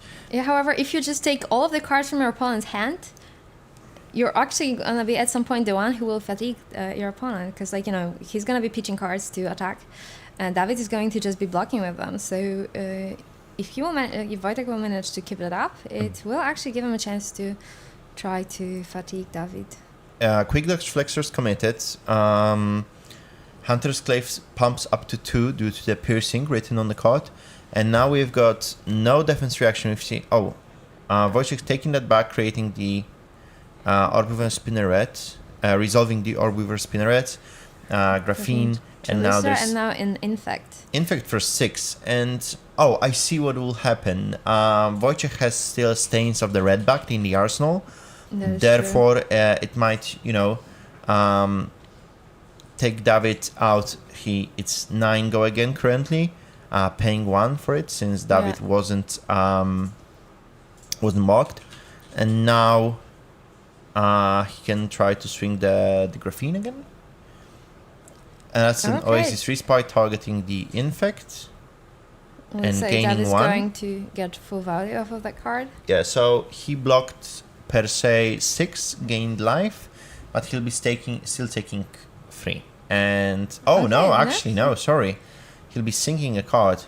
So looks like no Bloodred Pugs coming his way. So he covered that up completely. However, he only has we one can card see left, that Wojciech is not the happiest about it from the posture we're seeing, and the counting of the defense reactions, I assume, has begun. Yeah, totally. Wojciech still might need to check his graveyard for David's Fate Foreseen and Fiddler's Green. Let's see if he'll manage to realize it. Nope. No, not this time. Okay. We'll get there eventually. Oh, maybe. Oh, yeah, we got there. Oh, just the Fiddler's Green. You don't get the Fate Foreseen, David. It's just the Fiddler's Green is for you. Not the Fate Foreseen. Okay, so... Halfway there, yeah. And the last card in Wojciech's hand is the Infect. Oh, I thought it's the second copy of Orbweaver Spinneret, actually. So, just threatening... 5.1 damage, actually. Yeah, so David obviously committing the last card from hand. And David is fine with doing that as long as they trade. Eventually, as all Assassins players do, you will stumble upon all attacks or all attack reaction hands that you can't really do much with. And by that time, David will be trying to prey on those off turns that Wojciech will be taking. However, that does not seem to be like it's going to be this turn. There are still attacks, there are still pumps. Overcrowded pitched, swinging the clay for 1. Honestly, I find right now it's very meta. It's of course very popular, and you like expect it in like around every corner. But once people figured out that you can play Arachne Marionette in a way that you pump the daggers and you play more dagger-centric builds. I remember the player Tao Tao came up with it, and I was amazed. I was naive because it's such a very unique way to play assassins in general. I dig that a lot. So Graphene created from Orbiver Spinneret. It looks like a copy of Upsticks and Run in Wojciech's hand. It's gonna come in handy because he will probably want to get back the Hunter's Clave at some point, and that also gives him like a possibility to flick the Hunter Clave next turn. But well, the flick is committed. Yeah, for so this turn, yeah. It'll be there will be go again given.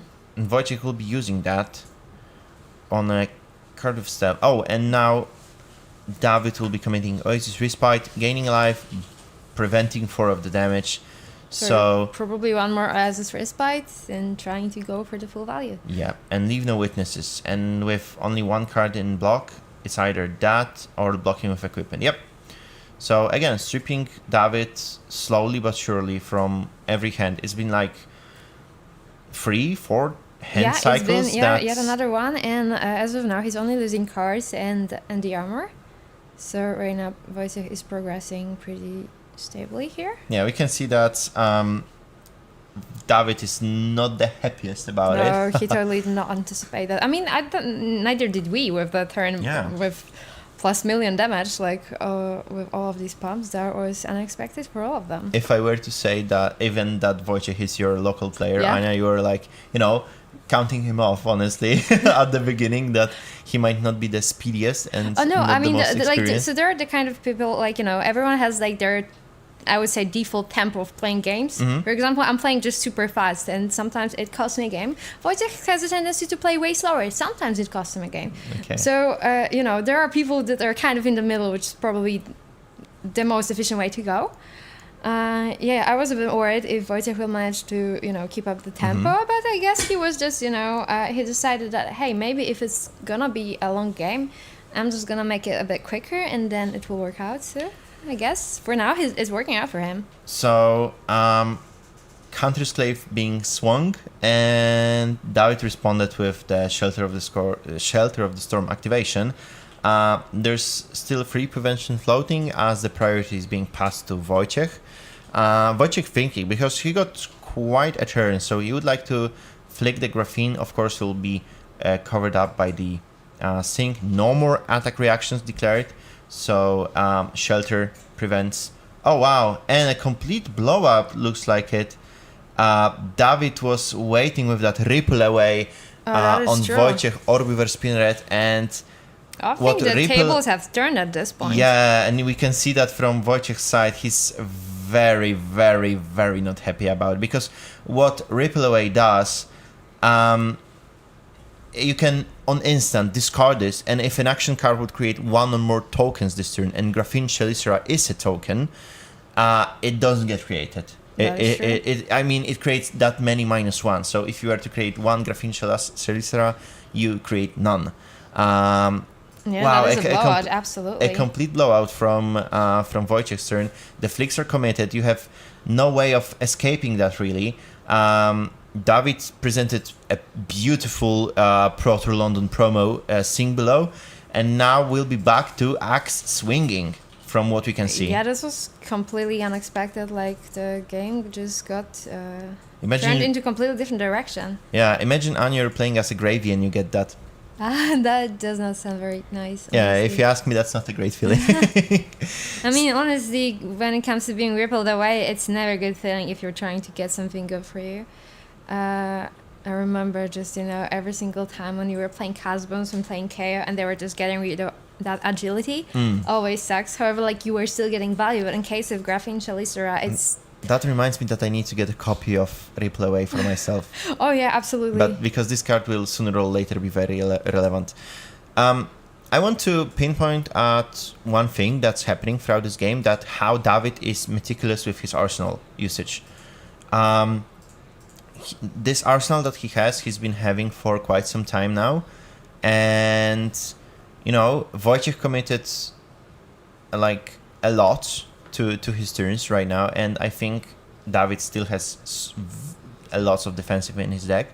So with that ripple away, he basically ripped Wojciech out from the access to Graphene throughout the possibly rest of the game, unless Wojciech randomly transforms to the Spinneret during his turn. Blowout. So a Steelblade Shunt committed, of course, will be dealing damage on a weapon swing. Yeah, right now actually we are in the territory when the life total are being switched from what we've seen before. David used to be behind on life total, however right now he's good in the lead. So yeah, definitely a lot of changes in this game. So second or the last copy of Leave No Witnesses, I can't really recall if that's all or not. And David a bit in a struggle because I think he has a Sigil of Solace in hand. And he pitched the Sigil to play the Shunt. Okay. So yeah, I suppose that keeping the arsenal was more important. Also, that means that he's gonna have some life total preserved for future. Yeah, he's like I said previously, he's very meticulous with his arsenal usage, and we still get to see how it plays out.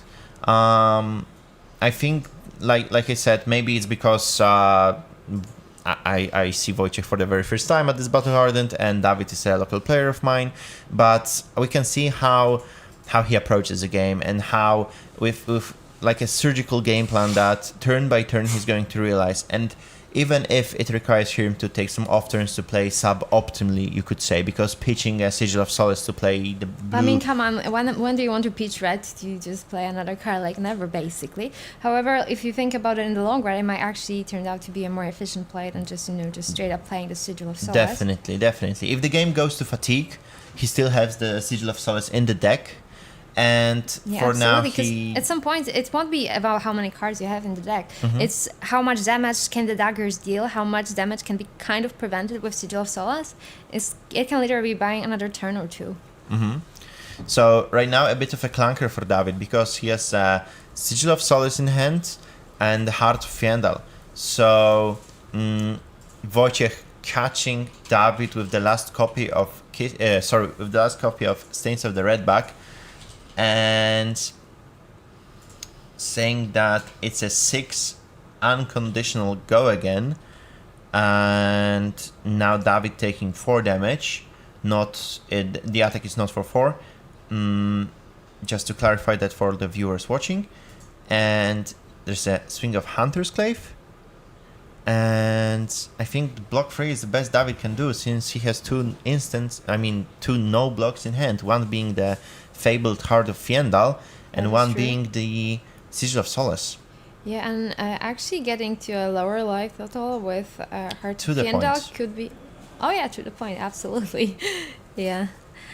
So just dropping to lower life total will be helping him to get more value of Heart of Fiendal.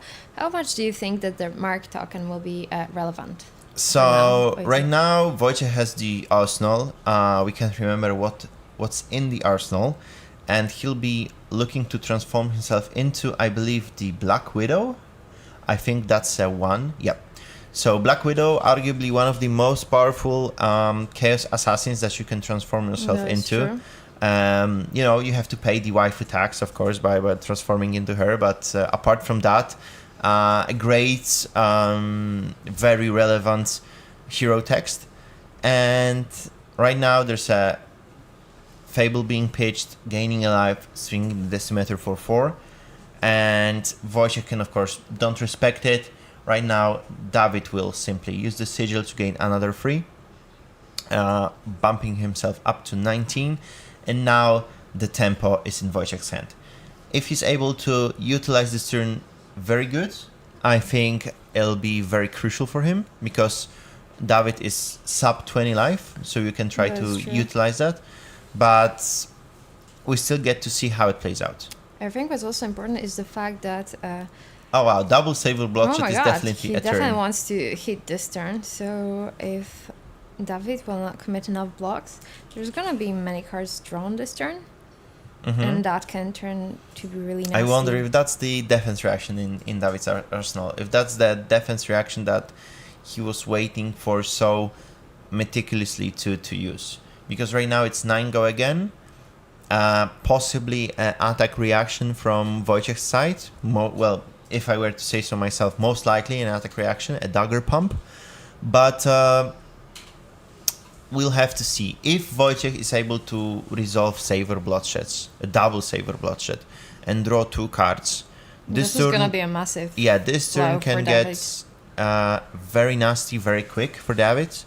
So I think blocking this damage, not allowing Wojciech to get another source of go again, because if that's not a pump and that's a stealth attack, you still need to give it a go again. Black Widow does not provide you that. I think we've seen plenty of Saints of the Redback. Okay, we can see we 3 block cards for 9. being committed, and honestly, there wasn't any better way for him to do it. Oh, I think that's not right, since it only works for the stealth attack. I think we would need to have a judge take a look at that. Saints of the Redback was discarded to Black Widow. Yeah, I think we're gonna have to go to the judges and just make sure that we'll take a look at that. We'll just take a brief intermission and we'll be right back after we let the judge know about the situation that happened. Okay, as of now, we would like to proceed with the game state as it is. One of our co-producers runs away to the streaming table to inform both the player and the judges that this might have occurred. And with that, I think we'll be taking a brief intermission to explain to the judges what happened, and we'll be taking the camera to us. So far, Anya, what do you think about this game and this matchup? I mean, absolutely interesting. Like, very many turning points in this game. There were many things I completely did not expect that will happen. Right now, what I wanted to point out is that as the dagger was attacking for 9, and it has piercing. So David had to commit 3 cards, and there was no way for him to actually efficiently block it and just commit 2 cards, because he only had 1 armor on the gloves. And he had the tunic, so there was no way for him to block it with any less cards than 3. So that means that a lot of cards were gonna be stripped away from him this turn. So yeah, even if you couldn't commit tunic ever, because you're still thinking about playing the longer game, and it's way too early to commit your tunic.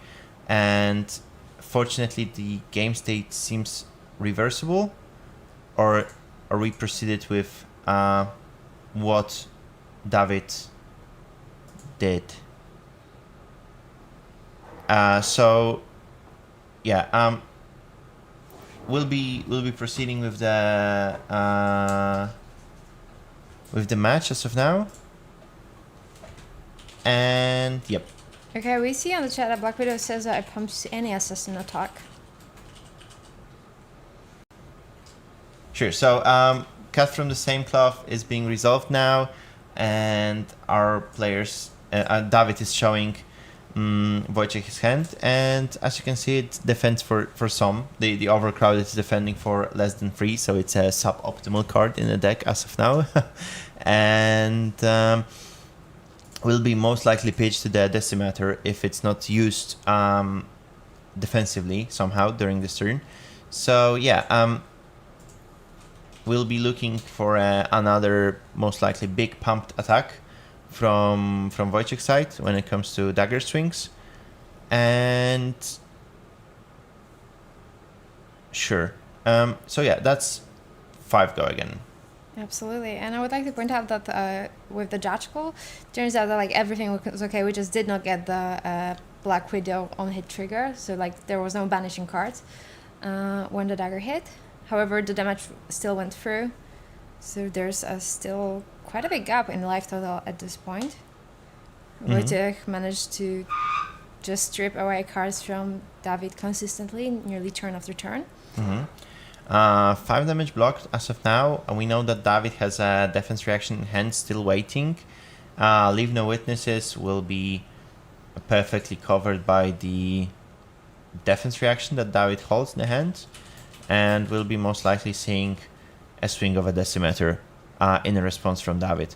So David fall a bit short when it comes to HP, but well, you're not playing against Syndra. You won't be flicked every turn by her.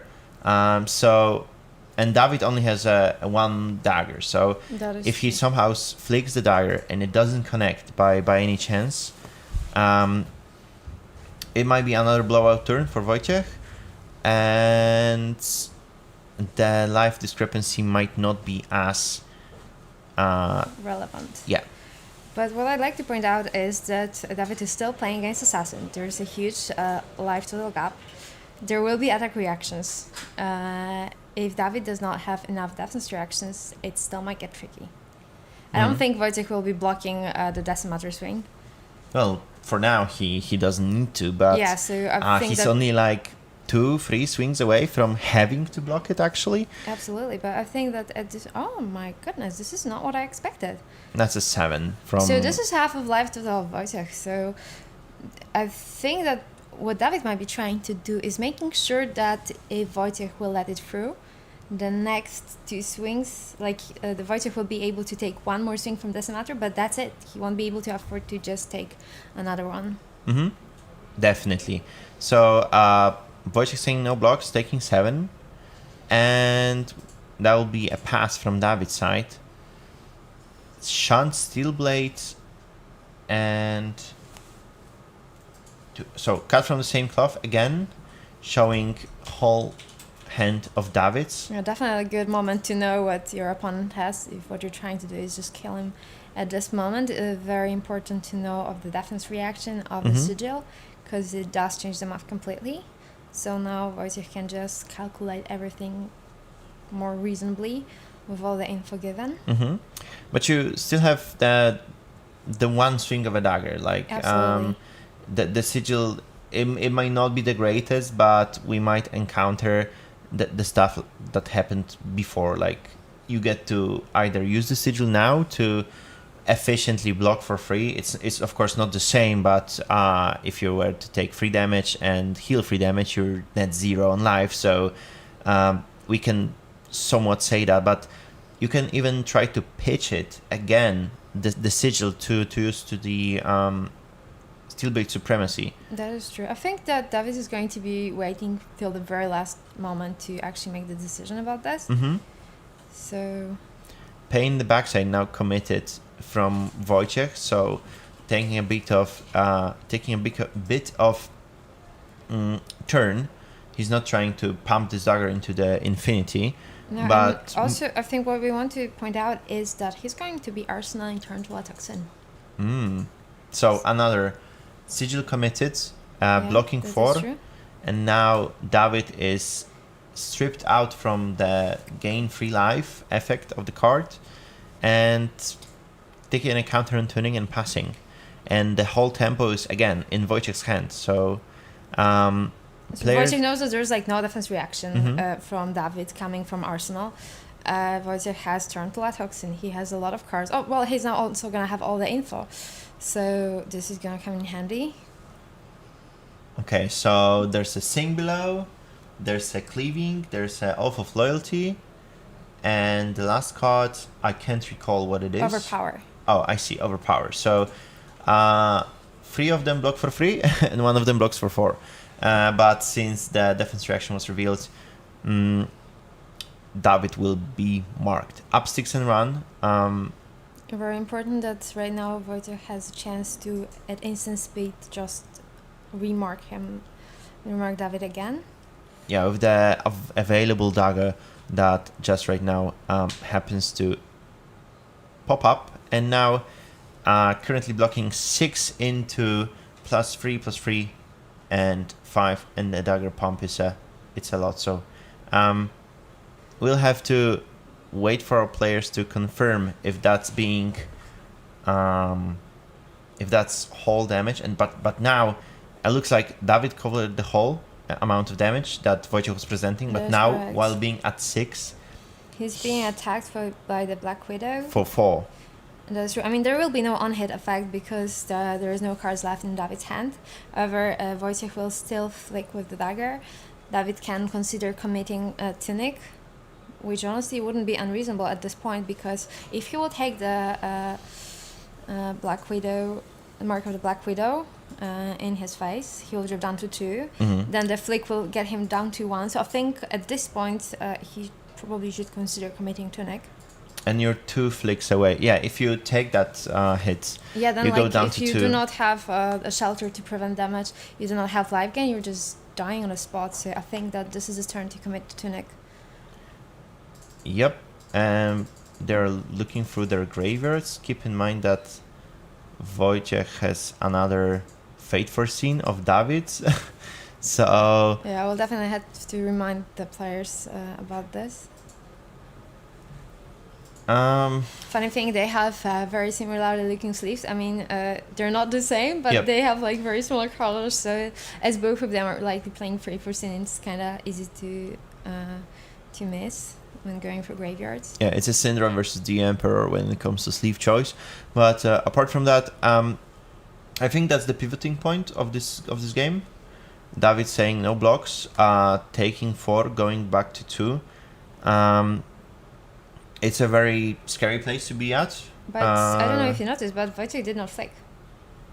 Well, I don't know if he needs to. Yeah, I know, but I mean... is that hand composed of 4 codexes, or am I seeing things? Yes, double Codex of Frailty, Codex of Inertia, and something. Oh, wow. Yeah, you can see in his face that's not what he expected. However, what we can do is just still attack with one dagger, the other one, and they still cannot be disrespected. Yeah, and most and foremost, they cannot be blocked easily with an equipment. That is true. So, one swing, Codex of Inertia pitched for another swing, and right now that's an Infect, or Inertia Trap. So I think that what's happening is that David will just block with another card. Then Wojciech will probably play the Codex of Frailty, stripping David of yet another card, then attacking for some bigger... Okay. Silver Chant dealing a point of damage. Okay, yeah. To so keeping the Tunic did pay off with this. Absolutely. And what's important is that with the Infect that's being played right now, David can still like use the Tunic. I don't know. This whole not using the Codex feels a bit dodgy for me. I do think that's a bit much. David is playing with death, of course, now because any pump would mean certain death. So he's just like predicting that we went through the whole deck, and apparently he might have memorized or something that Wojciech is not playing Razor's Edges, for example. And it looks like the very last turn that you can afford to say no blocks to Decimator, but even if you do that, you might randomly die from resolving 2 Steel Blade chance, which I think... Yeah, I think that Wojciech will just do the math, just general check if there can be any left in David's deck. Or no, he just decided to block with the card that he most likely wouldn't play. So the Prism Popper that would Absolutely. Just put into the deck due to expectance of a late game fatigue state. So pick up the point that we've seen pitched at the very beginning of the game, so we can now safely say that we're through the whole deck. And up 6 and run into a Kiss of Death for 7. It looks like, well, I mean, we know that, but of course David doesn't know that it's the whole turn from Wojciech. And if David survives this... I mean, Wojciech can still play the Codex of Frailty, right? No. I mean, so... Yeah, because Kiss of Death... No, wait, Kiss of Death does not have Go Again, right? It does not have Go Again. The only way of getting a Go Again currently would be flicking the dagger, pumping it to 4 from... to 8, sorry, from the interaction with the Arachne ability. But it did not happen, so Wojciech curiously just playing his game. However, he still managed to strip up the full hand from David, so he's in the lead as of now. That would be so good for David in this position to send another swing of the decimeter. So they're currently in a very late game, and I think now every decision matters. Absolutely, so, and we can see that as good as it seems for Wojciech to be pitching card to attack with the dagger, it's also kind of tricky as David will be playing the steel blade chance, and that means that the damage might not be going the way that Wojciech is anticipating. So yeah, that's what I was trying to say. That I know Wojciech is leading right now, but right now David gained a life. I mean, he wants to gain life, so he goes to 3. He's preventing 4 of the damage that the Clave might be doing, and yeah, so we'll still get to see how it plays out. The other Clave, and correct me if I'm wrong, but I think that even if you were to flick, and you were to flick the left Cleave, the left Clave, sorry, the Oasis Respite still sees it as a source of a damage that it'll be preventing, right? I think so. Let's just double check on the card. Next for damage that would be dealt target here by a source of your choice. So he should be naming Hunter's Claves as the source of the choice. And yeah, I think this and a chance resolved, blocking 4, taking Wojciech down a notch alive. I don't know if David still has like 3 shunts in his deck, but it looks like it doesn't look that the now it's very, very bad. It looks like a game over from this point on. Yeah, because David has to discard a card, and there's no way for him to. The only card that would be saving him at this point, if he would be running, would be Overcrowded. Does he? Yeah, he does run Overcrowded. Okay, so what's especially important? for this, yeah. Wow. So I was ready to cross David out, honestly, but the Overcrowded, fairly new addition from Super Slam, absolutely. So the thing came is, like, in clutch with Codex of Frailty, what you would very much want to take from the arsenal but would be... the Prism Popper incident goes for 8. Oh my god, yeah. And David can only block for 4. And that looks like that's the game. A fist bump extended. There's nothing we can do. So the Prism crazy. Popper in the end came in clutch. Popper for the win, yeah. That's not what I would expect. Honestly, everything about this game was kind of awkward. Like with Overcrowded, we just saw how amazing the card is. What you would be generally wanting to take from the Codex of Frailty would be Defense Reaction, right, from the graveyard, but that's not something that you can actually take. So Overcrowded actually just works as a defense reaction in a way, because like you can block with Arsenal with it. Yep. And as Codex of Frailty creates a Ponder and Frailty, it pumps Overcrowded for block. Yep. So it's a natural response of the defense against the Leave No Witnesses. So honestly, I'm shocked, and I'm not trying to. This was completely unexpected. Throw a shade on Wojciech win, but. I mean, the start of the game with like that crazy 16 damage turn, David was completely massacred at that point. However, what happened later in the game when what was the thing that David did? Oh my goodness, I forgot. When the table completely turned. Oh my god, there was. We can't recall it for now, but. Wojciech really, with that inclusion of Prism Poppers that he was running, especially for her. I think he was just simply putting all the cards in the deck. Yeah, because otherwise, like the other attack, even if he found, in the end he wasn't running, but if he were to run Command and Conquers, he would still be leaving David alive, well, in the range of Flick Daggers, but still alive. And now, after that swing for 8, it was just way too massive for David to overcome. I'll go grab Wojciech. Absolutely, and do remind him about the Faithful Sin in his graveyard. Yeah, I'll do that. Definitely. Okay, so we'll be back with interview with Wojciech in a few moments. Yep.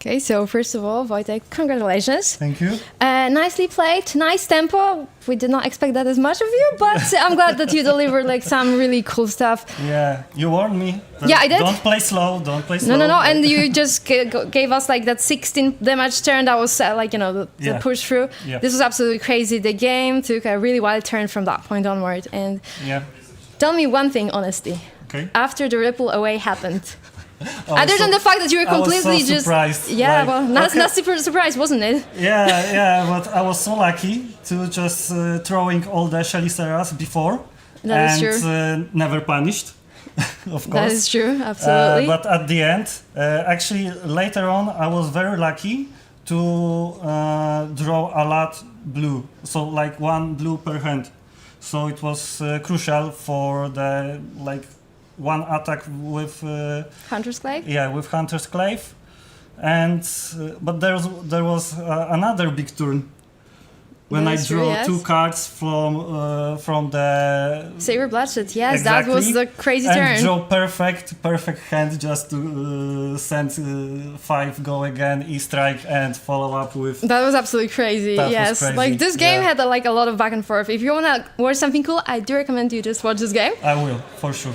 And how many cards did you run into David? Honestly, because we expected that you just brought all of them. I mean, we saw the Prison Poppers because that's what you put the deck for, like the card in the deck in general, right? So I was playing 68 cards. Okay. So everything, 67 maybe. So I sided out, 65. Okay. Because I sided out all the traps except Inertia, all the Makes reacts. And this blue bell, which I play only against Ocilio. Okay. So Talisman of Echoes. Yes, that is true. Yes. So a lot of Echoes. Everything else, what was the name of this tall Chest attack? buff? I think, or something like that. Look tough. Oh, look tough. Oh yeah, that was My on. favorite turn actually of this game was E-strike 5 go again, look tough for 8. Yeah, when we saw that, we were like, what actually happened? We were just like completely just flabbergasted. Like, I mean, we knew that you were gonna just, just do some crazy stuff, but even we did not expect that. This was absolutely, yeah. So and I'm happy that I decided to use Tunic for that, because I know that every single point of damage matters. Absolutely, so I yes. needed to use Tunic once it's available. That is true. Yeah. Yeah, that makes sense. So is there much of that you're hoping to face, like in the final round of Swedes? Like, I just want to draw good hands, that's all. Whoever is there, as long as you draw well, it's fine. Yeah. Okay, well, I'm wishing you good draws. Thank you. Good luck on the next one. And nice game. Well played.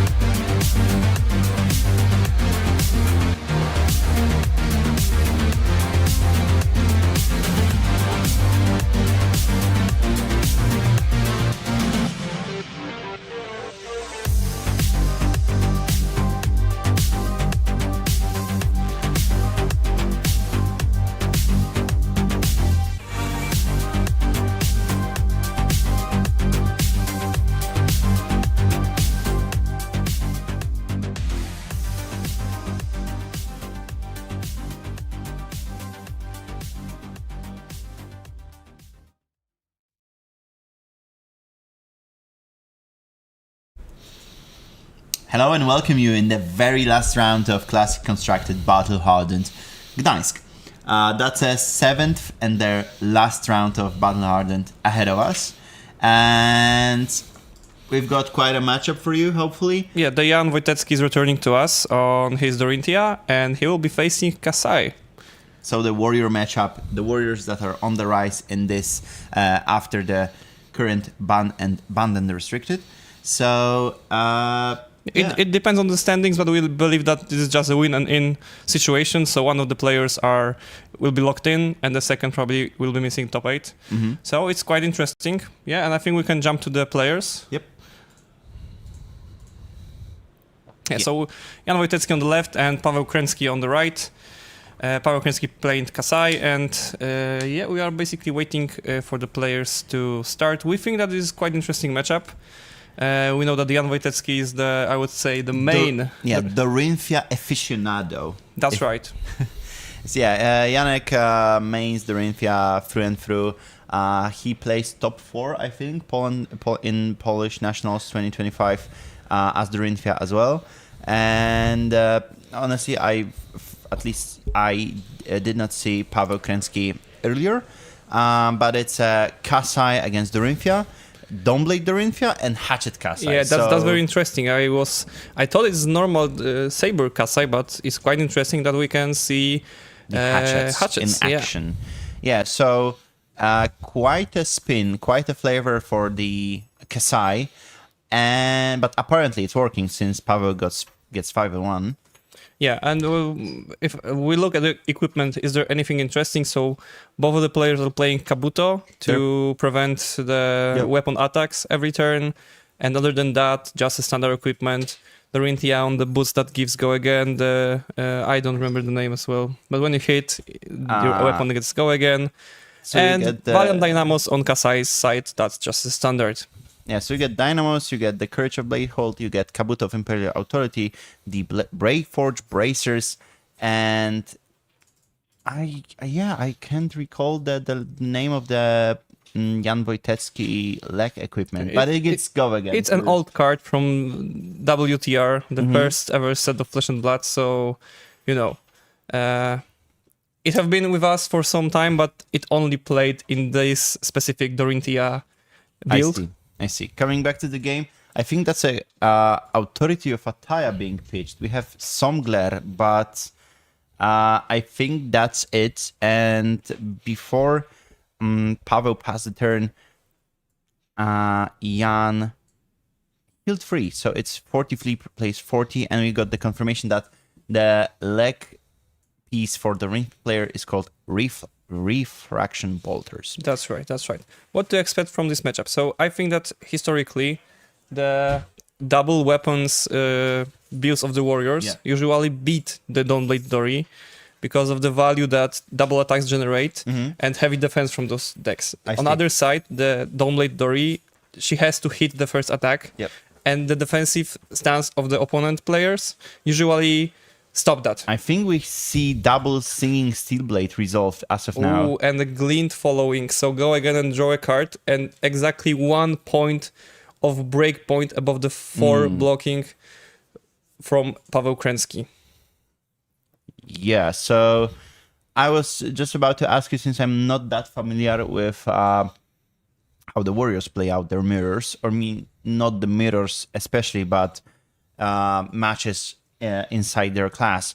So you'd be saying that we could see quite a blowout, if I say so myself, because Paweł just resolved That's All You Got against Janek, and it looks like, Janek has the go again, which will be used for a Command and Conquer, threatening Paweł Arsenal. So a great response from Paweł to stop the Dawnblade from hitting, but then Jan just was prepared for that with attack that he can normally play as normal rules of Flesh and Blood. Yeah, but it could have been a blowout, yeah? So if if there was a non-attack action that gets you a pump or something like that, it would be quite a bad turn from Janek's. But the CNC bought an equipment suite of Paweł. Yes, and that's quite huge, especially when you have to block those breakpoints from Dorinthia. So back to your question, when you ask about how the specific matchups looks against the Warriors. So I wasn't familiar with Kasai on double hatchets, but I played Dorinthia on double hatchets. Yeah, you won a battle Hardened on double hatchet You Dorinthia. say it's second time today, and thank you very much for that. Yeah, and same player. And the double hatchets usually on Dorinthia, because you can attack triple time total with the hatchet. Yeah. But Kasai probably for gold generation or some specializations from Kasai. Yeah, so would you play Raise an Army? Would you play Blood on Her Hands in this matchup? I think definitely yes. Blood on her hands works only on swords, but I'm not sure. We can check that. Yeah, might have been. Yeah. Might have been, but creating those soldiers that you can swing with, I think that's perfectly. It's one-handed weapon. One-handed weapon. Okay, Target one-handed weapon. So then, totally, you can play this weapon, and that's play this card to buff your weapons, and that's just to be sure. Yeah, target one-handed weapon. That's correct. So probably this is the thing that told Pavel, okay, I wanted to play Kasai. Yeah. I think it's better than Dorinthia right now. I mean, Kasai is a great pick for both the Road to Nationals season as well as a Battle Hardened that we can see. Since, like the meta after banned and restricted really allowed for the Kasai to rise to the top. Yeah, that's right. She generates great value. She has some great cards. She was holded down a bit for some other decks, but after that banned and restricted, especially against Verdance, I think she struggled the most. Yes, I mean, yes. When I was playing Verdance in a previous format, I didn't mind facing Kasai. And there was a lot of Verdance, loads of Syndras, and now after those decks are being tuned down a bit, Kasai can strive. Yeah, I knew that after the new card that generates on hit, it generates another soldier for you. You remember the name of the card, probably? Bloodfurrow's Blade, I believe. Yeah, Bloodfurrow's Blade, and I believe that when you played and found those soldier generating cards early, you could face Verdance. But still, with the carapaces in game, it was hard to go through all the defenses from the opposite side. But right now, as you said, it's quite easier. But going back to the game, as you see, Pavel is playing defense reactions in his deck, and that's like a normal thing to do. Singing Steel Blades, another one. The third one, so the last one, but... I think there was two of them played last turn, but for now, it's definitely two of those. And unfortunately for Pavel's well-tailored defenses, the Singing Steel Blade pumps the target weapon attack by +1. So even though he blocked out it completely, Jan is able to go above it. And what do you think? Is Glint gonna be Glint? I think it's always Glint right now. You don't have Go Again. You could use Boots, but you didn't block with it. And so it'd be losing value. Yeah, losing value. Don't like to lose value. And Glint is just the best card right now. Go Again, draw a card, and we'll see if Jan thinks the same about Glint of Quicksilver. But as of now, he's in a bit of a tank when it comes to... Oh, this is the new card that I also forget the name again. I think it's an Iron Song response. No, it's Iron Song, but it's something else. I think we can quickly see... it's a Rise, Best of the Iron Song. Yes, Beat of the Iron Song. Sorry, yes, that's this card. And I think right now Jan can... pick only one mode. Yes, it's X is the number of +1 counters and X +1. So right now +1, and I believe it will be Go Again. Okay, so he wants to retain the Glint in his deck, I believe? Maybe, I think so. But there is defense reaction played to that, and nothing goes through. So Pavel was just waiting, what will you pick from your deck? Let me see, and I'll just respond with defense reactions. And that's what I want to say. Like, those heavy defensive decks are they're favorable against Dorinthia usually, because, usually Dorinthia wants to outplay you with attack reactions. And what is the best counter for attack reaction? Defense reactions. Defense reactions, that's right. So, right now, not much happens because Jan is generating some tempo for himself, and Pavel responses with defense reactions he has in his deck. Okay. Heart of Fyendal. And funnily enough, Pavel also has Heart of Fyendal in hand. You can see it as a backup protocol yellow with a very cutesy little heart drawn on it by one of our judges. So they both found the Heart of Yendel in their hands, and right now it's a way of whoever will resolve it better. Okay, so one thing I can see Provoke. right now. I don't know which other hand in Pavel's. Like what's the other card? Oh, Sing Below. Hopefully. Oh, it's discarded. So Yeah. Well. And right now, if there is some pump from Jan's side, there is no. So Pavel is pretty safe. Imagine somehow that Jan fishes out the Heart of Yendel by it. That would be insane. So yeah, that's a Heart of Yendel. I think Janek can now see that what could have happened, and that just as of now swing of the axe from Kasai. And Pavel was drawing, I think, if I tracked it correctly, all three of the Sing Belows in his deck, and that is one side is good because you stop the early aggro playing, early aggression, but in the late game, you'll be missing some of the defense reactions. Definitely, yes. And if Jan could manage to keep some cards like Warrior's Valor, Red Color, some other Go Against, and stuff like that, he could actually retain the late game for himself. I think we'll just have to wait, have a look. Right now, both players got 43 health points, so yeah, that's the duality of the defense reactions. When you drew them early, you can get very ahead when it comes to the defensive part of the game, but currently it's a tie. There's 43 playing 43, and it's like you run through, I'd say, half of the defense reaction you have in your deck, depending if of course, we don't know if the Pavel on Kasai runs like both Shelters, both Fates, both Sinks. Yeah. But he definitely runs 2 copies of Take It on the Chin. Yeah, one side and second side. And so this will not go through. Blade Flurry was a good call. But now we'll have 2 agility tokens, and both hatches will hit for sure in this Pavel turn. simply took it on the chin. Yeah, he took it on the chin. That's right. Agility tokens, both pop, it doesn't matter. And back to Pavel, but it's the first. We have a slight readjustment of the camera from our players. And yeah, I was saying that you get perfect defense reaction in early game, but if you're tied with health, and especially if you're above 40, does it matter that much? So do you think, from what I'm seeing, there's a lot of blocking, there's a lot of preventing, there's another taking on the chin. So I'm wondering if you think, Piotr, that this matchup can go to fatigue? Usually, as I believe, in some way, yes. Like the game ends with some blue cards on the side of Kasai that gives you go again, like hit and run. Some, when I was playing Dorinthia, like as well, run through, or other cards that are blue. You pitch them throughout the game, and you just always get the value from attacking 2 weapons, 2 and 3 usually.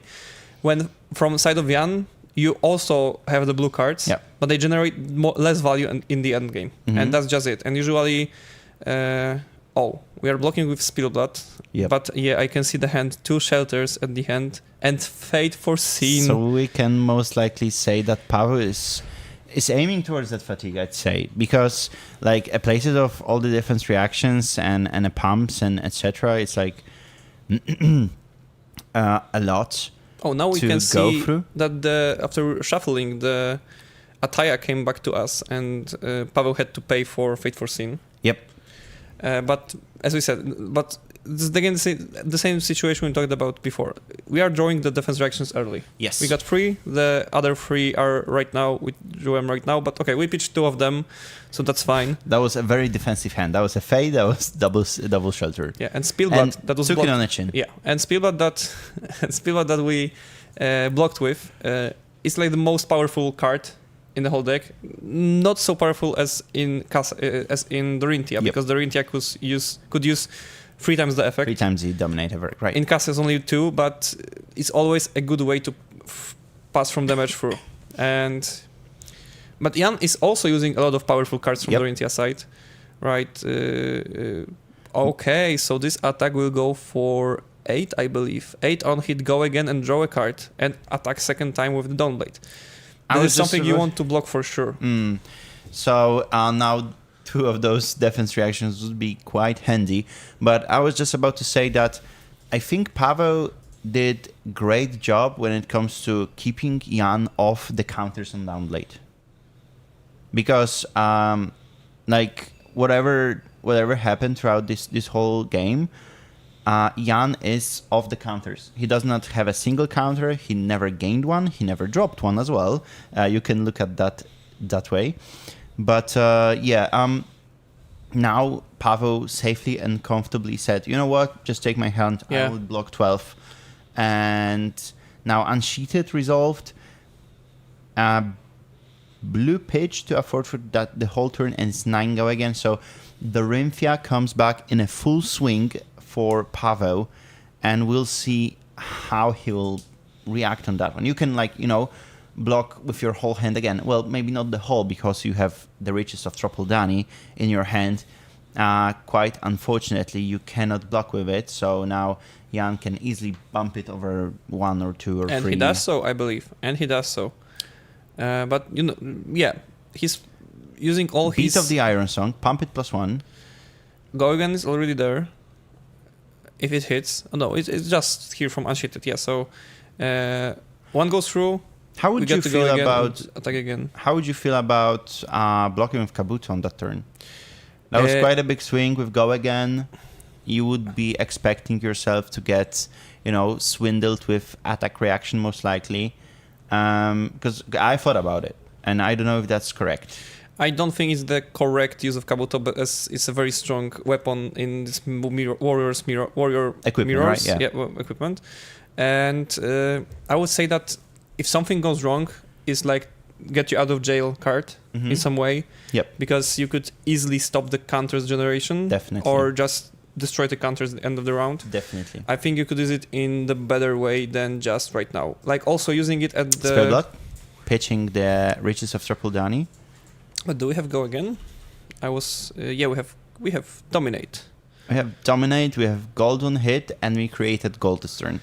Okay, so I think that Paweł maybe just wants to create gold tokens, and maybe what I didn't thought about is that the warriors, those soldiers, sun soldiers of yours, could just generate more value throughout the game, and if you could generate enough number of them, it could just swing a game in value at some point. Yeah, I can see that, but if Paweł somehow generates quite an amount of Cintari sellswords throughout his game, doesn't it mean that Jan will simply play this game as you would play against Gravy and just get some counters on the Cintari sellsword and then threaten damage for Paweł? Maybe this is the way, but I would assume that Paweł just wait for the turn when he could attack with all the Cintaris that he created. So he would always get the value out of them. I see. And attacking those minions is less valuable than just killing allies from Gravy. I see. So that's a 10 block? Oh, and Jan? Again, what we saw from Jan, twinning blade and just going around 10, blocking 10. But still we have another 3 block and using grains. But there is Iron Song response. And we're going through by 3 and keeping the counter. Now there's a question if we want to use our boots, because if we do, we can attack third time. Yes, we attack once normally, twice with Twinning Blade and Dorinthia triggers right now, and we can attack third time with Dawnblade. If we do, we'll get another stack, another counter on our Dawnblade. Yeah, I see, but yes, that's a lot. You still need to, you got those stacks now, but you still need to think about how I will retain them, Yeah, of course. I think like Kabuto is something that you have to take care of. You have to have it in mind. Like we said earlier, it's a get out of jail 3 card, because once you pop it, like Dorinthia can only hit once. Yes. So she will lose the counters, or maybe not lose the counters, but possibly lose the counters. If you use it, even if she gets a source of Go again, or Twinning Blade will be resolved. But you can say the same from Dorynfia's side that if Paweł will resolve Spillblood with Go Against and lots of other shenanigans from Kasai, Jan can simply say, you know what, I'll block with Kabuto and go on with your turn. That's right. But on the other hand, like Paweł is his only equipment right now available is Kabuto. He cannot block anything out of the board other than Kabuto. There is Sharpened Steel, so we already now have 8. Yep. We'll see what else Jan plays. But I saw Fate for Sin in Paweł's hand. But Shelter, there is a Sigil, and a Swing. Okay, I see. So it comes for 11. Jesus, this Dorynfia is swinging.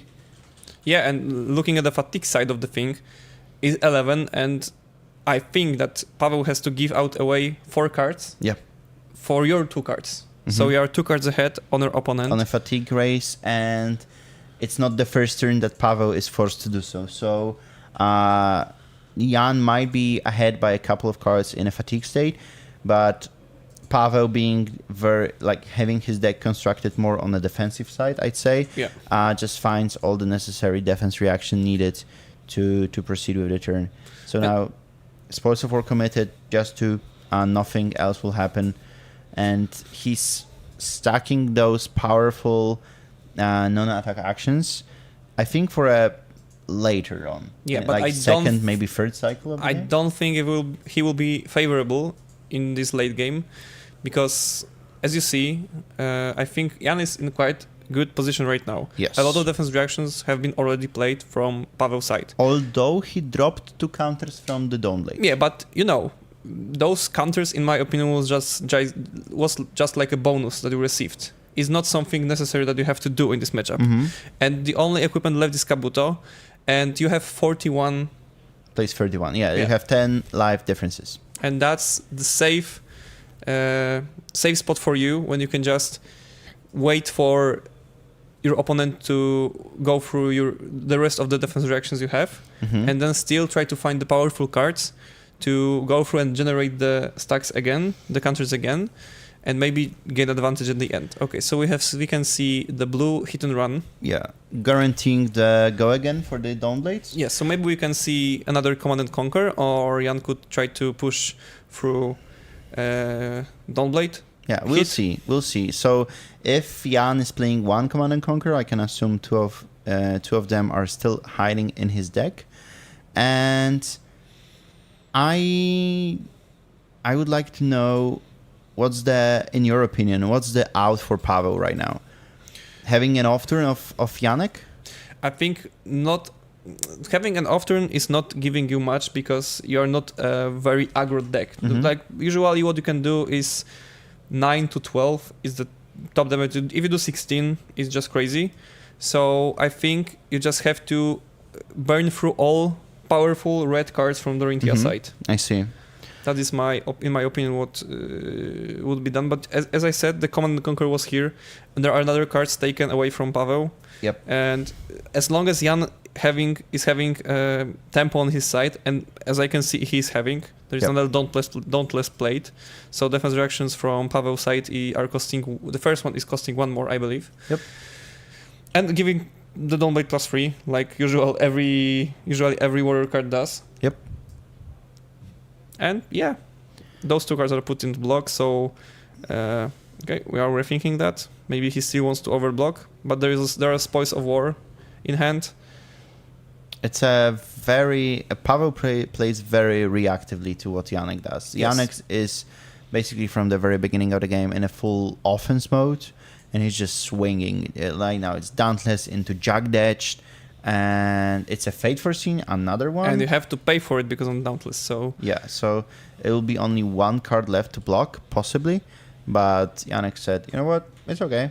You will eventually run out of those defense reactions, and that's when I will come in and hopefully pierce you with that Dawn Blade of mine. But for now, Paweł would like to simply move to the arsenal and just let the whole tempo to Janek. I'm very surprised that hand after hand after hand after hand, Jan is able to find those big pumps and just swing at Paweł at tremendous force. Yeah, and right now again we are generating more counters. but we are just blocking 3 probably from Paweł. We'll just see, and is doing from the beginning of the game. And it's a very similar turn. So 3 go again into the downblade. Downblade was just there to startle you away, and now it just command and conquer. But Paweł somehow reads through Jan's intentions perfectly. After that first turn that maybe he looked like he got caught with that, now he just simply reads through it and taking on the chin, pitched for the axe swing from Paweł's side.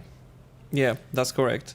So 2 prevention, staying inside the deck, and we'll like Jan simply said, okay, no blocks. Yeah, I have advantage. I can just take it. It's I must say I was expecting a bit of more active approach to the game. Like they will be trading blows, like the Warriors used to do. I guess the idea is that if you would do it, Paweł is just in disadvantage position. Raise an army being blocked right now. I think it's the second one, I believe. Yeah, that destroys our Centauri plan, but we'll see. Maybe 1 is enough for Paweł. I mean, you still need coppers. You still need gold. Like Jack Detch. That's all you got. So far, everything is being responded to accordingly. I have to say that Paweł really masterful when it comes to defense. He doesn't rush anything. I was thinking that Dawid Mrówczyński, that we had the pleasure to watch previous game, was a very great player when it comes to defensive side of the decks.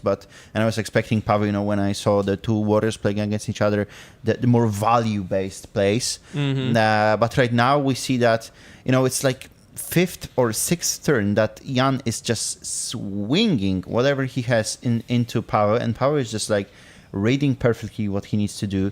Right now, Jan IP'd himself just to take some time or possibly create a bigger combo. Yeah, it's the common situation we are playing Dorinthia, because usually you leave some pumps or something, and sometimes it's just not okay to play it in this specific turn, and you want to keep it rather than spend it for maybe doing something or usually doing nothing. I think it's the second turn from Paweł when we actually see 2-card hand. Yeah, because for the many turns before, he just blocked out with everything to not let Jan hit through with downblade. Yeah, it's not like he threw 12 block under the 3 power attack, but he was forced to do so. Right now, very sportsmanlike from. Whereas if information on microphones could be not working, could you check it? If everything is working, we'll just go on, just check if everything is working from technical side. And yeah, there is the go again and +2 on the next attack. I would like to say that it was very sportsmanlike from Jan, because Paweł wanted to activate a Kasai, but he already swung the axe. But Jan simply said that was in the end. We'll playing takes his backsies, and I think we got the confirmation that everything on our end when it comes to microphones is connected and it's working accordingly. Therefore, if you have any audio issues, try to check it. Try to check it on your side. But apart from that, coming back to the game, Paweł hit Jan for some, not much, a mere point of damage, but generated the gold. Now we get to see some 2-3 cards hand play. So spoils of war committed now. It's 4 go again. Yes, into the 3 go again. And yeah, we can see that Jan lost some of his tempo, I believe. Like, he got very good hands with a very good actions and reactions, but right now he has stopped for some time, and he uses Kabuto to prevent another attack. Taking on the chin, generating agility. That is also very, very fine when they're playing Dorinthia on Dawnblade. But this Kabuto block, I don't know if I like it from Janek's side. I think that maybe Paweł went through so many cards in his deck that it's okay to use it right now. I would rather save it for Kasai activation to prevent gold generation. But maybe Jan have some... Filler's Green and Sharpened Senses committed, so we're currently blocking 4. And it looks like Paweł foreshadows that he might have another defense reaction. Because the way he blocked the previous one. Oh, I see. Yeah, hold the line. Okay, that's the card we do not see very often. Because not many decks currently draws cards. But we have Brutes in-game, and Bladders below, of course, draw 2 cards. Sometimes in Dorinthia, you always do it, but you mainly play it before because it's just a defense reaction, and you love all defense reactions when you're playing against Dorinthia on Dawnblade. Okay, Overpower pumps it up to and I 11. believe it's a red Overpower, and I don't know if I've ever seen that actually being played. So you sometimes play blue because it's +4 in the end game when you have all blue cards. It's +6. It's +6 right now because it's a red one. So yeah. But they're counting up on how much damage it's actually going through, since is hold the line. I don't think hold the line in text is active, since I don't think Janek drew any cards during his turn. Janek was thinking if he wants to generate a Vigor token or he wants to buff the next attack by 1, and he chose buff the next attack by 1, and it's coming for 6, and it ideally took 2 cards that were left in Paweł's hand. Wow, so that's very fatigable game state. Like the decks are so thin from both player sides, and they are all very high life total, and they still have 24 minutes. They're playing at a very fast pace. That's correct. I think they know what they're doing. Yeah, they were players. They know. They're both what 5-1. They dropped a game somewhere during today, but apart from that, we can clearly see that they're very skilled when it comes to piloting their decks. They both pack Hearts of Fiendel in their decks, so they're not close to dying, like not even close. But apart from that, we'll get to see how it plays out. So, and we could see that the Red Warriors Valors right now have turned to Blue Warriors Valor, and that is less damage presented. Yeah. And we will probably see even more hands like that from Jan, as he burned through a lot of aggressive options in his deck. Yeah, IP1 because there is Arsenal. Oh, IP2. No. I was right. But that's pretty crazy. Heart of Fiendel. And we've been back to Heart of Fiendels for both players. But it's 2 into, and we'll see if there is any follow-up to swing with another or maybe hatchet. Just the very last defense reactions that will go into Paweł's arsenal. We'll get to see how it plays out. Jan leaking 2, creating the Vigor. For Paweł, yeah. Yeah, and simple pass, Arsenal and pass. Yeah, and now we're back to Jan that kept 2 cards in his hand from the last round. And we have Ripple Away, pitched, I believe, and there's Shelter.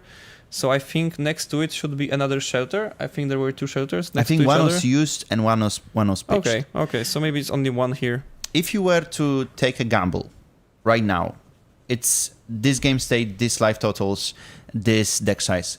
Who do you think will be winning this match? I don't know exactly deck size right now, but I believe if Jan could save some of the threats in his deck. From Yannick's. Yeah.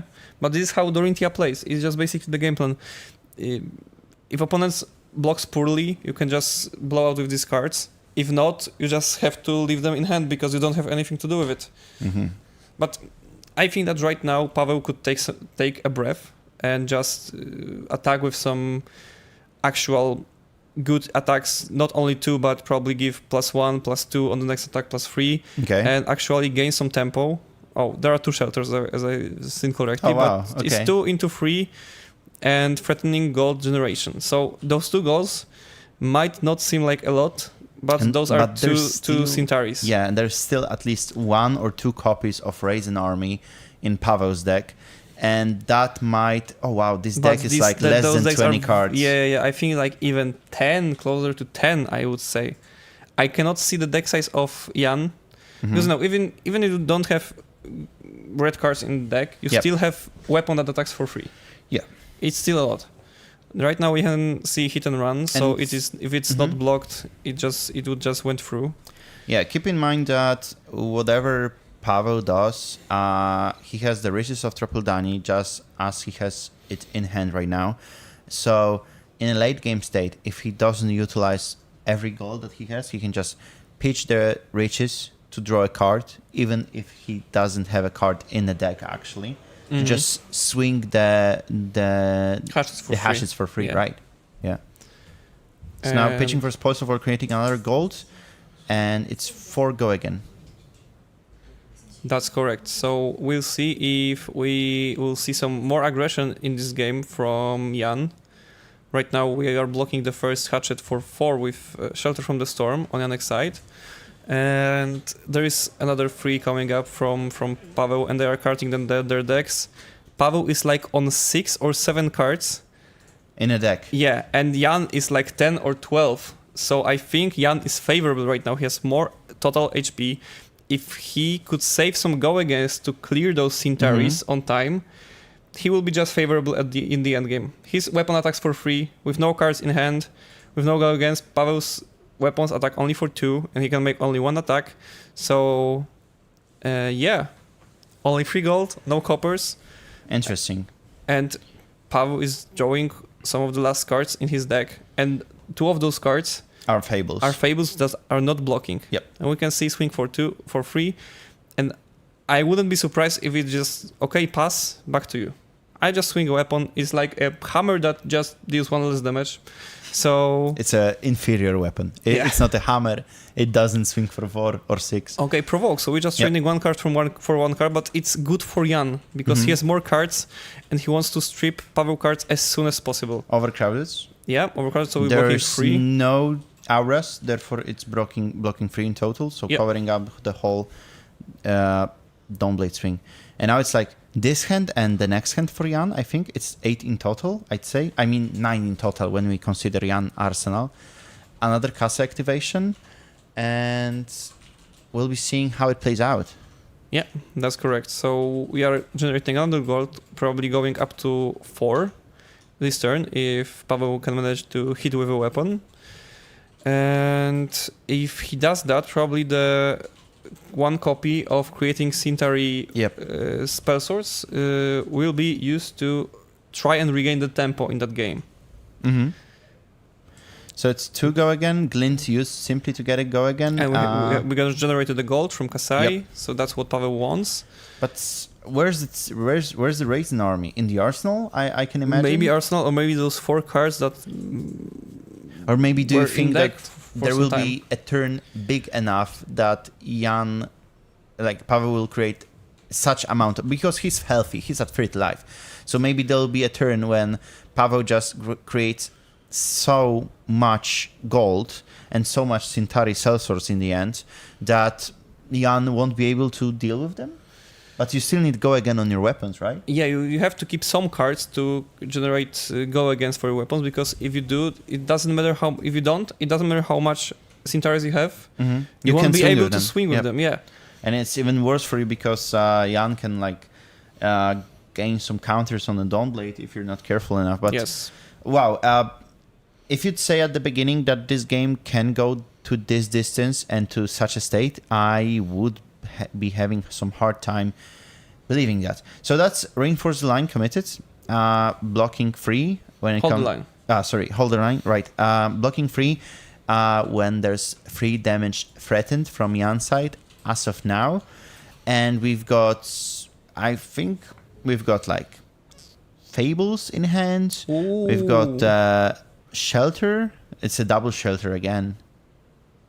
So it's Glint and Blade Flurry. He wanted to push through, but he couldn't. But there is a Twinning Blade. Okay, I see. It looks like the last stroll from Jan. Yeah, but I think this will generate a non-hit. It will come for 5.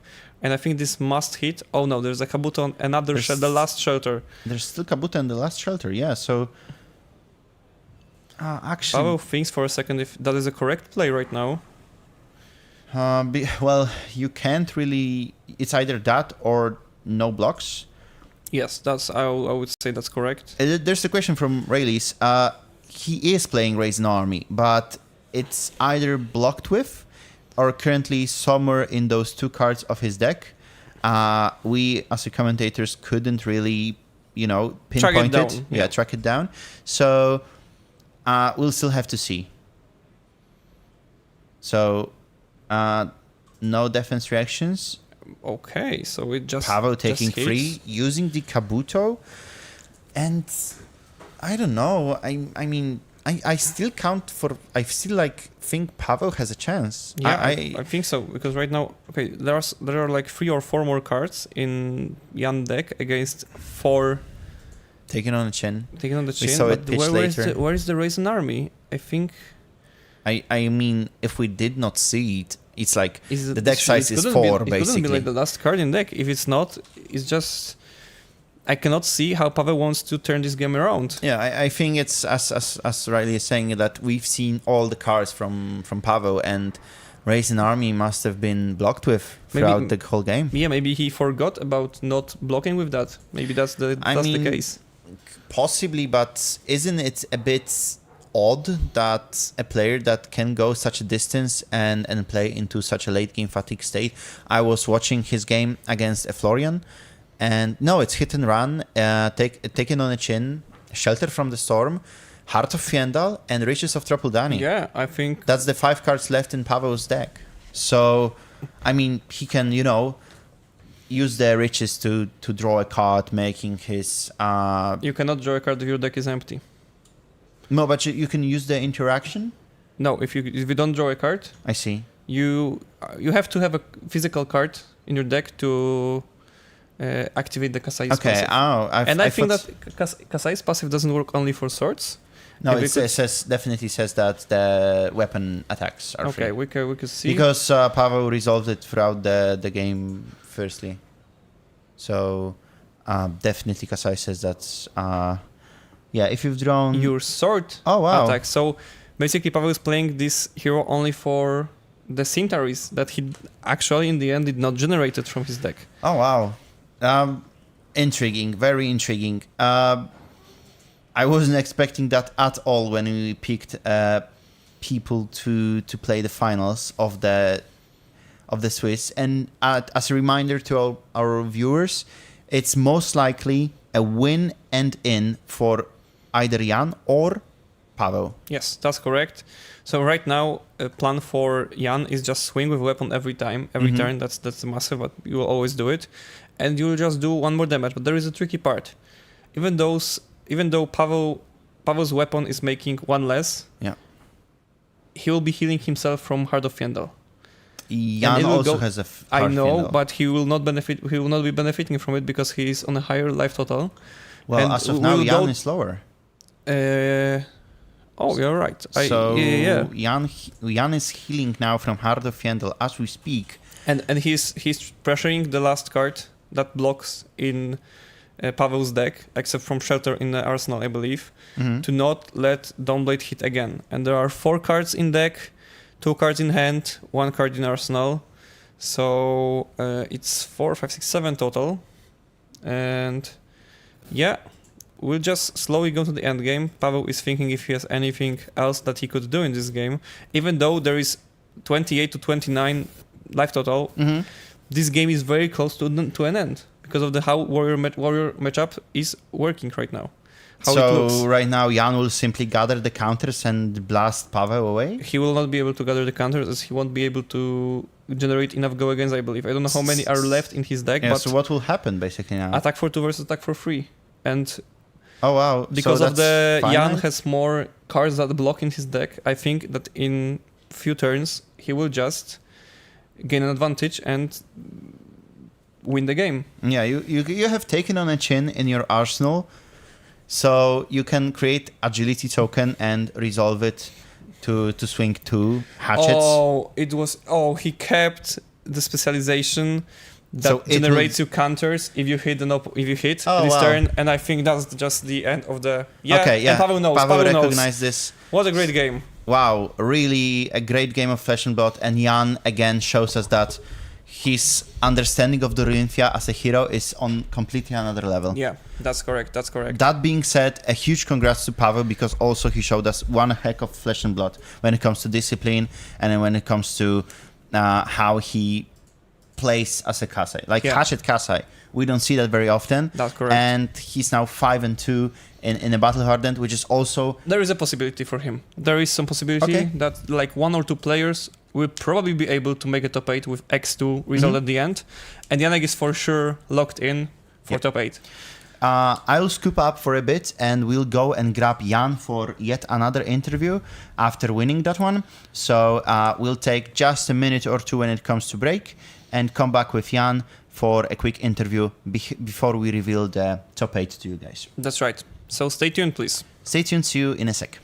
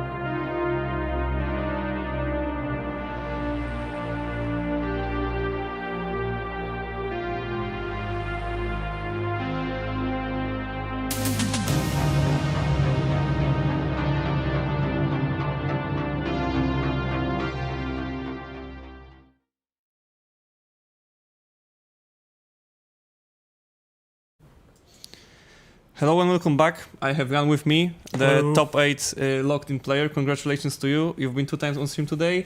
2 wins. I have, yeah. Two wins, so congratulations.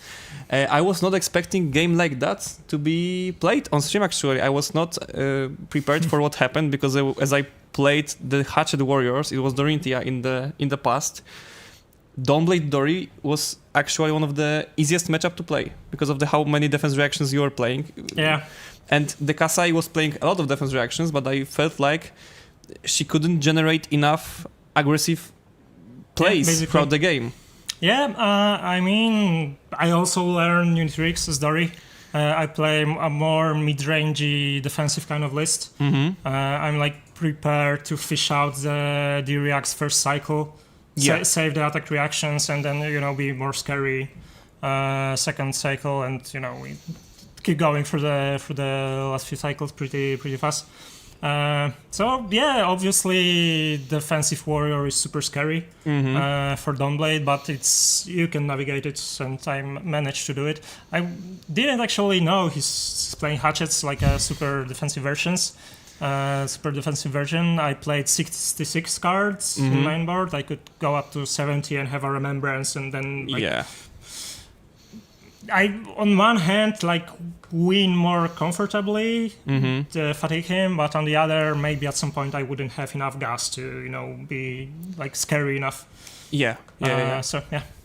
We were prepared that your opponent Pavel will generate some Centauri spell swords to attack you with, but at some point, firstly he lost all of the copies he played, and later he was not having enough go against for his weapons. Yeah, basically, at some point I was even if he pulls out the guys, we were still at high enough HP. The game was going so slowly that I figured even if he plays 4 or whatever, I just farm counters on them. I can clear them out. I can still defend the damage pretty easily. I can still Raising Army is very scary as the life totals keep climbing down, but they just never did. Yeah, you were on the 30 to 30 life totals, having 5 and 10 cards in your decks. So, we also talked about baiting out the defense reactions in the first cycle and keeping anything aggressive for the late game, and you did it perfectly, I believe. So we are going to top 8. Are there any matchups that you would like to play against, or any matchup that you would like to miss? I mean... Probably Gravy. You want to play? Well, kind of. First time I was here on stream, after I had a very strong game into Gravy, when I wiped up my opponent, kind of. And it was Dory farmed all the counters, went Unga Bunga, but I was very careful here to say, no, this is a matchup you gotta respect. Yeah. And I'm 6-1, the one loss was to Gravy.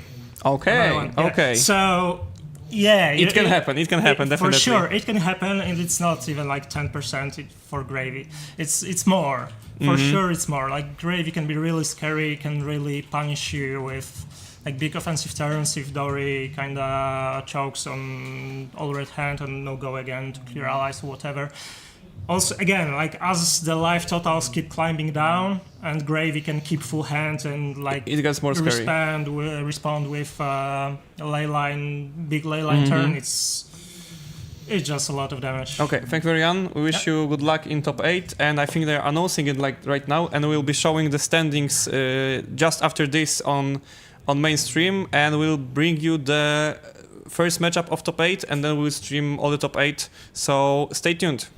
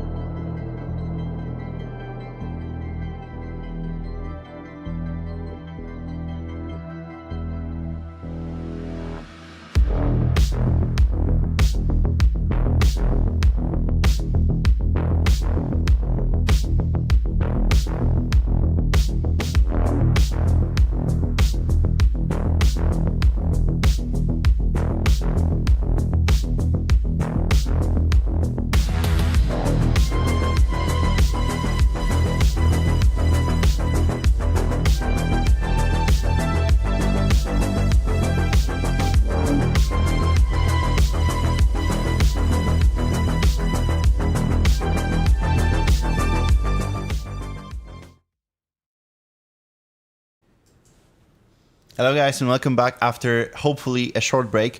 We had to announce the top 8, which we'll be just revealing in a moment. We finished 7 rounds of Swiss. That was quite a day for all the players. Yeah, absolutely, very exciting. Honestly, quite interesting matchups, and I think we're gonna have interesting stuff also coming your way in the top 8. Yeah, so without further ado, we'll be revealing the top 8 to you guys. So we've got Łukasz Rybski on Florian, Mariusz Suchanecki on Fang, Wojciech Ardent on Arachni, Filip Mikołajczyk on Syndra, Jan Wojtecki on Dorinthia, Pauli Vilmaranta, on Florian, Paul Bees on Gravy, and Bartosz Ziemba on Oscilio. So yeah, quite diverse, I would say. I mean, the fact that we have 2 Florians, and this is like the only hero that repeats, and we only had 5 Florians in the whole tournament. So, and I mean, we had like a lot of marionettes, right? 13. One only got here into the top 8. We got a lot of Gravies also. Only one here. A lot of Kasais, and none of them made the top 8. Yeah, definitely. So, of course, the first after Swiss was Łukasz Rybski on Florian. So Florian went undefeated, 7-0. There was in the 8th place was Mariusz on Fang, and the second one was Wojciech on Arachni, Philip as Philip was 3rd or 4th. That's not correct. Either way, the undefeated after Swiss was the Florian, and that's how the top 8 presents. We'll be of course having one of those matches on stream. And we've decided that, of course, we cannot take everyone. So Jan was on the stream just recently on the 7th round and etc. And so we'll be taking Paul Bees on Gravy Shipwrecked Looter against Bartosz Inazumi Ziemba on Oscilio Constella Intelligence. I believe Paul wasn't on the stream as of now, and Inazumi was at the very first round. Yeah, so unfortunately, a loss for him. But he did not drop, and he did not drop any game. So Pablo Pinter style, right? Yeah, he just came back from to the top. So yeah. So after the 0-1, after the first round, he went 6-1. And I know for a fact that both Paul and Bartosz played against each other during the Swiss. And Bartosz won. Okay. Bartosz won this match, therefore being 6-1. And I think Paul's loss was Paul only lost 1 game throughout the Swiss, and that was to Bartosz. So Oscilio against Gravy, quite a polarizing matchup in our meta as of now, because it can go either side. It's always the debate on how much AB are you allowed to present, how much AB you can stuff in your sideboards, etc. Do you really think it's either way? I mean, I've heard that it's Oscilio favored. So, I mean, you're playing Gravy, right? Yep. So you definitely played a lot of Oscilio. So what do you think? Like, would you feel safe going into Oscilio? I mean, it's not the greatest matchup because you can get bursted down with high arcane damage, of course, but it's doable. I mean, I'm not saying that Gravy's favored, but things can happen. We've seen that Bartosz in the very first game had on stream had so unplayable hands, like all the attacks without embodiment of lightning or instance or on the other hand, all the instants without anything to protect himself. And against your biggest combo, you have some champs that you can resolve. You have some AB to prevent a hero there. I'm not saying that Gravy is built to combat against Oscilio.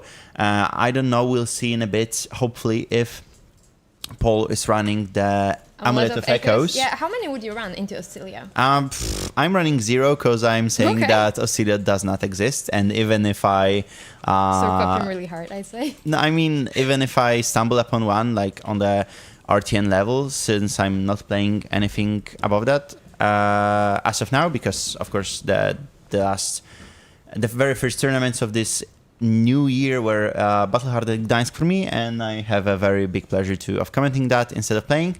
So my next stop on the big roadmap of competitive play will be both World Premiere and Calling London for Compendium of Wraith. So I'm currently qualified and not interested in CC anymore. Okay, makes sense. I mean, there's still the debate if you play it, if it really matters, and etc. Okay. So what about AB? How much would you play? In my list, I'm allowed myself to run one AB into okay, so into really Auxilia. a lot of disrespect to Auxilia, yeah. After Kane rotated out, I took out AB3 from my sideboard, of course. Paul looks like a much more competent player than me. So, I mean, he's sitting in that place and not me. So, yeah, we'll see how it goes. A fist bump extended, game started, and it looks like Paul decided to start first since he was higher after the Swiss.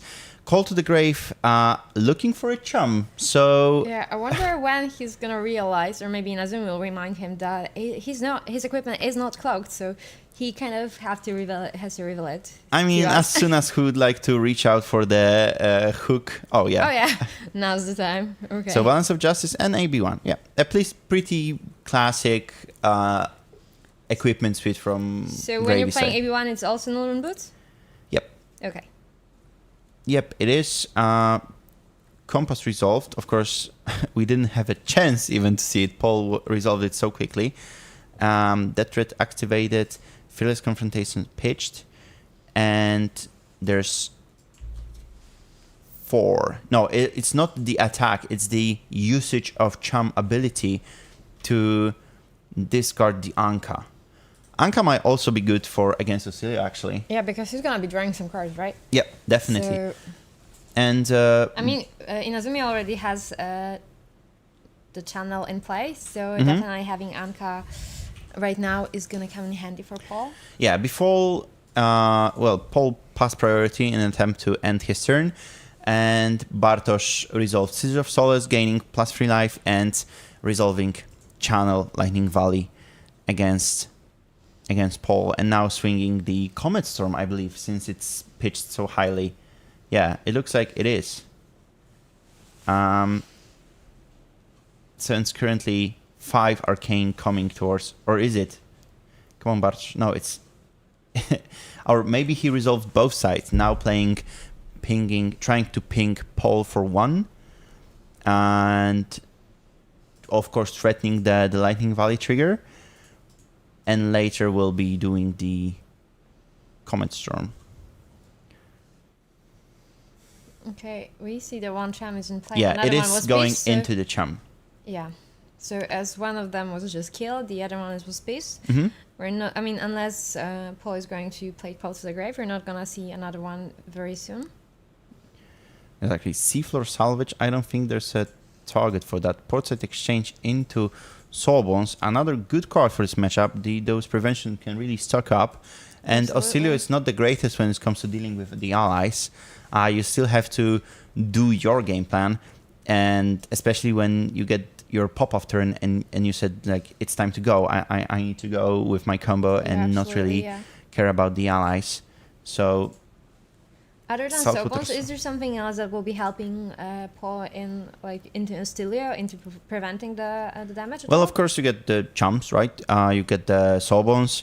I think Anka is a great addition that recently came up after the chart got banned, since it allows you to answer the Chaos and even the Auxilios. But previously, like, chart was such a superior card than this one ally in the sideboard. Therefore, we'll try to see how it goes. Now, that's a swing for 6 from Soulbones, threatening a gold on hit, since Paul generated a gold earlier from the Portside Exchange. Even if it does not hit, his hook won't be destroyed. And I'm curious to see which card will be going... Oh, the Seafloor Salvage, I think, will be going to Paul's arsenal. And we know for a fact, since it was revealed from Saltwater as well, that he will be drawing into the sink below. So yeah. So what do you think? How much damage Inazumi needs to block for right now? Because he's probably gonna need to prevent a life loss as much as he can. I mean, he's gonna have a problem of dealing with the allies, so he's probably want to try to go to the combo turn as soon as possible. So do you think the plan for now is just block as much as possible and just try to clear any allies that he can, and then just, get to the gun in a flash and just try to go off as soon as possible? I don't know if only playing against... Oh, that's interesting. I think it's being played in response to the chum. Oh, so the Cham, sorry, not the Cham, the Sobons yes. will die before it will be as an attack. So in response, Bartosz shocked the Sobons, and since it was tapped, the Sobons itself couldn't prevent the damage, arcane that was going towards its very own face. And now flittering charge. But coming back to your question, I think Bartosz, of course, is looking for that big combo turn, but regardless of that, he still needs to do some damage to Paul, since Absolutely. even if you go with your like big combo turn and somehow Paul doesn't have any single answer to any single attempt to answer that, you still need to go burn like through 40 damage in a single turn, which is too high, way too much. There's no way for Inazumi to actually go through with that. Yep. And this matchup typically looks like if you burn your combo turn too early and Gravy survives that, you are not in a favorable position, I'd say. Right now, 5 of those damage being taken by Paul. Channel Lightning Volley is being triggered, and that's a card for Arsenal for Bartosz. Right now, Bartosz is in the lead when it comes to lifestyle, so I think that's a reasonably safe place for him. Also, no allies in place as of now, so I think he must be pretty happy with what's going on as of now. That was quite a blowout turn quite a blowout play from Bartosz's side against Paul, that he shocked these Sabons. It was really, really, really big. And now... Yeah, because if the Sabons would stick around, this would be very... it would make life of Inazumi really hard to get rid of any allies in the future. I think that was some kind of a shortcut that Paul took. He was meant to firstly use the Gravy ability and then use the Murderous Label to most likely send it for free. But since either Ally or Prismatic Leyline was shown, it only goes for one. But Seafloor Salvage comes up in clutch and saves the situation as it generates a gourd for Paul. Right now, there's an ally in grave, there's Loot the Hole that can be played or can be pitched. Can be stored in the arsenal, so you can try to go... No, you know that the leyline is on top, so you can't go dead threats into Saltwater Swell, generating the resource. It's not going to get the resources. I think most you can do right now is try to disrupt Bartosz. It's curious that Paul goes... I can see why he used Loot the Hold, but it's interesting for which ally Paul will go. Which one would you choose as of now? So if you go for Rigor Mortis, and it gets killed the way Sobons did, it's a big loss for you. A big loss, a big tempo swing for Inazumi. But if you don't do it, of course you can get more damage, you threaten more. And because if you were to choose Anka, she's swinging for 5. So you just block with some Griefs, Ether Bindings, and that's it. And yeah, the same thing happened with Sobons, and you can see from Paul's face that he's very, very unhappy about it, because that's the big thing that happens in this matchup. And I think Bartosz shows how proficient he is in this matchup. Oh my god! Oh wow! And this is a huge one. That's a Blast to Oblivion for 9. Yep. No allies for Paul, so that's a lot of damage that Bartosz is representing right now. Yeah, so far the stream table favors Bartosz for now. I'm referring to the very first turn of the tournament that we saw him losing on stream, unfortunately. But as of now, Paul is taking a beating.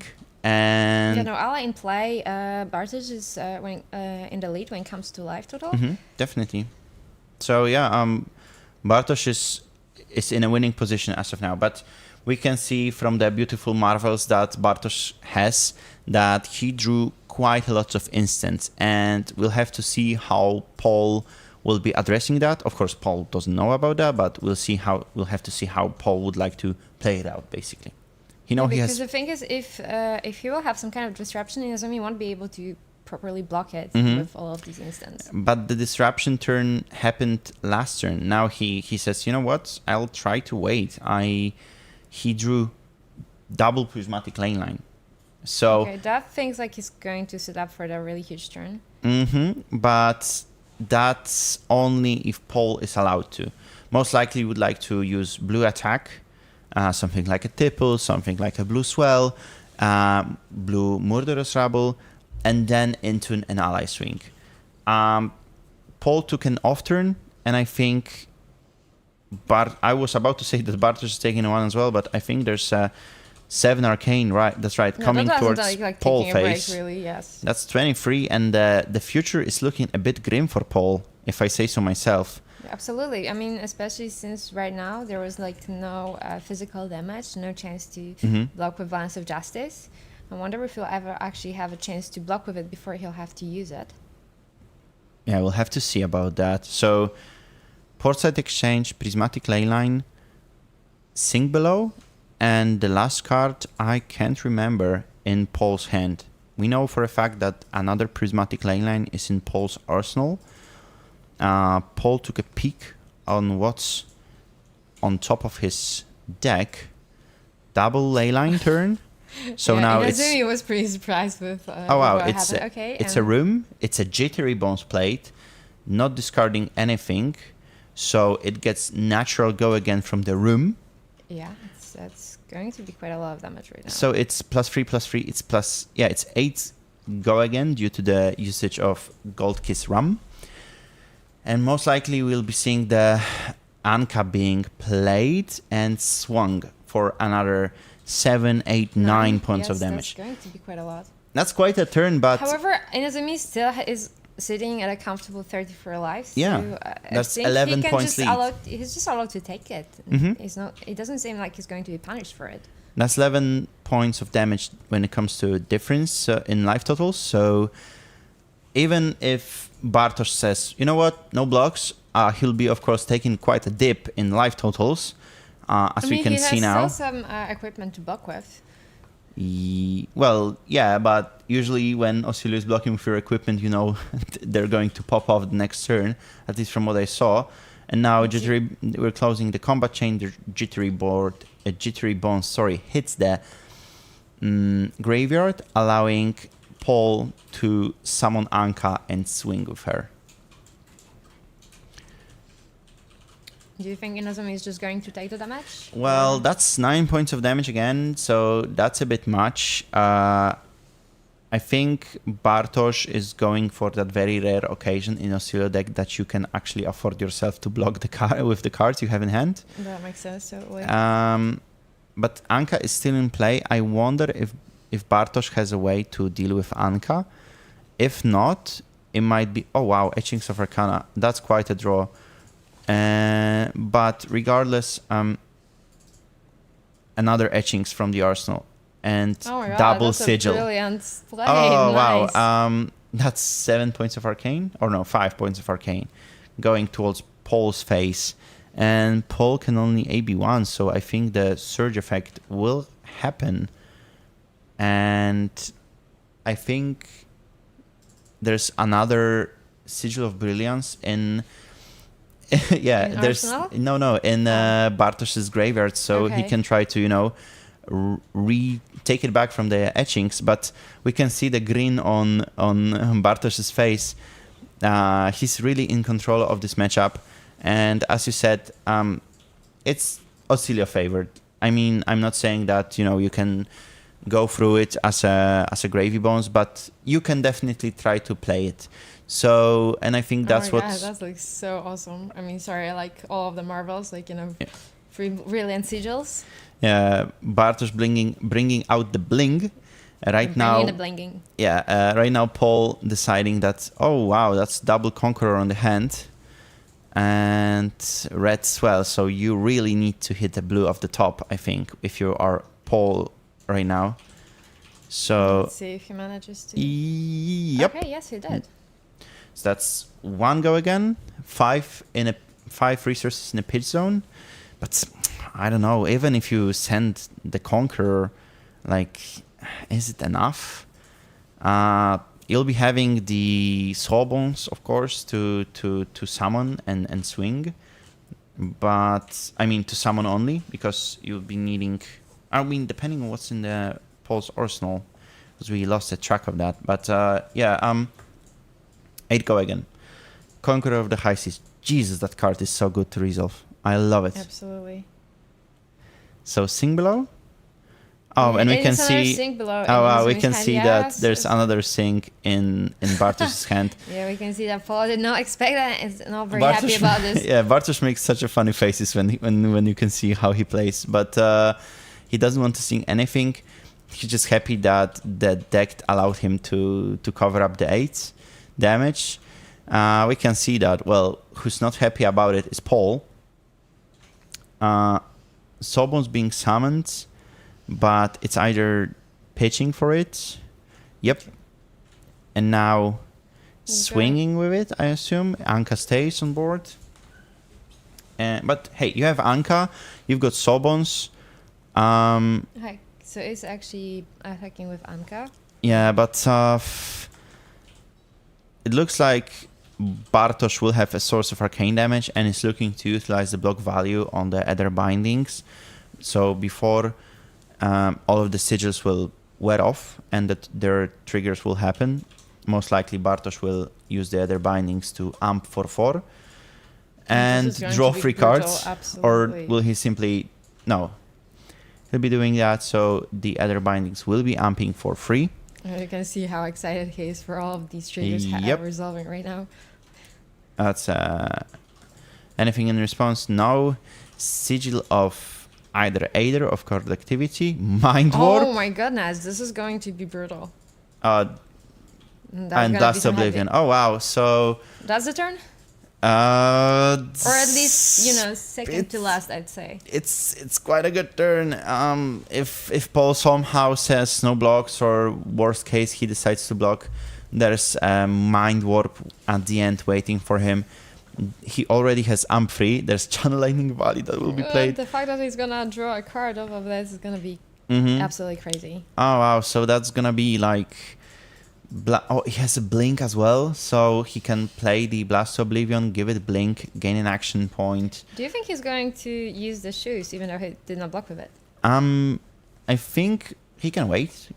Like, this turn will be huge for him, definitely. Absolutely. It looks like one of those game-winning turns, and we can see by the face of Paul that he knows what's coming, and he's not the happiest about it.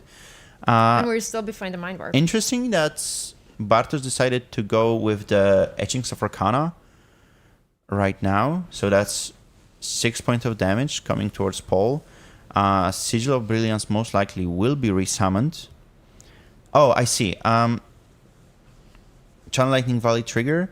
Sigil of Brilliance resummoned. And now Bartosz will most likely resolve the Blink to gain himself an action point. Wow, that's a very interesting and hard turn to pilot when you have like 6 cards in hand. Anyone that can do it is Inazumi, honestly. I mean, he used to play Kano and other crazy stuff, so he certainly has the patience and the ability to make sure that he's not gonna just miss the triggers and just use the full potential of this really huge grip of cards. So 2 sigils played out, Brilliance and Ether, and now it looks like it's gonna be Mind Warp. That's gonna get amped by the Volzor. I wonder what's gonna be the face that Paul is going to make when he sees the Mind looks like the Mind Warp is not the happiest about it. Yeah, you can see him like just being kind of disappointed with what's happening. It comes for 5. It of course has a trigger that Paul has no way of... I mean, he can... He has one Soulbones in play, right? No, he cannot. No, but the surge or the surge effect from Brainstorm... from Mind Warp happens if you deal more than 2. And that's not gonna be... that's not gonna happen, since even if you prevent 1 and prevent 1 from Soulbones, you're still getting hit for exact 3. So, wow, quite a turn. And so basically, without 2 Soulbones in play, it's unpreventable if with AB1? I'd say so, yeah. I mean, it has to go specifically for 5 in that situation that you're referring to. But, yeah, Paul would need to have double Soulbones and of course pitch to AB to prevent that. But right now that's a Fearless, that's a Port State Exchange, that's a Cham. That's a playable hand, but you're at 8 against Osilio, who's at 18. That doesn't look very comforting, honestly. Yeah, unfortunately. And we can see from the looks of Paul that he also did not have a card in play, ally that he could discard to Anka effect to prevent Inazumi from drawing. I mean, to making him discard a card whenever he drew during his action phase. So, Blood in the Water drawn from Portside Exchange. You can, of course, resolve that, summoning the Chum. Tapping the Death Threats and swinging 5 with Hook on Anka. It does some damage, but I don't think that's gonna be like relevant enough. Do you think it's time to just go with the Lightning Greaves and just go off? I mean, I don't know that you can do that because you have way too little instants. I think in a form of from the hand of Bartosz, because you have like a Sigil of Solace, you have another Etchings of Arcana, you have Electromagnetic Somersault, which will be now discarded to draw Sigil of Brilliance. A card, like an instant in hand. Yeah, and now I think he'll get rid of the Cap of Brilliance. Did it do anything? Did the trigger happen? I don't think so. So, Bartosz now having loads of arcane. Oh, it has gone in a flash. Okay, I see. Yes. So that was the card. Right. Yeah. So it's go time. I think it's go time, definitely. From Bartosz's side, he drew another one. So. Wait, did he not block with the Lightning Greaves? He did. Yeah. Okay. Yeah, I was just missing a counter for it. Yes. Okay. It looks like a game for Bartosz. I mean, let's not cross Paul out. He still has Anka in play, Charm, Sawbones, but we can see how many cards Inazumi just holds in his hands, and this looks like a lot of damage. And Paul is only at 8, and the arcane damage is gonna be really hard to prevent. So, gone in a flash. Funnily enough, Bartosz not using the Greaves since he drew another one. He knows that he's able to. Oh, right now he's using that. Okay, Sigil coming back, gaining an action point, pumping Volzer to 2. So right now we're gonna get whatever the cards in the arsenal. Oh, Blast to Oblivion. Oh wow, Blast to Oblivion. That will be able to pick Sigil of Brilliance up, therefore gaining a card. Paul, honestly. Yeah. Oh wow, it's gonna be one of those turns. I wonder how much leftover damage Inazumi will have after Paul will die, because I think it's gonna be so. The saving grace for Paul, which is happening right now, I believe, as we speak, is draw discard, and you're gonna discard something else, and then use a Chum to make it as a sponge, basically, for all the damage that Inazumi is gonna be presenting. Yeah, it could just take some damage, but do you think there's any chance that it's gonna be enough? I mean, yeah, sure, there's gonna be a Balance of Justice that will give him another card, so there's a chance to try to dig himself out of this hole, but it's not looking great still. So Sigil of Solace being played out, and now the Sigil of Conductivity, actually not the Sigil of Brilliance, is being taken out, therefore gaining Bartosz the embodiment of lightning, and it's 4 go again natural, pumping Volzer again, and now there's a I think if Paul had, he missed the opportunity. Yeah, but Bartosz resolved that quickly on his side, so he's definitely allowing Paul to take it back and force Bartosz to make Chum as the target of the attack. So Chum will definitely take some damage, but still, this turn is ending on a spell from Bartosz's side, and the Volzer is amped to 5. So, and it's not over yet. So yeah, we're a bit far from over. So it looks like a bit of writing on the wall for Paul. So another one for Chum. That's amp 6, and we'll be resolving Etchings of Arcana, amping it from Volzer. And it looks like we've got game. No, it's 9 damage, so Paul can prevent 1 and pitch for 1 to AB. So it's just enough, it's GG. Right? Yep, just enough. So it was exactly 9 damage that Bartosz just needed. How Inazumi is just so happy about how the game played out this time. Yeah, especially after losing the first game. This was the first round of the tournament. He lost that. Then he won everything that Yeah, I can see that we have the incorrect names set here about who is the winner, but no worries. It's Inazumi that won the game. That was certainly something. Yeah, great pilots on Ocilio, and it paid off since, I actually admire the Bartosz's mental approach to the game, because I know he's a great player. We've met on various occasions on tournaments and etc. And he always tries to stay as positive as possible and always plays out the games. Like, even if he has the slimmest chances, he still plays to his out. He doesn't tilt out. He doesn't drops in the middle of tournament. Even if the chances are slim, he still plays it. And absolutely, in this tournament, we could completely see that he started 0-1. And now he's here at the top 4, actually. So. Yeah, usually a very, very, very unfavorable spot in Flesh and Blood. Yeah, absolutely. I mean, if you want to go up to the top 8, well, starting 0-1 is not the way to go in most cases. But Inazumi just pulled it off. He's in the 4. Yeah, he went 6-1 into top 8 from 6th or 7th place, I believe. And then, he was 7th, I think. And then into top 4. So he's absolutely crazy about how strong you have to be mentally to be able to pull that off. Yeah, that's what I'm saying. We've got a question on how many players in total we had. I think it was 95? Something about this, I think. It was close to It was close to 100. It was 96 players in total, and that was quite a quick game. Unfortunately for Paul and for people cheering for him, Ocilio came out on top. No Amulet of Echoes being played, and I think. Do you think that Gravy did have any chance, honestly? In this game, with what Inazumi drew? I mean, I don't know. I mean, with the fact that you're swinging Soulbones and it's being popped with the shock. You're swinging Rigor that Mortis was really hard. And it's getting popped again.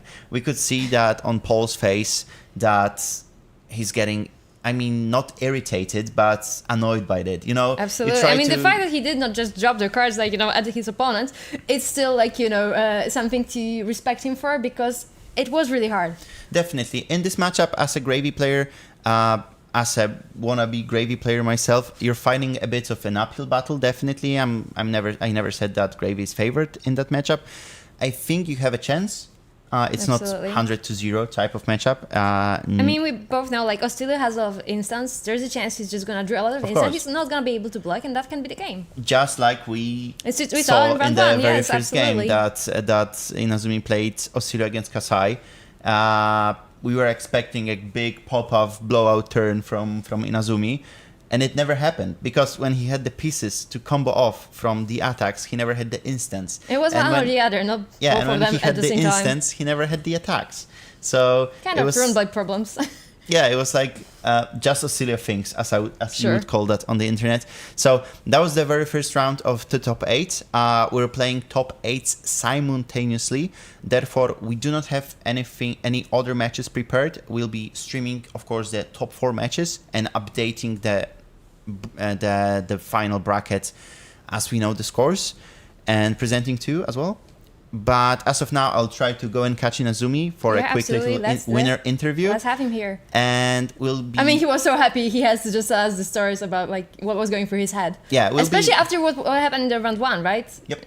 Yeah. We'll be having a quick break and hopefully coming back to you very, very soon with Inazumi for a winner's interview.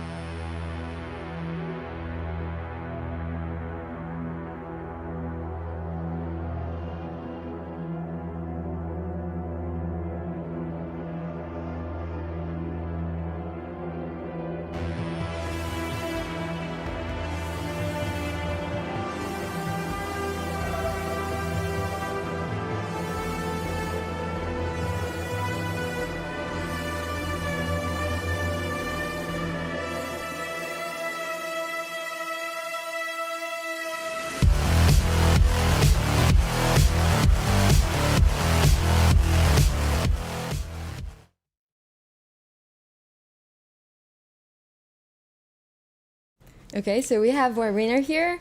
Hello. Round 1 loss, and now you are in the top 4. How are you feeling? I'm feeling great. I'm really happy that I managed to crawl back from the bottoms of hell to get there, and hopefully it goes as well as it did for the rest of the day after that first loss. We'll see how it goes. I'm not sure. Who you are hoping to face right now? I would love to face non-aggro decks. So I've seen there were Florians in there. There were 2 Florians.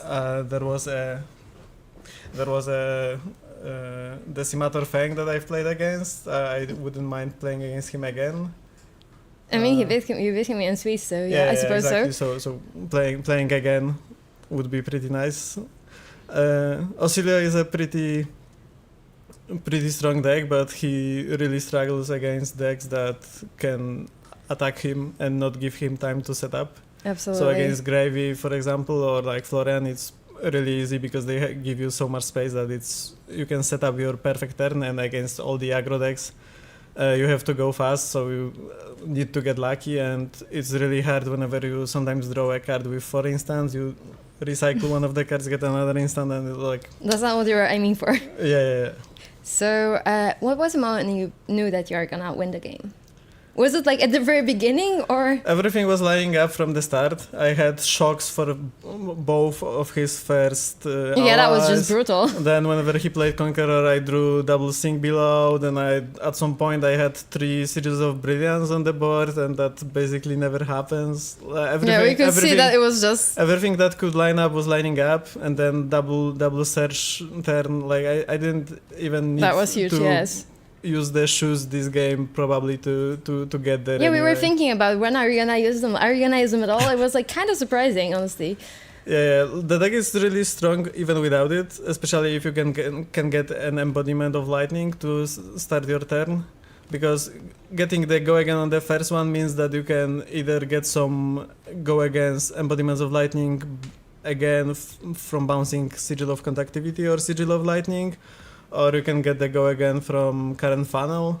I think that's the card that people underestimate how strong it is, because most of the time it's a attack for 2, block 3, lightning, so it has some upside but not really. Yeah, that's true. But it shines in those turns whenever you can manage to line up more attacks after it because you created an embodiment of lightning beforehand. Okay, do you have a favorite card in your deck? I know that it's gonna be a shiny one, but like any specific? I like my favorite card is Gone in a Flash. Okay, yeah, that's a pretty one. Especially if it's bounced by Sigil of Solace. That was my favorite play whenever I was playing Aurora before she got banned, and I basically was playing Auxilio style Aurora whenever she was legal, and I always had Lightning Greaves to be able to do the small combo. Not as strong as in Auxilio, but bouncing Gone in a Flash a few times, even if you had to pay a resource to pay a card to get Lightning Greaves online. It was still so strong. So pretty powerful, yes. Okay, so good luck on the next one. I mean, you're on your way to that, to the finals, yeah? Hopefully. So congratulations, good luck.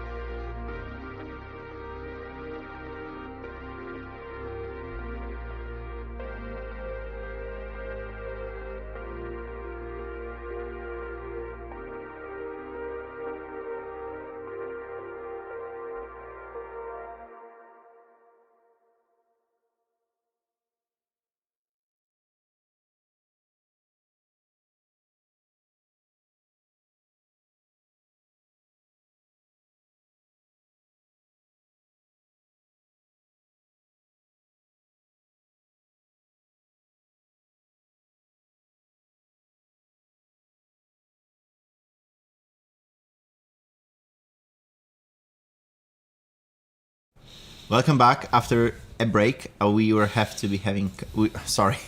to conclude all the top 8 matches, and some of them were fatigue-ish.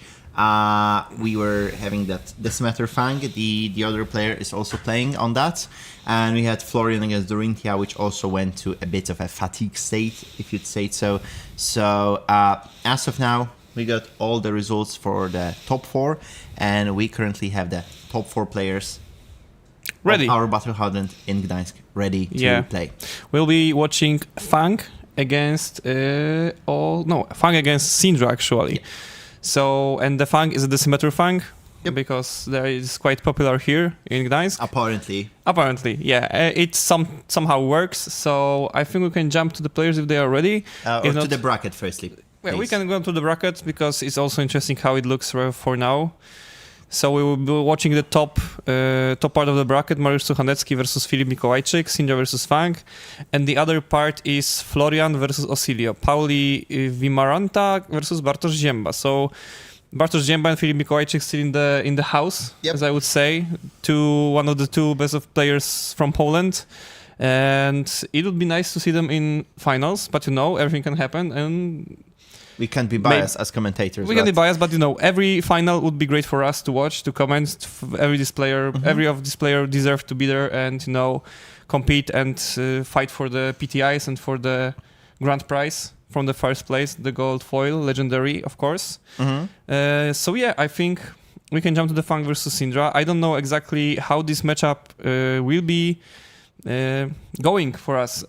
I think that Syndra historically was very good against highly defensive decks because of the flick knives, so the stable damage per turn, and also usually this deck does not break, and Fang, the Decimeter Fang, is not running any disruption against Syndra. I don't think so, but we of course did not see him playing against the Syndra. I've contacted David, that was playing Decimeter Fang previously on stream, if Mariusz and him shared the same lists. And it depends, because it depends if Mariusz updated his deck to the current state that David had the deck in, since he's the list creator. So how do you think Fang wins? Because you said that Syndra has the ability to win. She will be flicking knives a lot. Do we think that the bans with the ban of the Wrath of Retribution hurts her a lot in this matchup? Yeah, I think the Wrath was the main factor. How Syndra was so easily winning against the Fatigues matchup. One thing is flick knives, and the second one is just a huge pop of turn based on Wrath of Retribution, making so much value just out of one card.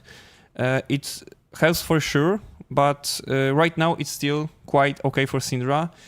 Philip is playing quite more stable, zero cost go again version, I would call it, and it all will depend mainly, I think, on how Philip draws and how Philip plays his hand, but Mariusz defense skills and how he figures out. Oh wow, Mariusz, why so serious? But what's the way for Fang to win this?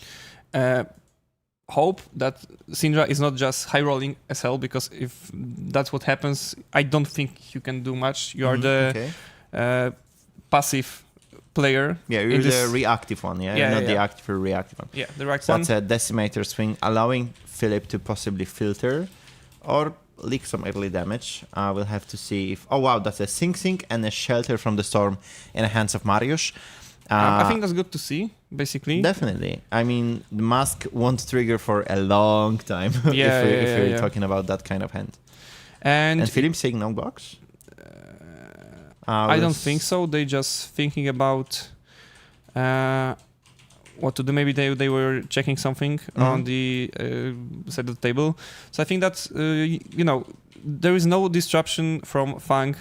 There are some buffs like +6 for next axe attack and other cards that could just improve how big your axe is for the turn.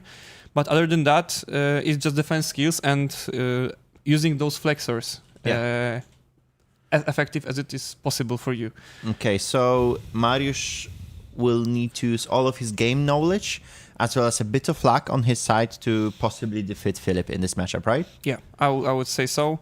But no, flicking every turn is very important, and keeping those flick knives. But Mariusz has no way to get rid of them. Oh wow! Demonstrate Devotion, Ignite. That's a way to start, definitely. And Ancestral Empowerment and a Pain in the Backside. So there will be some attacking, but of course Mariusz has such a defensive hand that okay. So there's a shunt.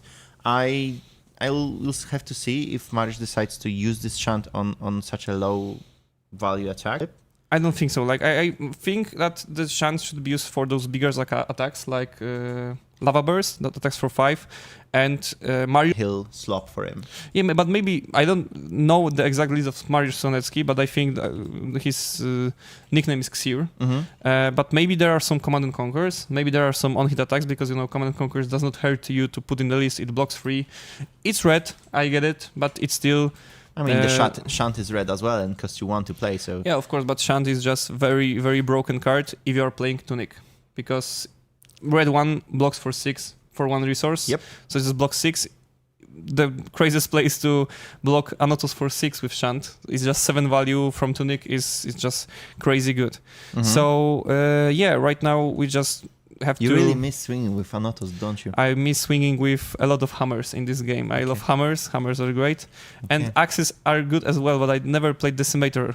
Have I said that your hair looks like a Pablo Pinter one? Yeah, you mentioned that. Okay.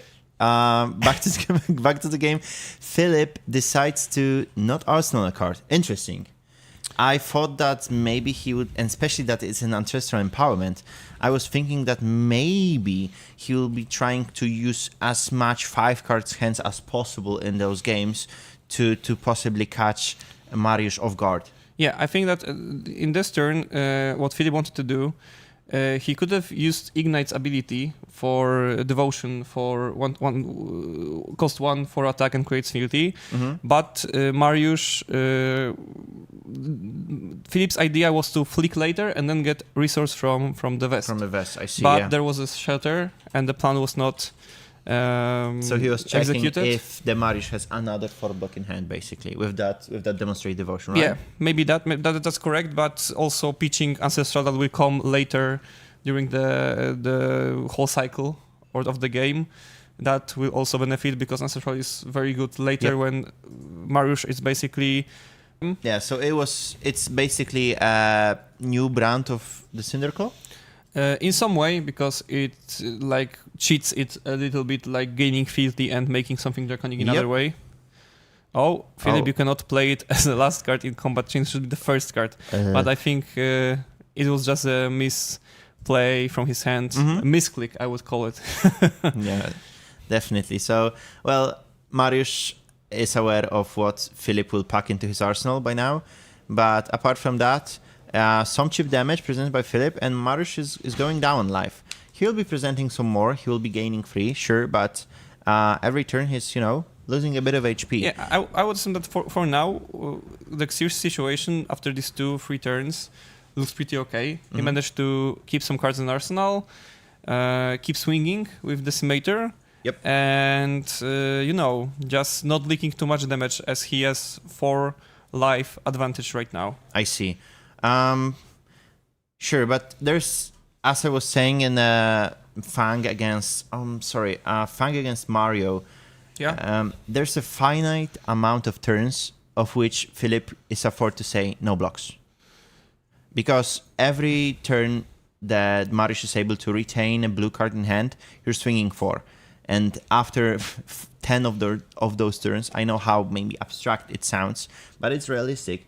You're forced to block with it. Yeah, of course. In some way, you'll have to block. But just what I said, the Mariusz situation is right now pretty fine as he remained to actually swing with this Decimator, and Philip's hands were not being super, super good from the beginning. Right now, we have some pop of turn with starter for go again. We'll have some hunt the hunter, or was it 1 for 5? Burning. You're talking about finisher. Okay, the I finisher see. that marks the enemy. Well, we'll get to that later. It's 3 for 0 go again. Oh, and as exactly this card I was talking about, I don't exactly know what's the name of the card. I play Syndra a lot, but I just don't remember the name. It's Hot on Their Heels. The second one. last one. I mean the last one. Yeah. What it does basically, if you play the red card this turn, you mark enemy hero, and that's another way of cheating bans of Brand and Silver Claw. Okay. So you generating get Felty another way, and that's funnily enough. Is Philip marked by any chance? Because No. The mark is on Mariusz's side, but they just put it this way. Okay, I see. So there's a chance to answer the big finisher type of attack. Philip utilizing the Dragon Scaler's fly path that he blocked with previous turn. Yeah. Now another finisher, or yeah, it's like basically a finisher. Oh no, it says go again, because when somebody is marked or you have created Filthy this turn, I still don't remember those cards. It's March of Loyalty, if I remember it's March correctly. Of Loyalty, right? Correct. Okay, Mariusz had one floating to play Oasis Respite, and he perfectly went to 27 life, one less than Philip, and he healed to be equal with him. Philip remains with 2 daggers, 1 card in arsenal, and now Mariusz is with only 1 card in hand, but he still swings this Decimator. I think it's correct to do. This game for now looks like he should be able to keep up with Philip on the life total. From what I feel like, you were saying that this is gonna be a pretty one-sided matchup.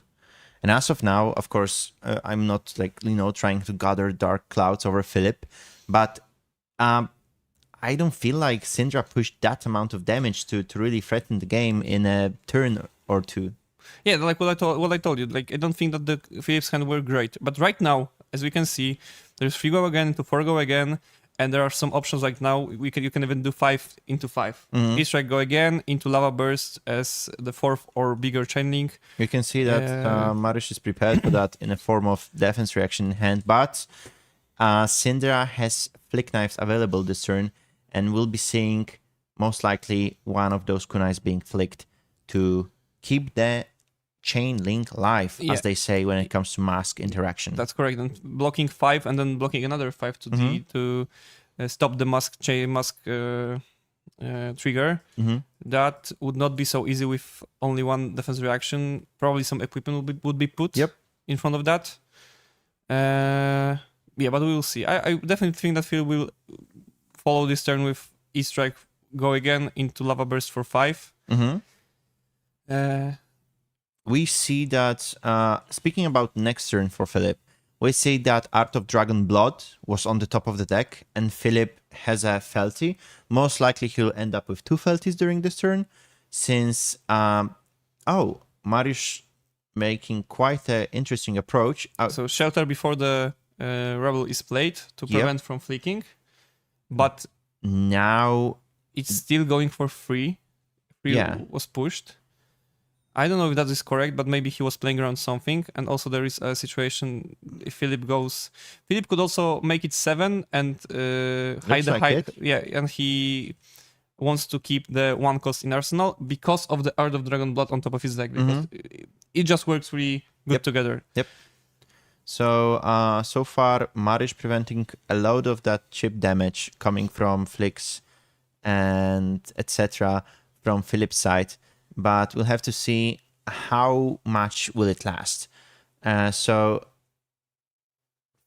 19. Wow, that was quite a turn. Yeah. Mariusz took some damage. He went from like equal to 19. So 5 points of damage pushed over Philip's side. But now we know that Mariusz will present 4 go again into 4. Yeah. So 8 points of damage. Most likely not seeing anything blocked from Philip's side. And it'll be going down to 16. So if Mariusz is looking to utilize Oasis Respite anytime soon, he'll be needing to take some damage. But Philip has a great thought. God. Wow, Oath of Loyalty. 4. It's like those memes. 0 for 4 go again, by the way. Yeah. So, and there is no defense reaction on Mariusz's side. So blocking those breakpoints would not be easy this turn. Let's see how he plays it. A big turn. Yeah. Like a lot of damage. And it is a great turn. You cannot be happier Definitely. as Philip right now is the best what you can draw, actually. I think so as well. And we know that there's a finisher in Philip's arsenal. Yeah. So, Mariusz is right now on 15, but there is 12, 7, 18 coming his way. I think he doesn't know that yet, and he's not prepared for that. Yep. Maybe there is time for, if Mariusz could, he cannot just predict what's the hand of Philip, but maybe using flexors this turn to just block these breakpoints would be a good idea. Okay, Mariusz taking another 4. And I was just about to say how considerably Philip plays not using Art of Dragonblood away yet. Right now, because that's enough to... Okay, there is a blocking breakpoint, the flick that was expected. Mariusz goes down to 4, and it's 4 Another go again. 4. And probably Crown. Probably Crown should be used it, but I'm not sure if Mariusz decides to. That's a big turn because we'll have to see if Mariusz decides to... Okay, so he just takes the mask trigger. Okay, so Philip just reminds him about that and probably takes his backsies. Oh no. Okay, Mariusz. Oh wow, snatch. So that's a hunter or the hunted. Oh wow, it's 5 go again? No, it's 5. Simply. It's 5. No go again. The snatch will go to Arsenal, but it's still great. Just 4 at this point as a finisher would be still very good for Philip. Mm-hmm. And there's snatch in Arsenal, so such a good turn for Philip. One person mentioned in chat, Philip is about to go brr, and I totally agree with that comment. Stinda went brr. Yeah, I have to say that I'm very impressed with that Philip took his time in the testing, realized that he doesn't necessarily need to switch to KO after those ban restricted, and Philip is a very competitive player. If the aggro deck of his choice would be dead, he would be the first one to leave the ship. But since his testing showed that, you know what? You can still do it. Syndra's good. You can still do it, yeah. Syndra's good. So he decided to stay. And we can see that it paid off. He went 5-1 after losing in the second round. So that wasn't a great start for him. He did not lose in like round 4, 5, or 6, or 7. He lost pretty early. So he had those type of scenarios when you have knife to your throat when it comes to making it to top 8 or not. So yeah, but as of now, Mariusz blocks it perfectly, getting a prevention from Battlefront Bastion. Yeah, and what I want to mention about Philip could have blocked with one of his cards because he has 2 finishers. Actually, with Arsenal, he has 3 finishers. Yep. But he decided, okay, I have a life advantage. What I have to do is to push as much damage as I can, even in the cost of potential losing overall value. Yep. But for now, that aggressive value is much more important for him. That's why he just pitched the Hunt the Hunter, as I believe, to just use it for knife. He had Filthy, he could easily make this turn go on with just popping one of the Filthies. But having those 2 Filthies in the end game right now when you spend a lot of starters and stuff like that, it also makes your deck unbreakable. Yep. Oh wow, Mariusz goes down to 2 after taking the whole damage from Hunt the Hunter, and he wants to respond with the... Oh no, simply going to Arsenal. I thought he might be responding with the axe, because Philip's on 12. That's 3 axes swing away if you say no blocks to all of those. But yeah, now another great starter. Yeah, we see another starter. We have one more Filthy and another Art of Dragon Blood in hand. Unfortunately, nothing to discount, but it doesn't matter. It's you are 0 for 4 go again. Burning Blade Dance, 0 for 3 go again. And on hit, there will be Flick. Yeah, but there is also just Flick next on the table. Philip probably knows that Mariusz has some kind of prevention. Another 0-4. But there's another 0-4 and another 4 as a finisher in this turn. Yeah, but it doesn't look like... we know that Mariusz does not have the prevention. And I think that's it. I think actually... Demanding another card, demanding another block with flexors, that's very tough for him. So Philip plays it out in a way that says, if you have the shelter, you have to play it now or you're dead. Yeah, and probably now Flick, and we'll see what happens. There is a Sage in Arsenal, okay. We got it. Mariusz is still alive. But like how this game turned in like 2 or 3 turns. Yep. Philip just threw bonkers, like all this damage, hands lined up perfectly, and you couldn't stop him. Like Mariusz is so far away right now, but if Philip breaks, this still can be turned over. But that's the way of the young aggro prodigy from Krakow. Yeah, that's right. And you have 2 Fiddler's Green in the hands of Mariusz. Oh wow, that's devastating. I think Philip won't be breaking the chain. He won't be breaking the chain. You'll send 1 down, but I think it was no block. Flick down to 2. Yep. And now another Burning Blade Dance. And the cut through is Hot on their heels. Sorry. Yeah. And you can cheat it with the Ancestral Empowerment. Draw. Another 0/4/4. 0/4/3, sorry. Yeah, but there is a cut through and the dagger has hit this turn. So it's 0/4/4. Block for 4 and just another 3. GG. And that's the end of the game. Oh my god, that was...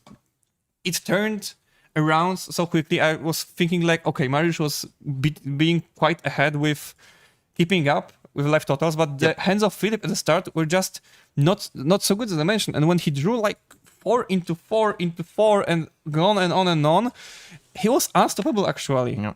Maybe I'll grab him and bring him to you. Sure. What about that? Yeah, of course. So yeah, great match from Philip. That one turn when he presented like 5's attack that threatened 4, costed 0 of course, and had go again, was crucial for this match because of course Philip would have to declare no blocks, etc. But we know that once Philip's or any Syndra to be more precise starts to block, it's pretty much over from that point on. A bit of unfortunate last hand from Mariusz that he drew 2 of Fiddler's Green on the same hand. And yeah, a crazy game from Philip, especially. And we'll hope to catch him in a moment and bring him for the winner's interview. So don't miss it and see you in a bit.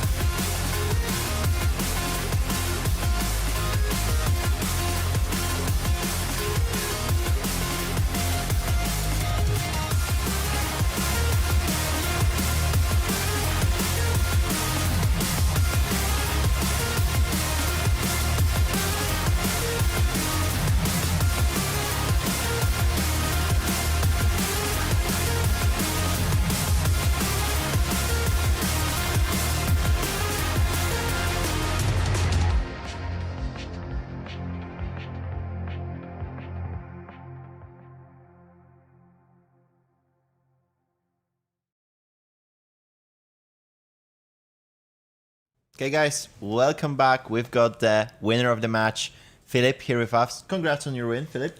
Thank you. So, how you felt approaching this matchup? Do you often stumble upon Decimeter, Fatigue Fang during your... Syndra, you can just flick them, basically. And like the opponent said that it's really bad matchup for him. So... And that turn that you presented 0-4-4, 0-4-4, 0-4-4 was pretty good as well, if I say so myself. Yeah, it was insane. Okay, so, but do you feel during your testing or when you talk to your teammates, do you feel that the ban of Wrath of Retribution was like a lot in those type of matchups? Or do you just think that if you were to resolve instead of one of those 0-4-4, you would be resolving Wrath? Do you think it would just nail to the coffin for Mariusz? Not really, because he's a warrior and he has the Kabuto if he wants to play it. So he would just play Kabuto. Okay, so in this specific matchup, he would just switch for the Kabuto and shut your turn off. Okay, I see. So, but why you decided to go with Syndra over Kaio when everyone apparently said that, you know what, Syndra's dead after the Brands and Wrath ban? I don't think Syndra is dead. She has good matchup into Verdance, Florian, and Gravy, and like matchup into Kasai, Mario. It's not that bad. Yeah, you won against Mario in top 8, so it's possible. Very good. It was really one-sided for me. Okay, nice. So you're most likely going to face off against either Bartosz Ziemba on Oscilio or Florian. Do you have any preferences in those matchups? How do you feel approaching the finals of Battle Hardened? I don't think it matters that much. Basically, like into Oscilio, I still pick who is going first, so I will be starting. The thing is, like Oscilio can just one-shot you out of nowhere, and that's the main problem. Into Florian, like the matchup is favorable really for Syndra, but it's still like what cards, basically like the order of decompose. If he decomposes like with T-Links and then you get hit by the low or Felling for 6 or 8, it can be tough, but it should be good. Sure, especially now that the Earth Heroes lost the ability to decompose during your offense with the ban of Rootbound Carapace. I think, well, if you get the scenario that you get the Tilling into Fellings and Plows, of course it will be an uphill battle. But as I was playing Florian, even before the bans in like calling Hamburg, once I stumbled upon Syndras, I was like, oh man, here we go again. That was very uphill for me as a Florian back then, so I can only assume that for a Florian now, it will be as hard or harder. I mean, you know, like the Syndra lost Brands, which is basically a kind of hurting her a lot in terms of building her turns. But I think my deck kind of fixes that. I did not put bad cards in my deck. Only good cards in the deck. Noted. I'm not playing like yellow 2 attack cards or red 2 attack cards, basically. I don't think that's the way to go with Syndra. But yeah, I mean, like, if Florian doesn't decompose to 4 fast enough, then he can't use boots. Chess doesn't work, and you have to block 4s and 5s, so you have to block on hits. So, like, Syndra can basically, like, the games go usually like the way that you just take off their armor, and then if they don't draw D-reacts, they are in really, really bad spot, and they can only fix that with boots. I see, sorry. So, okay, thank you. I think you'll be catching some break. Oh, wow. You'll be catching some break before the very approachable final. And we'll still have to see if you're playing against Oscilio or Florian. Either ways, GG's, well played. And we're of course rooting for you in the finals. But we're not biased, so we're rooting for your opponent as well. So right now we're gonna hit a little break. And after that, we're gonna approach you guys with finals of Battle Hardened Gdańsk. So stay tuned and see you in the next game. See you.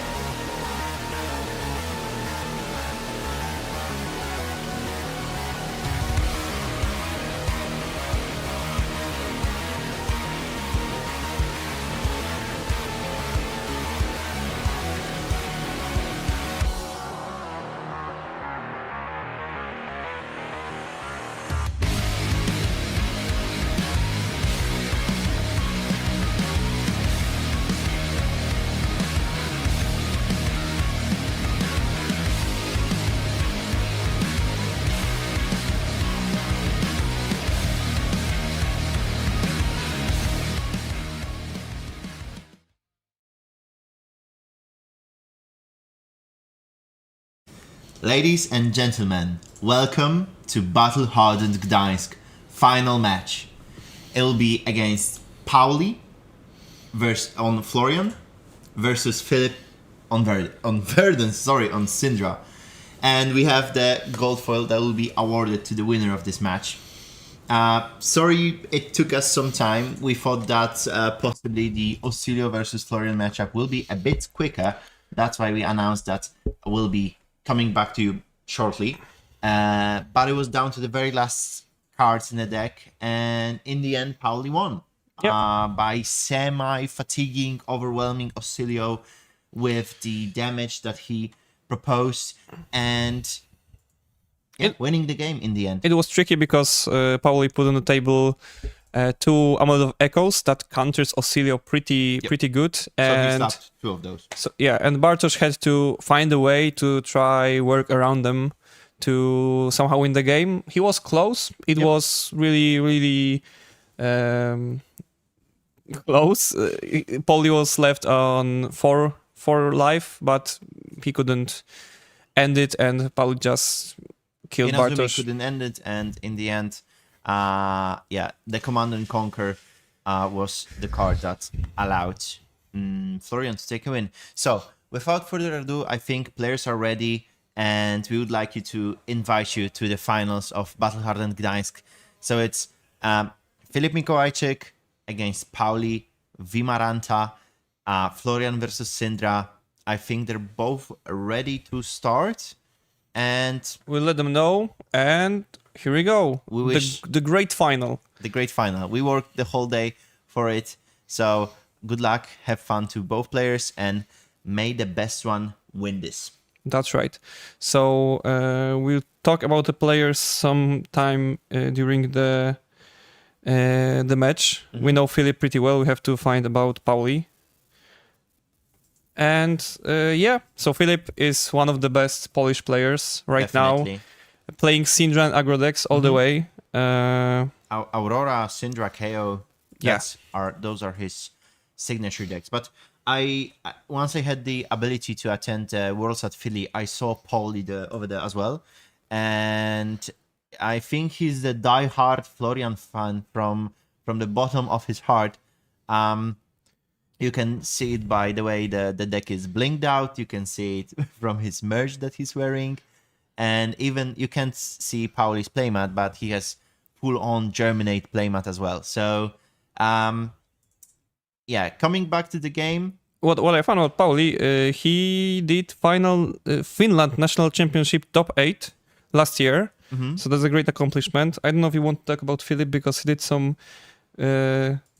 more achievements here and more achievements in the game. So if you know Filip, that's great. He made some callings finals. Yeah, calling top 8 in Florence. I believe so. He was top 16 at Worlds. And that's so far I remember. But both of them, and coming back to the game, that was a great turn 0 from Pauli.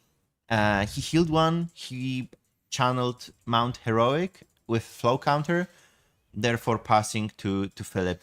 Yes, and the last match of Filip, it was easier for him to determine what he should do, because it was just fighting against fatigue matchup, and Florian is not such a matchup. Florian is very defensive deck right now, even after ban of Carapace. Ban Carapace, yep. But still...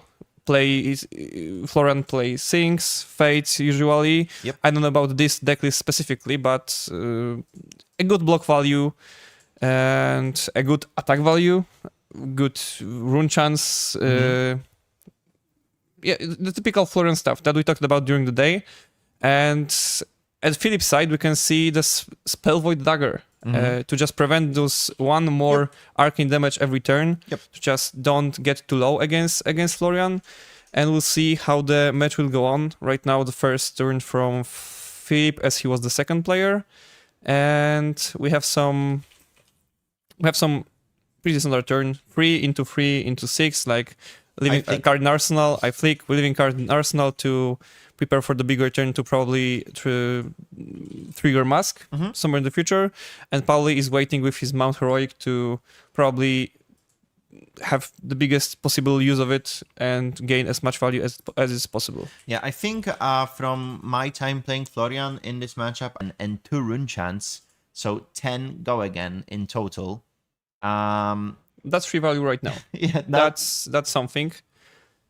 And what's interesting about Philip's list, he changed his boots to Snapdragons. Yeah, he's playing it to be more consistent with having go again on Draconic non-starters whenever he needs to, once per game. And that's also something, that's also why Pauli blocked like that the turn before, because even with not free Draconics on the chain link, he could just always the snap. But Pauli is not stopping, it's just another... That's 7 attack. Go again, counting Arcane and counting the physical. And we'll end it on the Reaping Blade. So wow, Pauli presented like 20 damage turn from 3 cards. No, sorry, 4 cards because he committed the Arsenal as well. Wow. Philip's at half HP and he's the aggro player in this matchup. Yeah, that's right. But, there is no many armor left on Pauli's side. Also no decompose yet. So... As we mentioned, there was games today when we thought, okay, it's over, like the Puffin game. Yep. But Syndra just generates value every turn, the same value. If Pauli won't find any good hands in the future, in the next 3 turns, it could just all change the other way around. But we have to see. Philip is going on, is start with Draconic starter. Yep. And his hand looks pretty okay for this turn. Another 3 and 4 damage finisher. So there's Burning Bladens and Hot Thunder Heals. Another copy, or is it Rising Resentment? I can't really see due to Philip flicking the cards so fast. And also flicking. Flicks the knives, yeah. And there's a March of Loyalty being played. So Philip tries to crawl back from this very explosive start from Pauli, and we get to see how it will play out for him.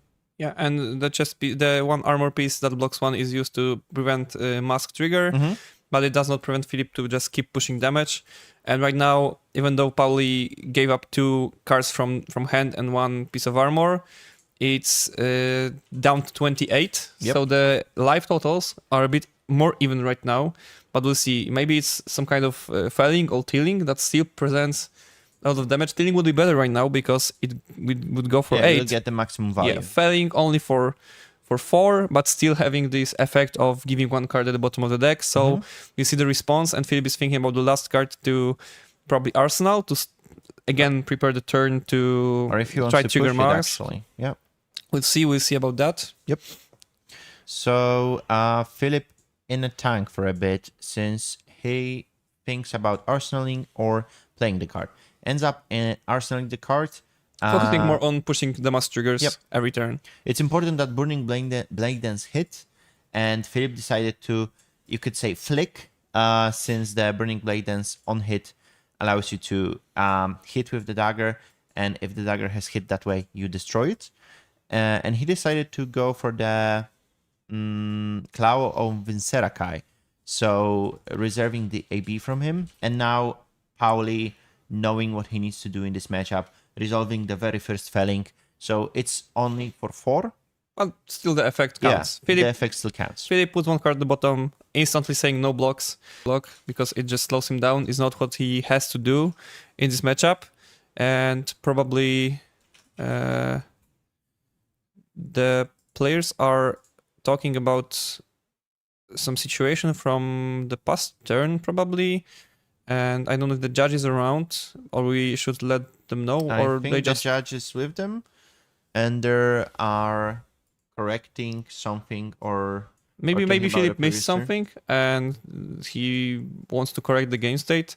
Yeah, after all, it's 8 p.m. here in Gdańsk for us, and we started the event at 9 a.m. So it's 11 hours of playing Flesh and Blood, and any mistriggers can happen since, it's been such a long time that even if you're the greatest player of Flesh and Blood on Earth, after that amount of time, you're simply tired. We've seen a lot of misplays in Pro Tour, top 8 matches on stream, Worlds as well, so it happens to everyone. We're just the humans, and that's what happens to us. Yep. But Philip continues with the pressure. 3 go again into 4 go again, and possible +1 on the next Draconic card if he plays it.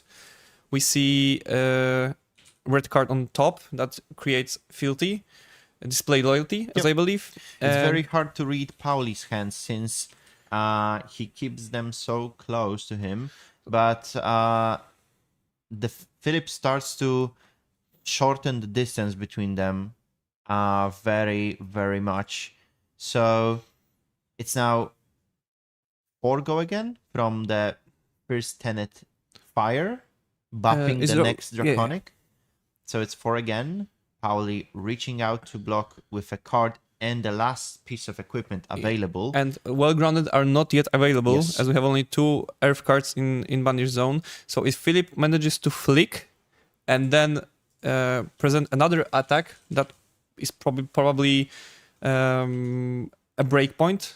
That would be something very good for him, but we'll see what to do, because now the breakpoints are the most scary from all the breakpoints. And we have the 4 go again with Filthy. Philip flicked to actually be able to rebuy the daggers this turn, because playing without daggers could make you vulnerable to breaking. And Pauli, because of using equipments early in the game, has to put 2 cards in block, actually missing some value, but it still blocks the Mask Momentum trigger. Yeah. And it's much more important for Pauli now to block the trigger and for Philip to buy back the daggers. And right now, Pauli with the last card in hand, we'll either see grasps into Ripping Blade Swing or the Arsenal, but it will be the first one. So 4 damage in total coming towards Philip. Cloud and Serakai used to prevent one of that, and 3 damage taken. It's 19 to 13 for Florian, but depending on how Philip draws, he's the aggro player, he's the aggressive one in this matchup. Depending on how Pauli is not marked right now. Oh no, so it's 4. It's not this card. It's March of I forgot the name. It's so late today. March of Loyalty. March of Light, yes, 4/0, and it gains go again if you created Filthy this turn. Display Loyalty, create a Filthy, free go again. And Philip is out of his Snapdragons, as he had to burn it for this starter, as all the other cards in his hand require to play other Draconic card to get go again. I flick, Philip flicks, and he burns the last possible resource on the vest. And here is a 4 go again. 4 go again, create a Felty. And another breakpoint and another bad blocking situation for Pauli. Let's see how he manages that. But there's a thing below, and that's great for him. He can keep 2 cards, but there's another 4 as a finisher from Philip. Unfortunately, there is no mask trigger yet, but he can rebuy both daggers, so possibly gain another spell void if Pauli spreads arcane damage to him, and have possible dagger to just start the turn if it's necessary. But Pauli responds with Felling of the Crown, and this one is coming for 8 this time, and that's pretty good for him. Yeah, I'd say that's pretty good. Oh wow, so 8, and saying that, you know what, Philip, just put the card on the bottom of your deck from your hand, please. So wow, that's why Pauli took some damage, and thankfully for Pauli, he managed to have that Sing Blow in hand, so he could, not block with 2 cards and not get masked of momentum during his turn, because that was the turn. If you had to block with 2 cards from your hand to block one of those 4 attacks, Philip could push for lots of damage. So very important turn from Philip. He might be even considering trying to fully block it out, depending on what's the situation. He knows that it will be very hard to trigger Mask of Momentum during this turn, because... Especially if Well-Grounded is right now available for Pauli. Yeah.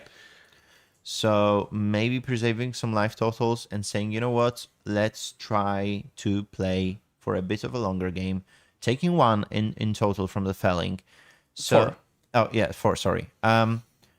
Most likely moving to the Arsenal with the Ignite as a starter, and now saying that my 50 are gone because we didn't play any draconic card. Yep. And now it all depends on Pauli's What hand. Pauli draw. Yeah.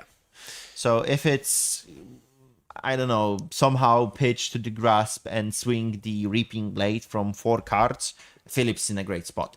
But if Philip is about to get hit by another Felling or a Plow Under, that's will be looking very, very, very bad for the Syndra player. I totally agree. And Philip's hand does not look great. We have starter, but it requires all your other cards to be draconic off of Vengeance. We see the Tilling in Pauli's hands.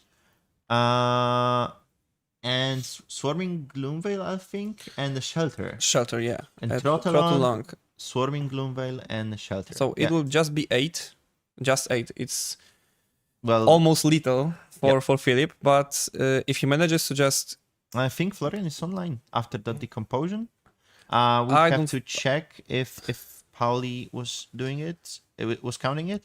But yeah, moving to the arsenal with a card in hand, and that card is a Swarming Gloomveil, and Pauli looking to tie the string around this match by most likely pitching to the grasps, swinging 4 go again, 2 rune chance, and Reaping Blade. Yeah, I totally agree. We still have to confirm if Pauli is already active as a Florian, but yeah, 2 into 1 into cut through, into a finisher. That's a pretty good hand. That's pretty good hand, and I think Philip is ready for this specific set of cards because it could make him a little bit more back to the game, but it's still a question of the next turn from Pauli.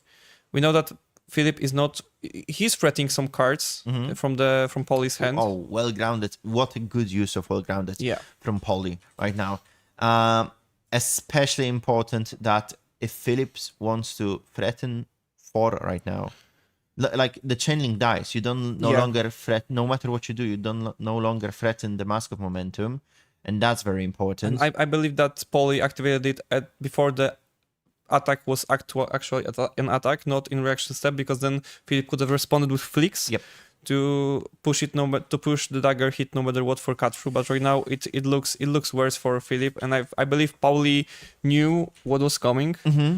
And it's definitely not the first time for Pauli to play this matchup. Of course, yeah, totally agree. There is a flick to just push 1 more damage, and there is a Shelter from Arsenal. And Philip cannot rebuy the daggers, but you know it happens with this version of Syndra right now. We're seeing kind of a good hand for Philip, but we will see if he can keep that. Okay, and yeah, Florian is online.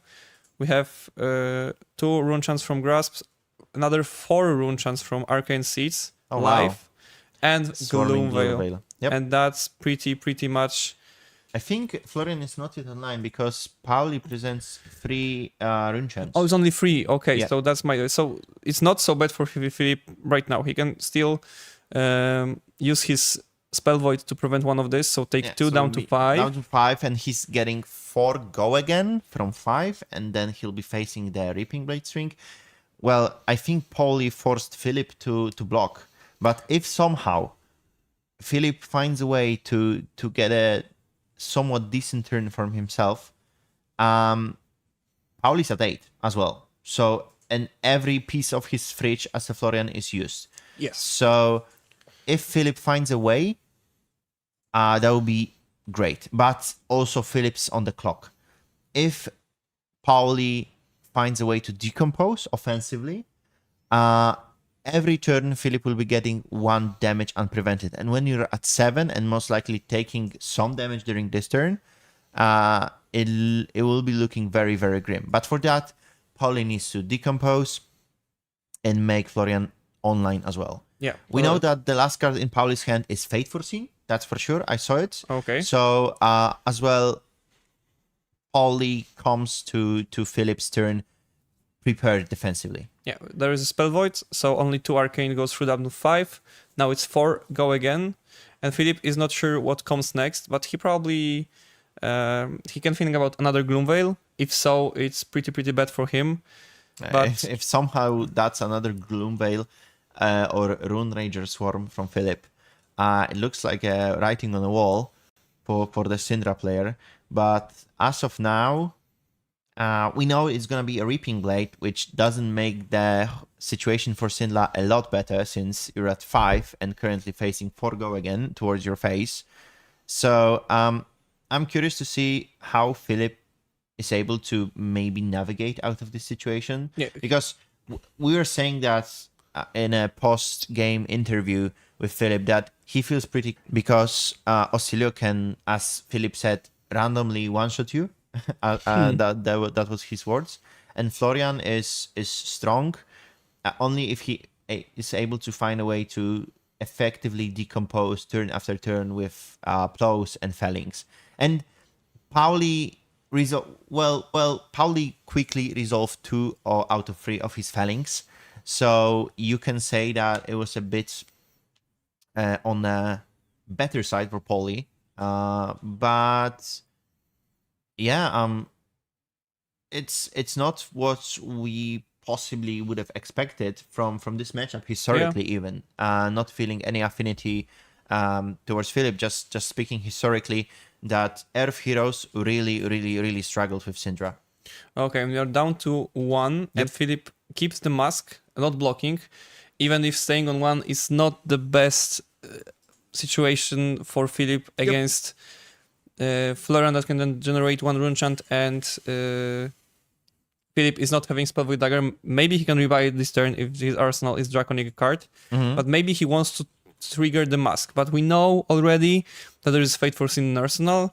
That will just prevent the 4 damage on hit for mask from Blaze Headlong, and yeah, Pauli decides to block played. 4 now. There's no response in the form of Dagger Flick, and 4 go again in the form of Blaze Headlong. So Pauli, if he wants to, he can safely say no blocks, taking 4, because of course he takes half of his HP in the form of damage. But what's the most important is that Mask is far away from triggering. That's right. It will be the first chain link, and well, I'm curious to see how Pauli will approach it. Oh wow, another defense reaction. So they came in clutch and they came in the greatest moment possible. And Pauli is not changing cards, so that card on top was not what he wants to see. The cards in hand looks much better. He left it at the top, I think. Yeah, so he left it on top. He said, okay, I'm fine with drawing it on the next turn. And Blaze Headlong forcing a card to block. Yeah, and Lava Burst is forcing a card to block. So Pauli cannot stay with 3 cards in the hand, and he will probably end the turn on 3 life, and we'll see what he can do with 2 cards. Philip will buy back his daggers, so he will be there with Spell Void 1 to probably save the day. And there is still 2 block on the Mask of Momentum, and possibly 1 block on Flick Knives if that is necessary. Philip now picks up the daggers and probably flick with one of them. I believe not the Spell Void one. But we see what he can do. Maybe he thinks that if he bricks, that's the end for him. But I think he has to take the risk at this point. I think he has to take the risk and just flick. It's what you call playing to win, yeah? Yeah, not playing to lose. I think he'll just think for a second and flick. That I know Philip for some time, and I think he'll do it. But we have to check. He takes his time. It doesn't... Yeah, that's what he's doing. It's not surprising that... Flicking, so Pauli should be at 2. Yeah. Yep. Everything's correct right now. Philip has a Felty coming into his turn, and Pauli has a 2-card hand. What do you think it'll be? If it's a Felling, I think it's a Writing on a Wall for Philip. Yeah, it's definitely... And that's 2 block, 3 block from Philip? I think there were 2 free blocks or 2 blocks. So yes. the Snatch, Ancestral, Pain, the backside. Oh, that's and there is a Command, and I think that's a good news for Philip. Yeah, he can block with 2 cards. He can block with 2 cards, but the other 2 cards are... there is Free Go Again and Free Go Again, but he just gives the whole equipment and he wants to keep 3 cards. And that's good situation because there is Ancestral Empowerment. Can go Free Go Again into Ancestral to buff it by 1, possibly draw another Go Again, and end up it all with a Snatch. If that's so, he can take the whole Pauli's hand or even take the lethal. But we'll see. What a turn. So they're both in a little range. And Paulie draws up his 4 cards. And now we have to see what the future holded for Paulie. Do you have defense reactions? Do you have offensive reaction? Attack reactions. I assume Paulie wouldn't run it. But Felty used to make the Pain in the Backside Draconic, most likely to later on buy back the daggers with Syndra. Possibly. Now it's Ancestral, so +1. Ancestral, +1, draw a card. And it's an E-Strike. Go to 1 and threat 7. Oh, wow. There's a sync played to that. I think Paulie forget that Philip is not having his flick knives anymore on the 7? Table. It's 7 for sure. And it depends on how many block cards does Paulie has. And there is a block too. If the other card is not the defense record, but it's a Fate Foreseen. Okay. So Paulie will go to 1? Paulie will go to 1.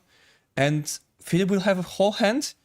But no way to flick the daggers. I know, but it's still playing 4 cards, and if Philip does not draw any brick hands with no 0 starters, I think it's just the game in the next round, but we'll see that. How do we feel about... Oh no, actually, in that exact spot, saying 5 and drawing a card to the arsenal, potentially threatening more damage, would simply be worse. Because I was thinking about 2 free blocks in Paulie's hand. I was thinking about, you have to force Paulie to... If you swing for 5, Paulie still needs to give you 2 cards. He wants to stay alive. And you get to have an arsenal. But in this very specific scenario, like swinging it for 7, I think was better. Yeah, I agree with you. But looking at Philip's hand, there's a Forgo again. There's another defense reaction from Paulie's side. That saves him for now, but I think that's another Analysis Strike. So that's Ignite. Unfortunately, the dagger that Philip has does not have a go again. But there's the same situation. There's E-Strike, but this time it's for Paulie 7. needs free block and a defense reaction. Let's see if there it is. Fist bump it's only 6 block, and Filip Mikołajczyk is Battle Hardened Gdańsk winner. Congratulations to him, but congratulations to Paulie as well for a great performance during this tournament. And we'll see if we can grab Philip for interview.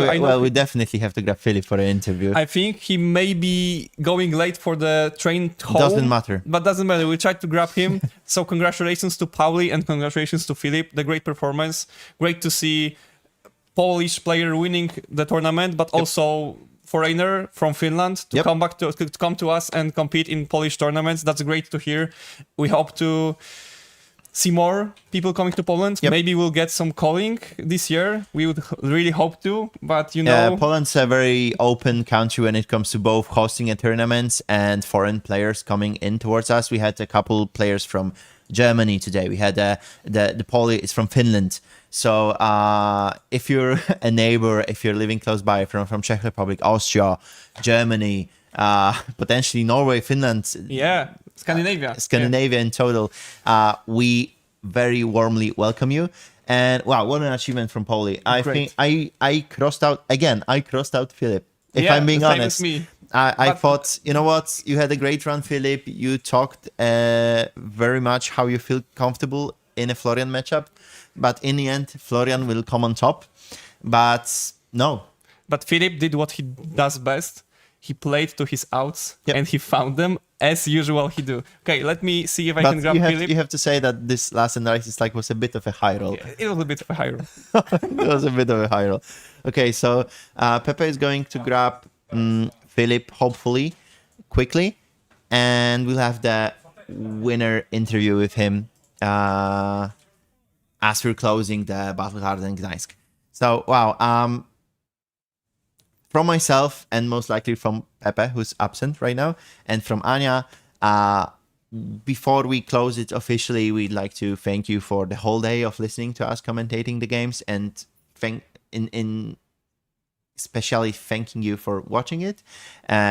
We hope we brought some interesting matchups, some technical matchups. We showed the skills of both Polish and both Polish players and players that came to play for us in Gdańsk today.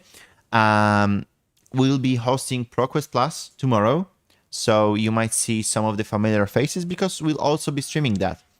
So if you feel like spending the Sunday with us because you enjoyed the Saturday, feel free to swing by and let us know if we're doing a good job or not. So yeah, any feedback that you possibly have, we've seen some during the stream. If you have any more and you feel like leaving and sharing it with us, for sure let us know. That was an amazing game of hosting and comment. That was an amazing day of hosting and commentating for you. So I'm very thankful for that. We'll go to a brief intermission, I think, and we'll try to catch a Philip in a minute or two. See you.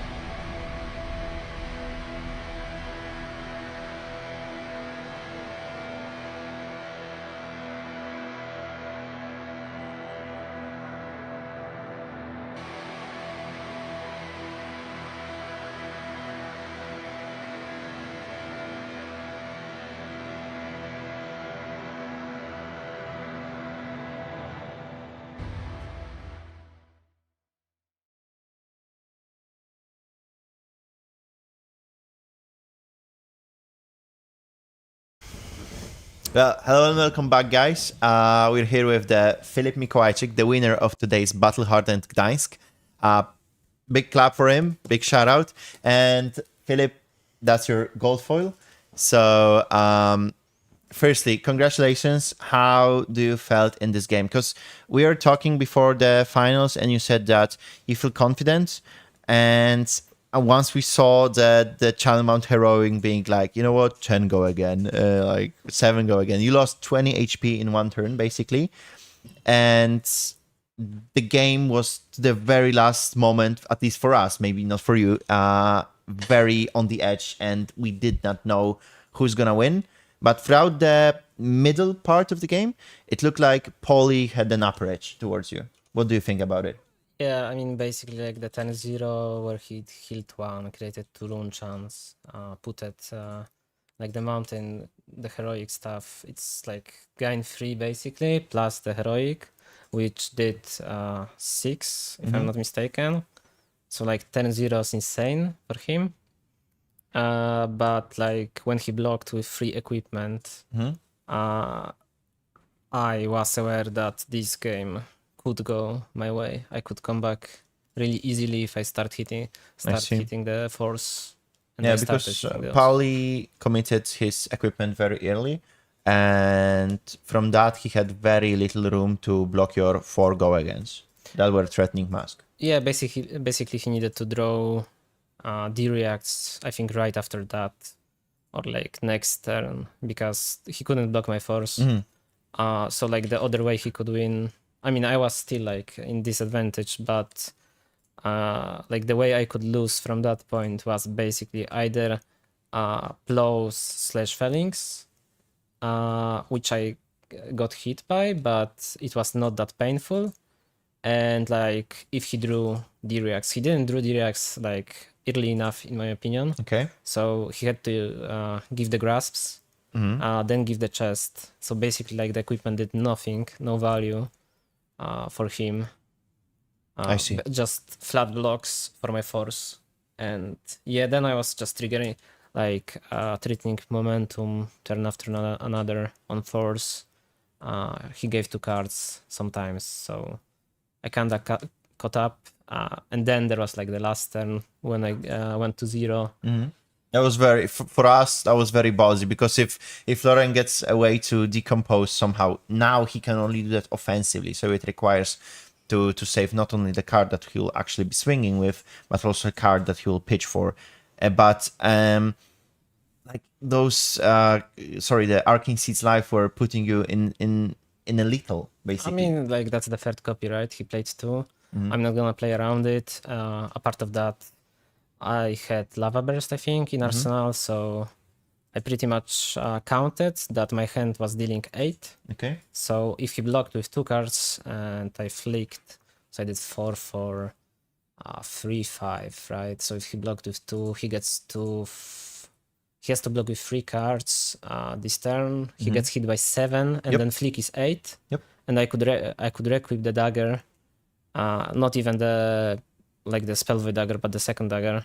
I see. And then flick again, so that would be 8. So I could put him into the zone, but and I kinda did that. He also got D-React, so that was way better for him. But he only had 2 cards left, and I knew if I'm getting hit by a Felling, I lose.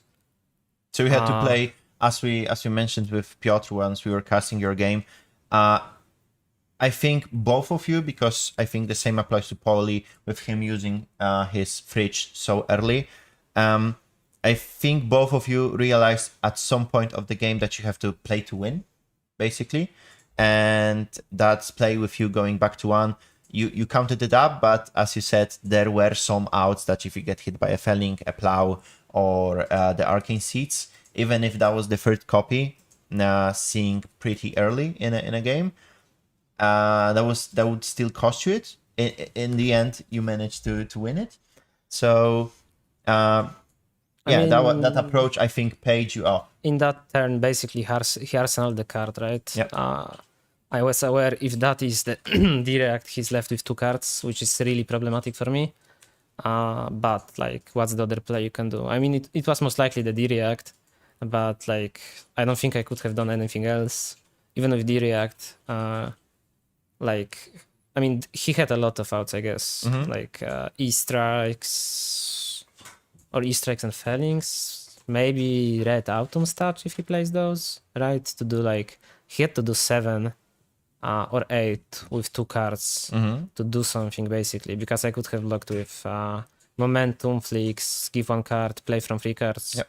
And Syndra playing from 3 cards when he doesn't have any equipment, it's basically either he's drawing the D-Reacts or he's giving me a whole hand. Yeah, definitely. Especially when Paulie was at 1 or 2, I can't remember. But masterful, very great job. Once again, big congratulations.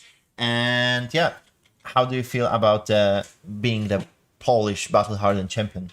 I mean, it's nice to win some things. It's nice to win something. Yeah. I mean, you can win an armor, or you can win a battle. I mean, I didn't win anything this year. I mean, this. I mean, this year. Yeah, last year as well, right? The best result was top 2. I did at calling. So yeah, you're great. It's basically my first ever win. That's big congrats. tier 3 or above, not Procos level. Okay, so thank you very much for this interview. Thank you for participating in the tournament. Congrats on winning once again. And for you viewers watching at home, we hope that we brought some quality flesh and blood straight from Poland to your houses. Make sure to tune in tomorrow for ProQuest Plus being streamed as well to you. And if you have any feedback, let us know. As of now, we would like to sign off and leave you with the rest of your Saturdays. So thank you for watching. Have a great one. See you on the next one. See ya.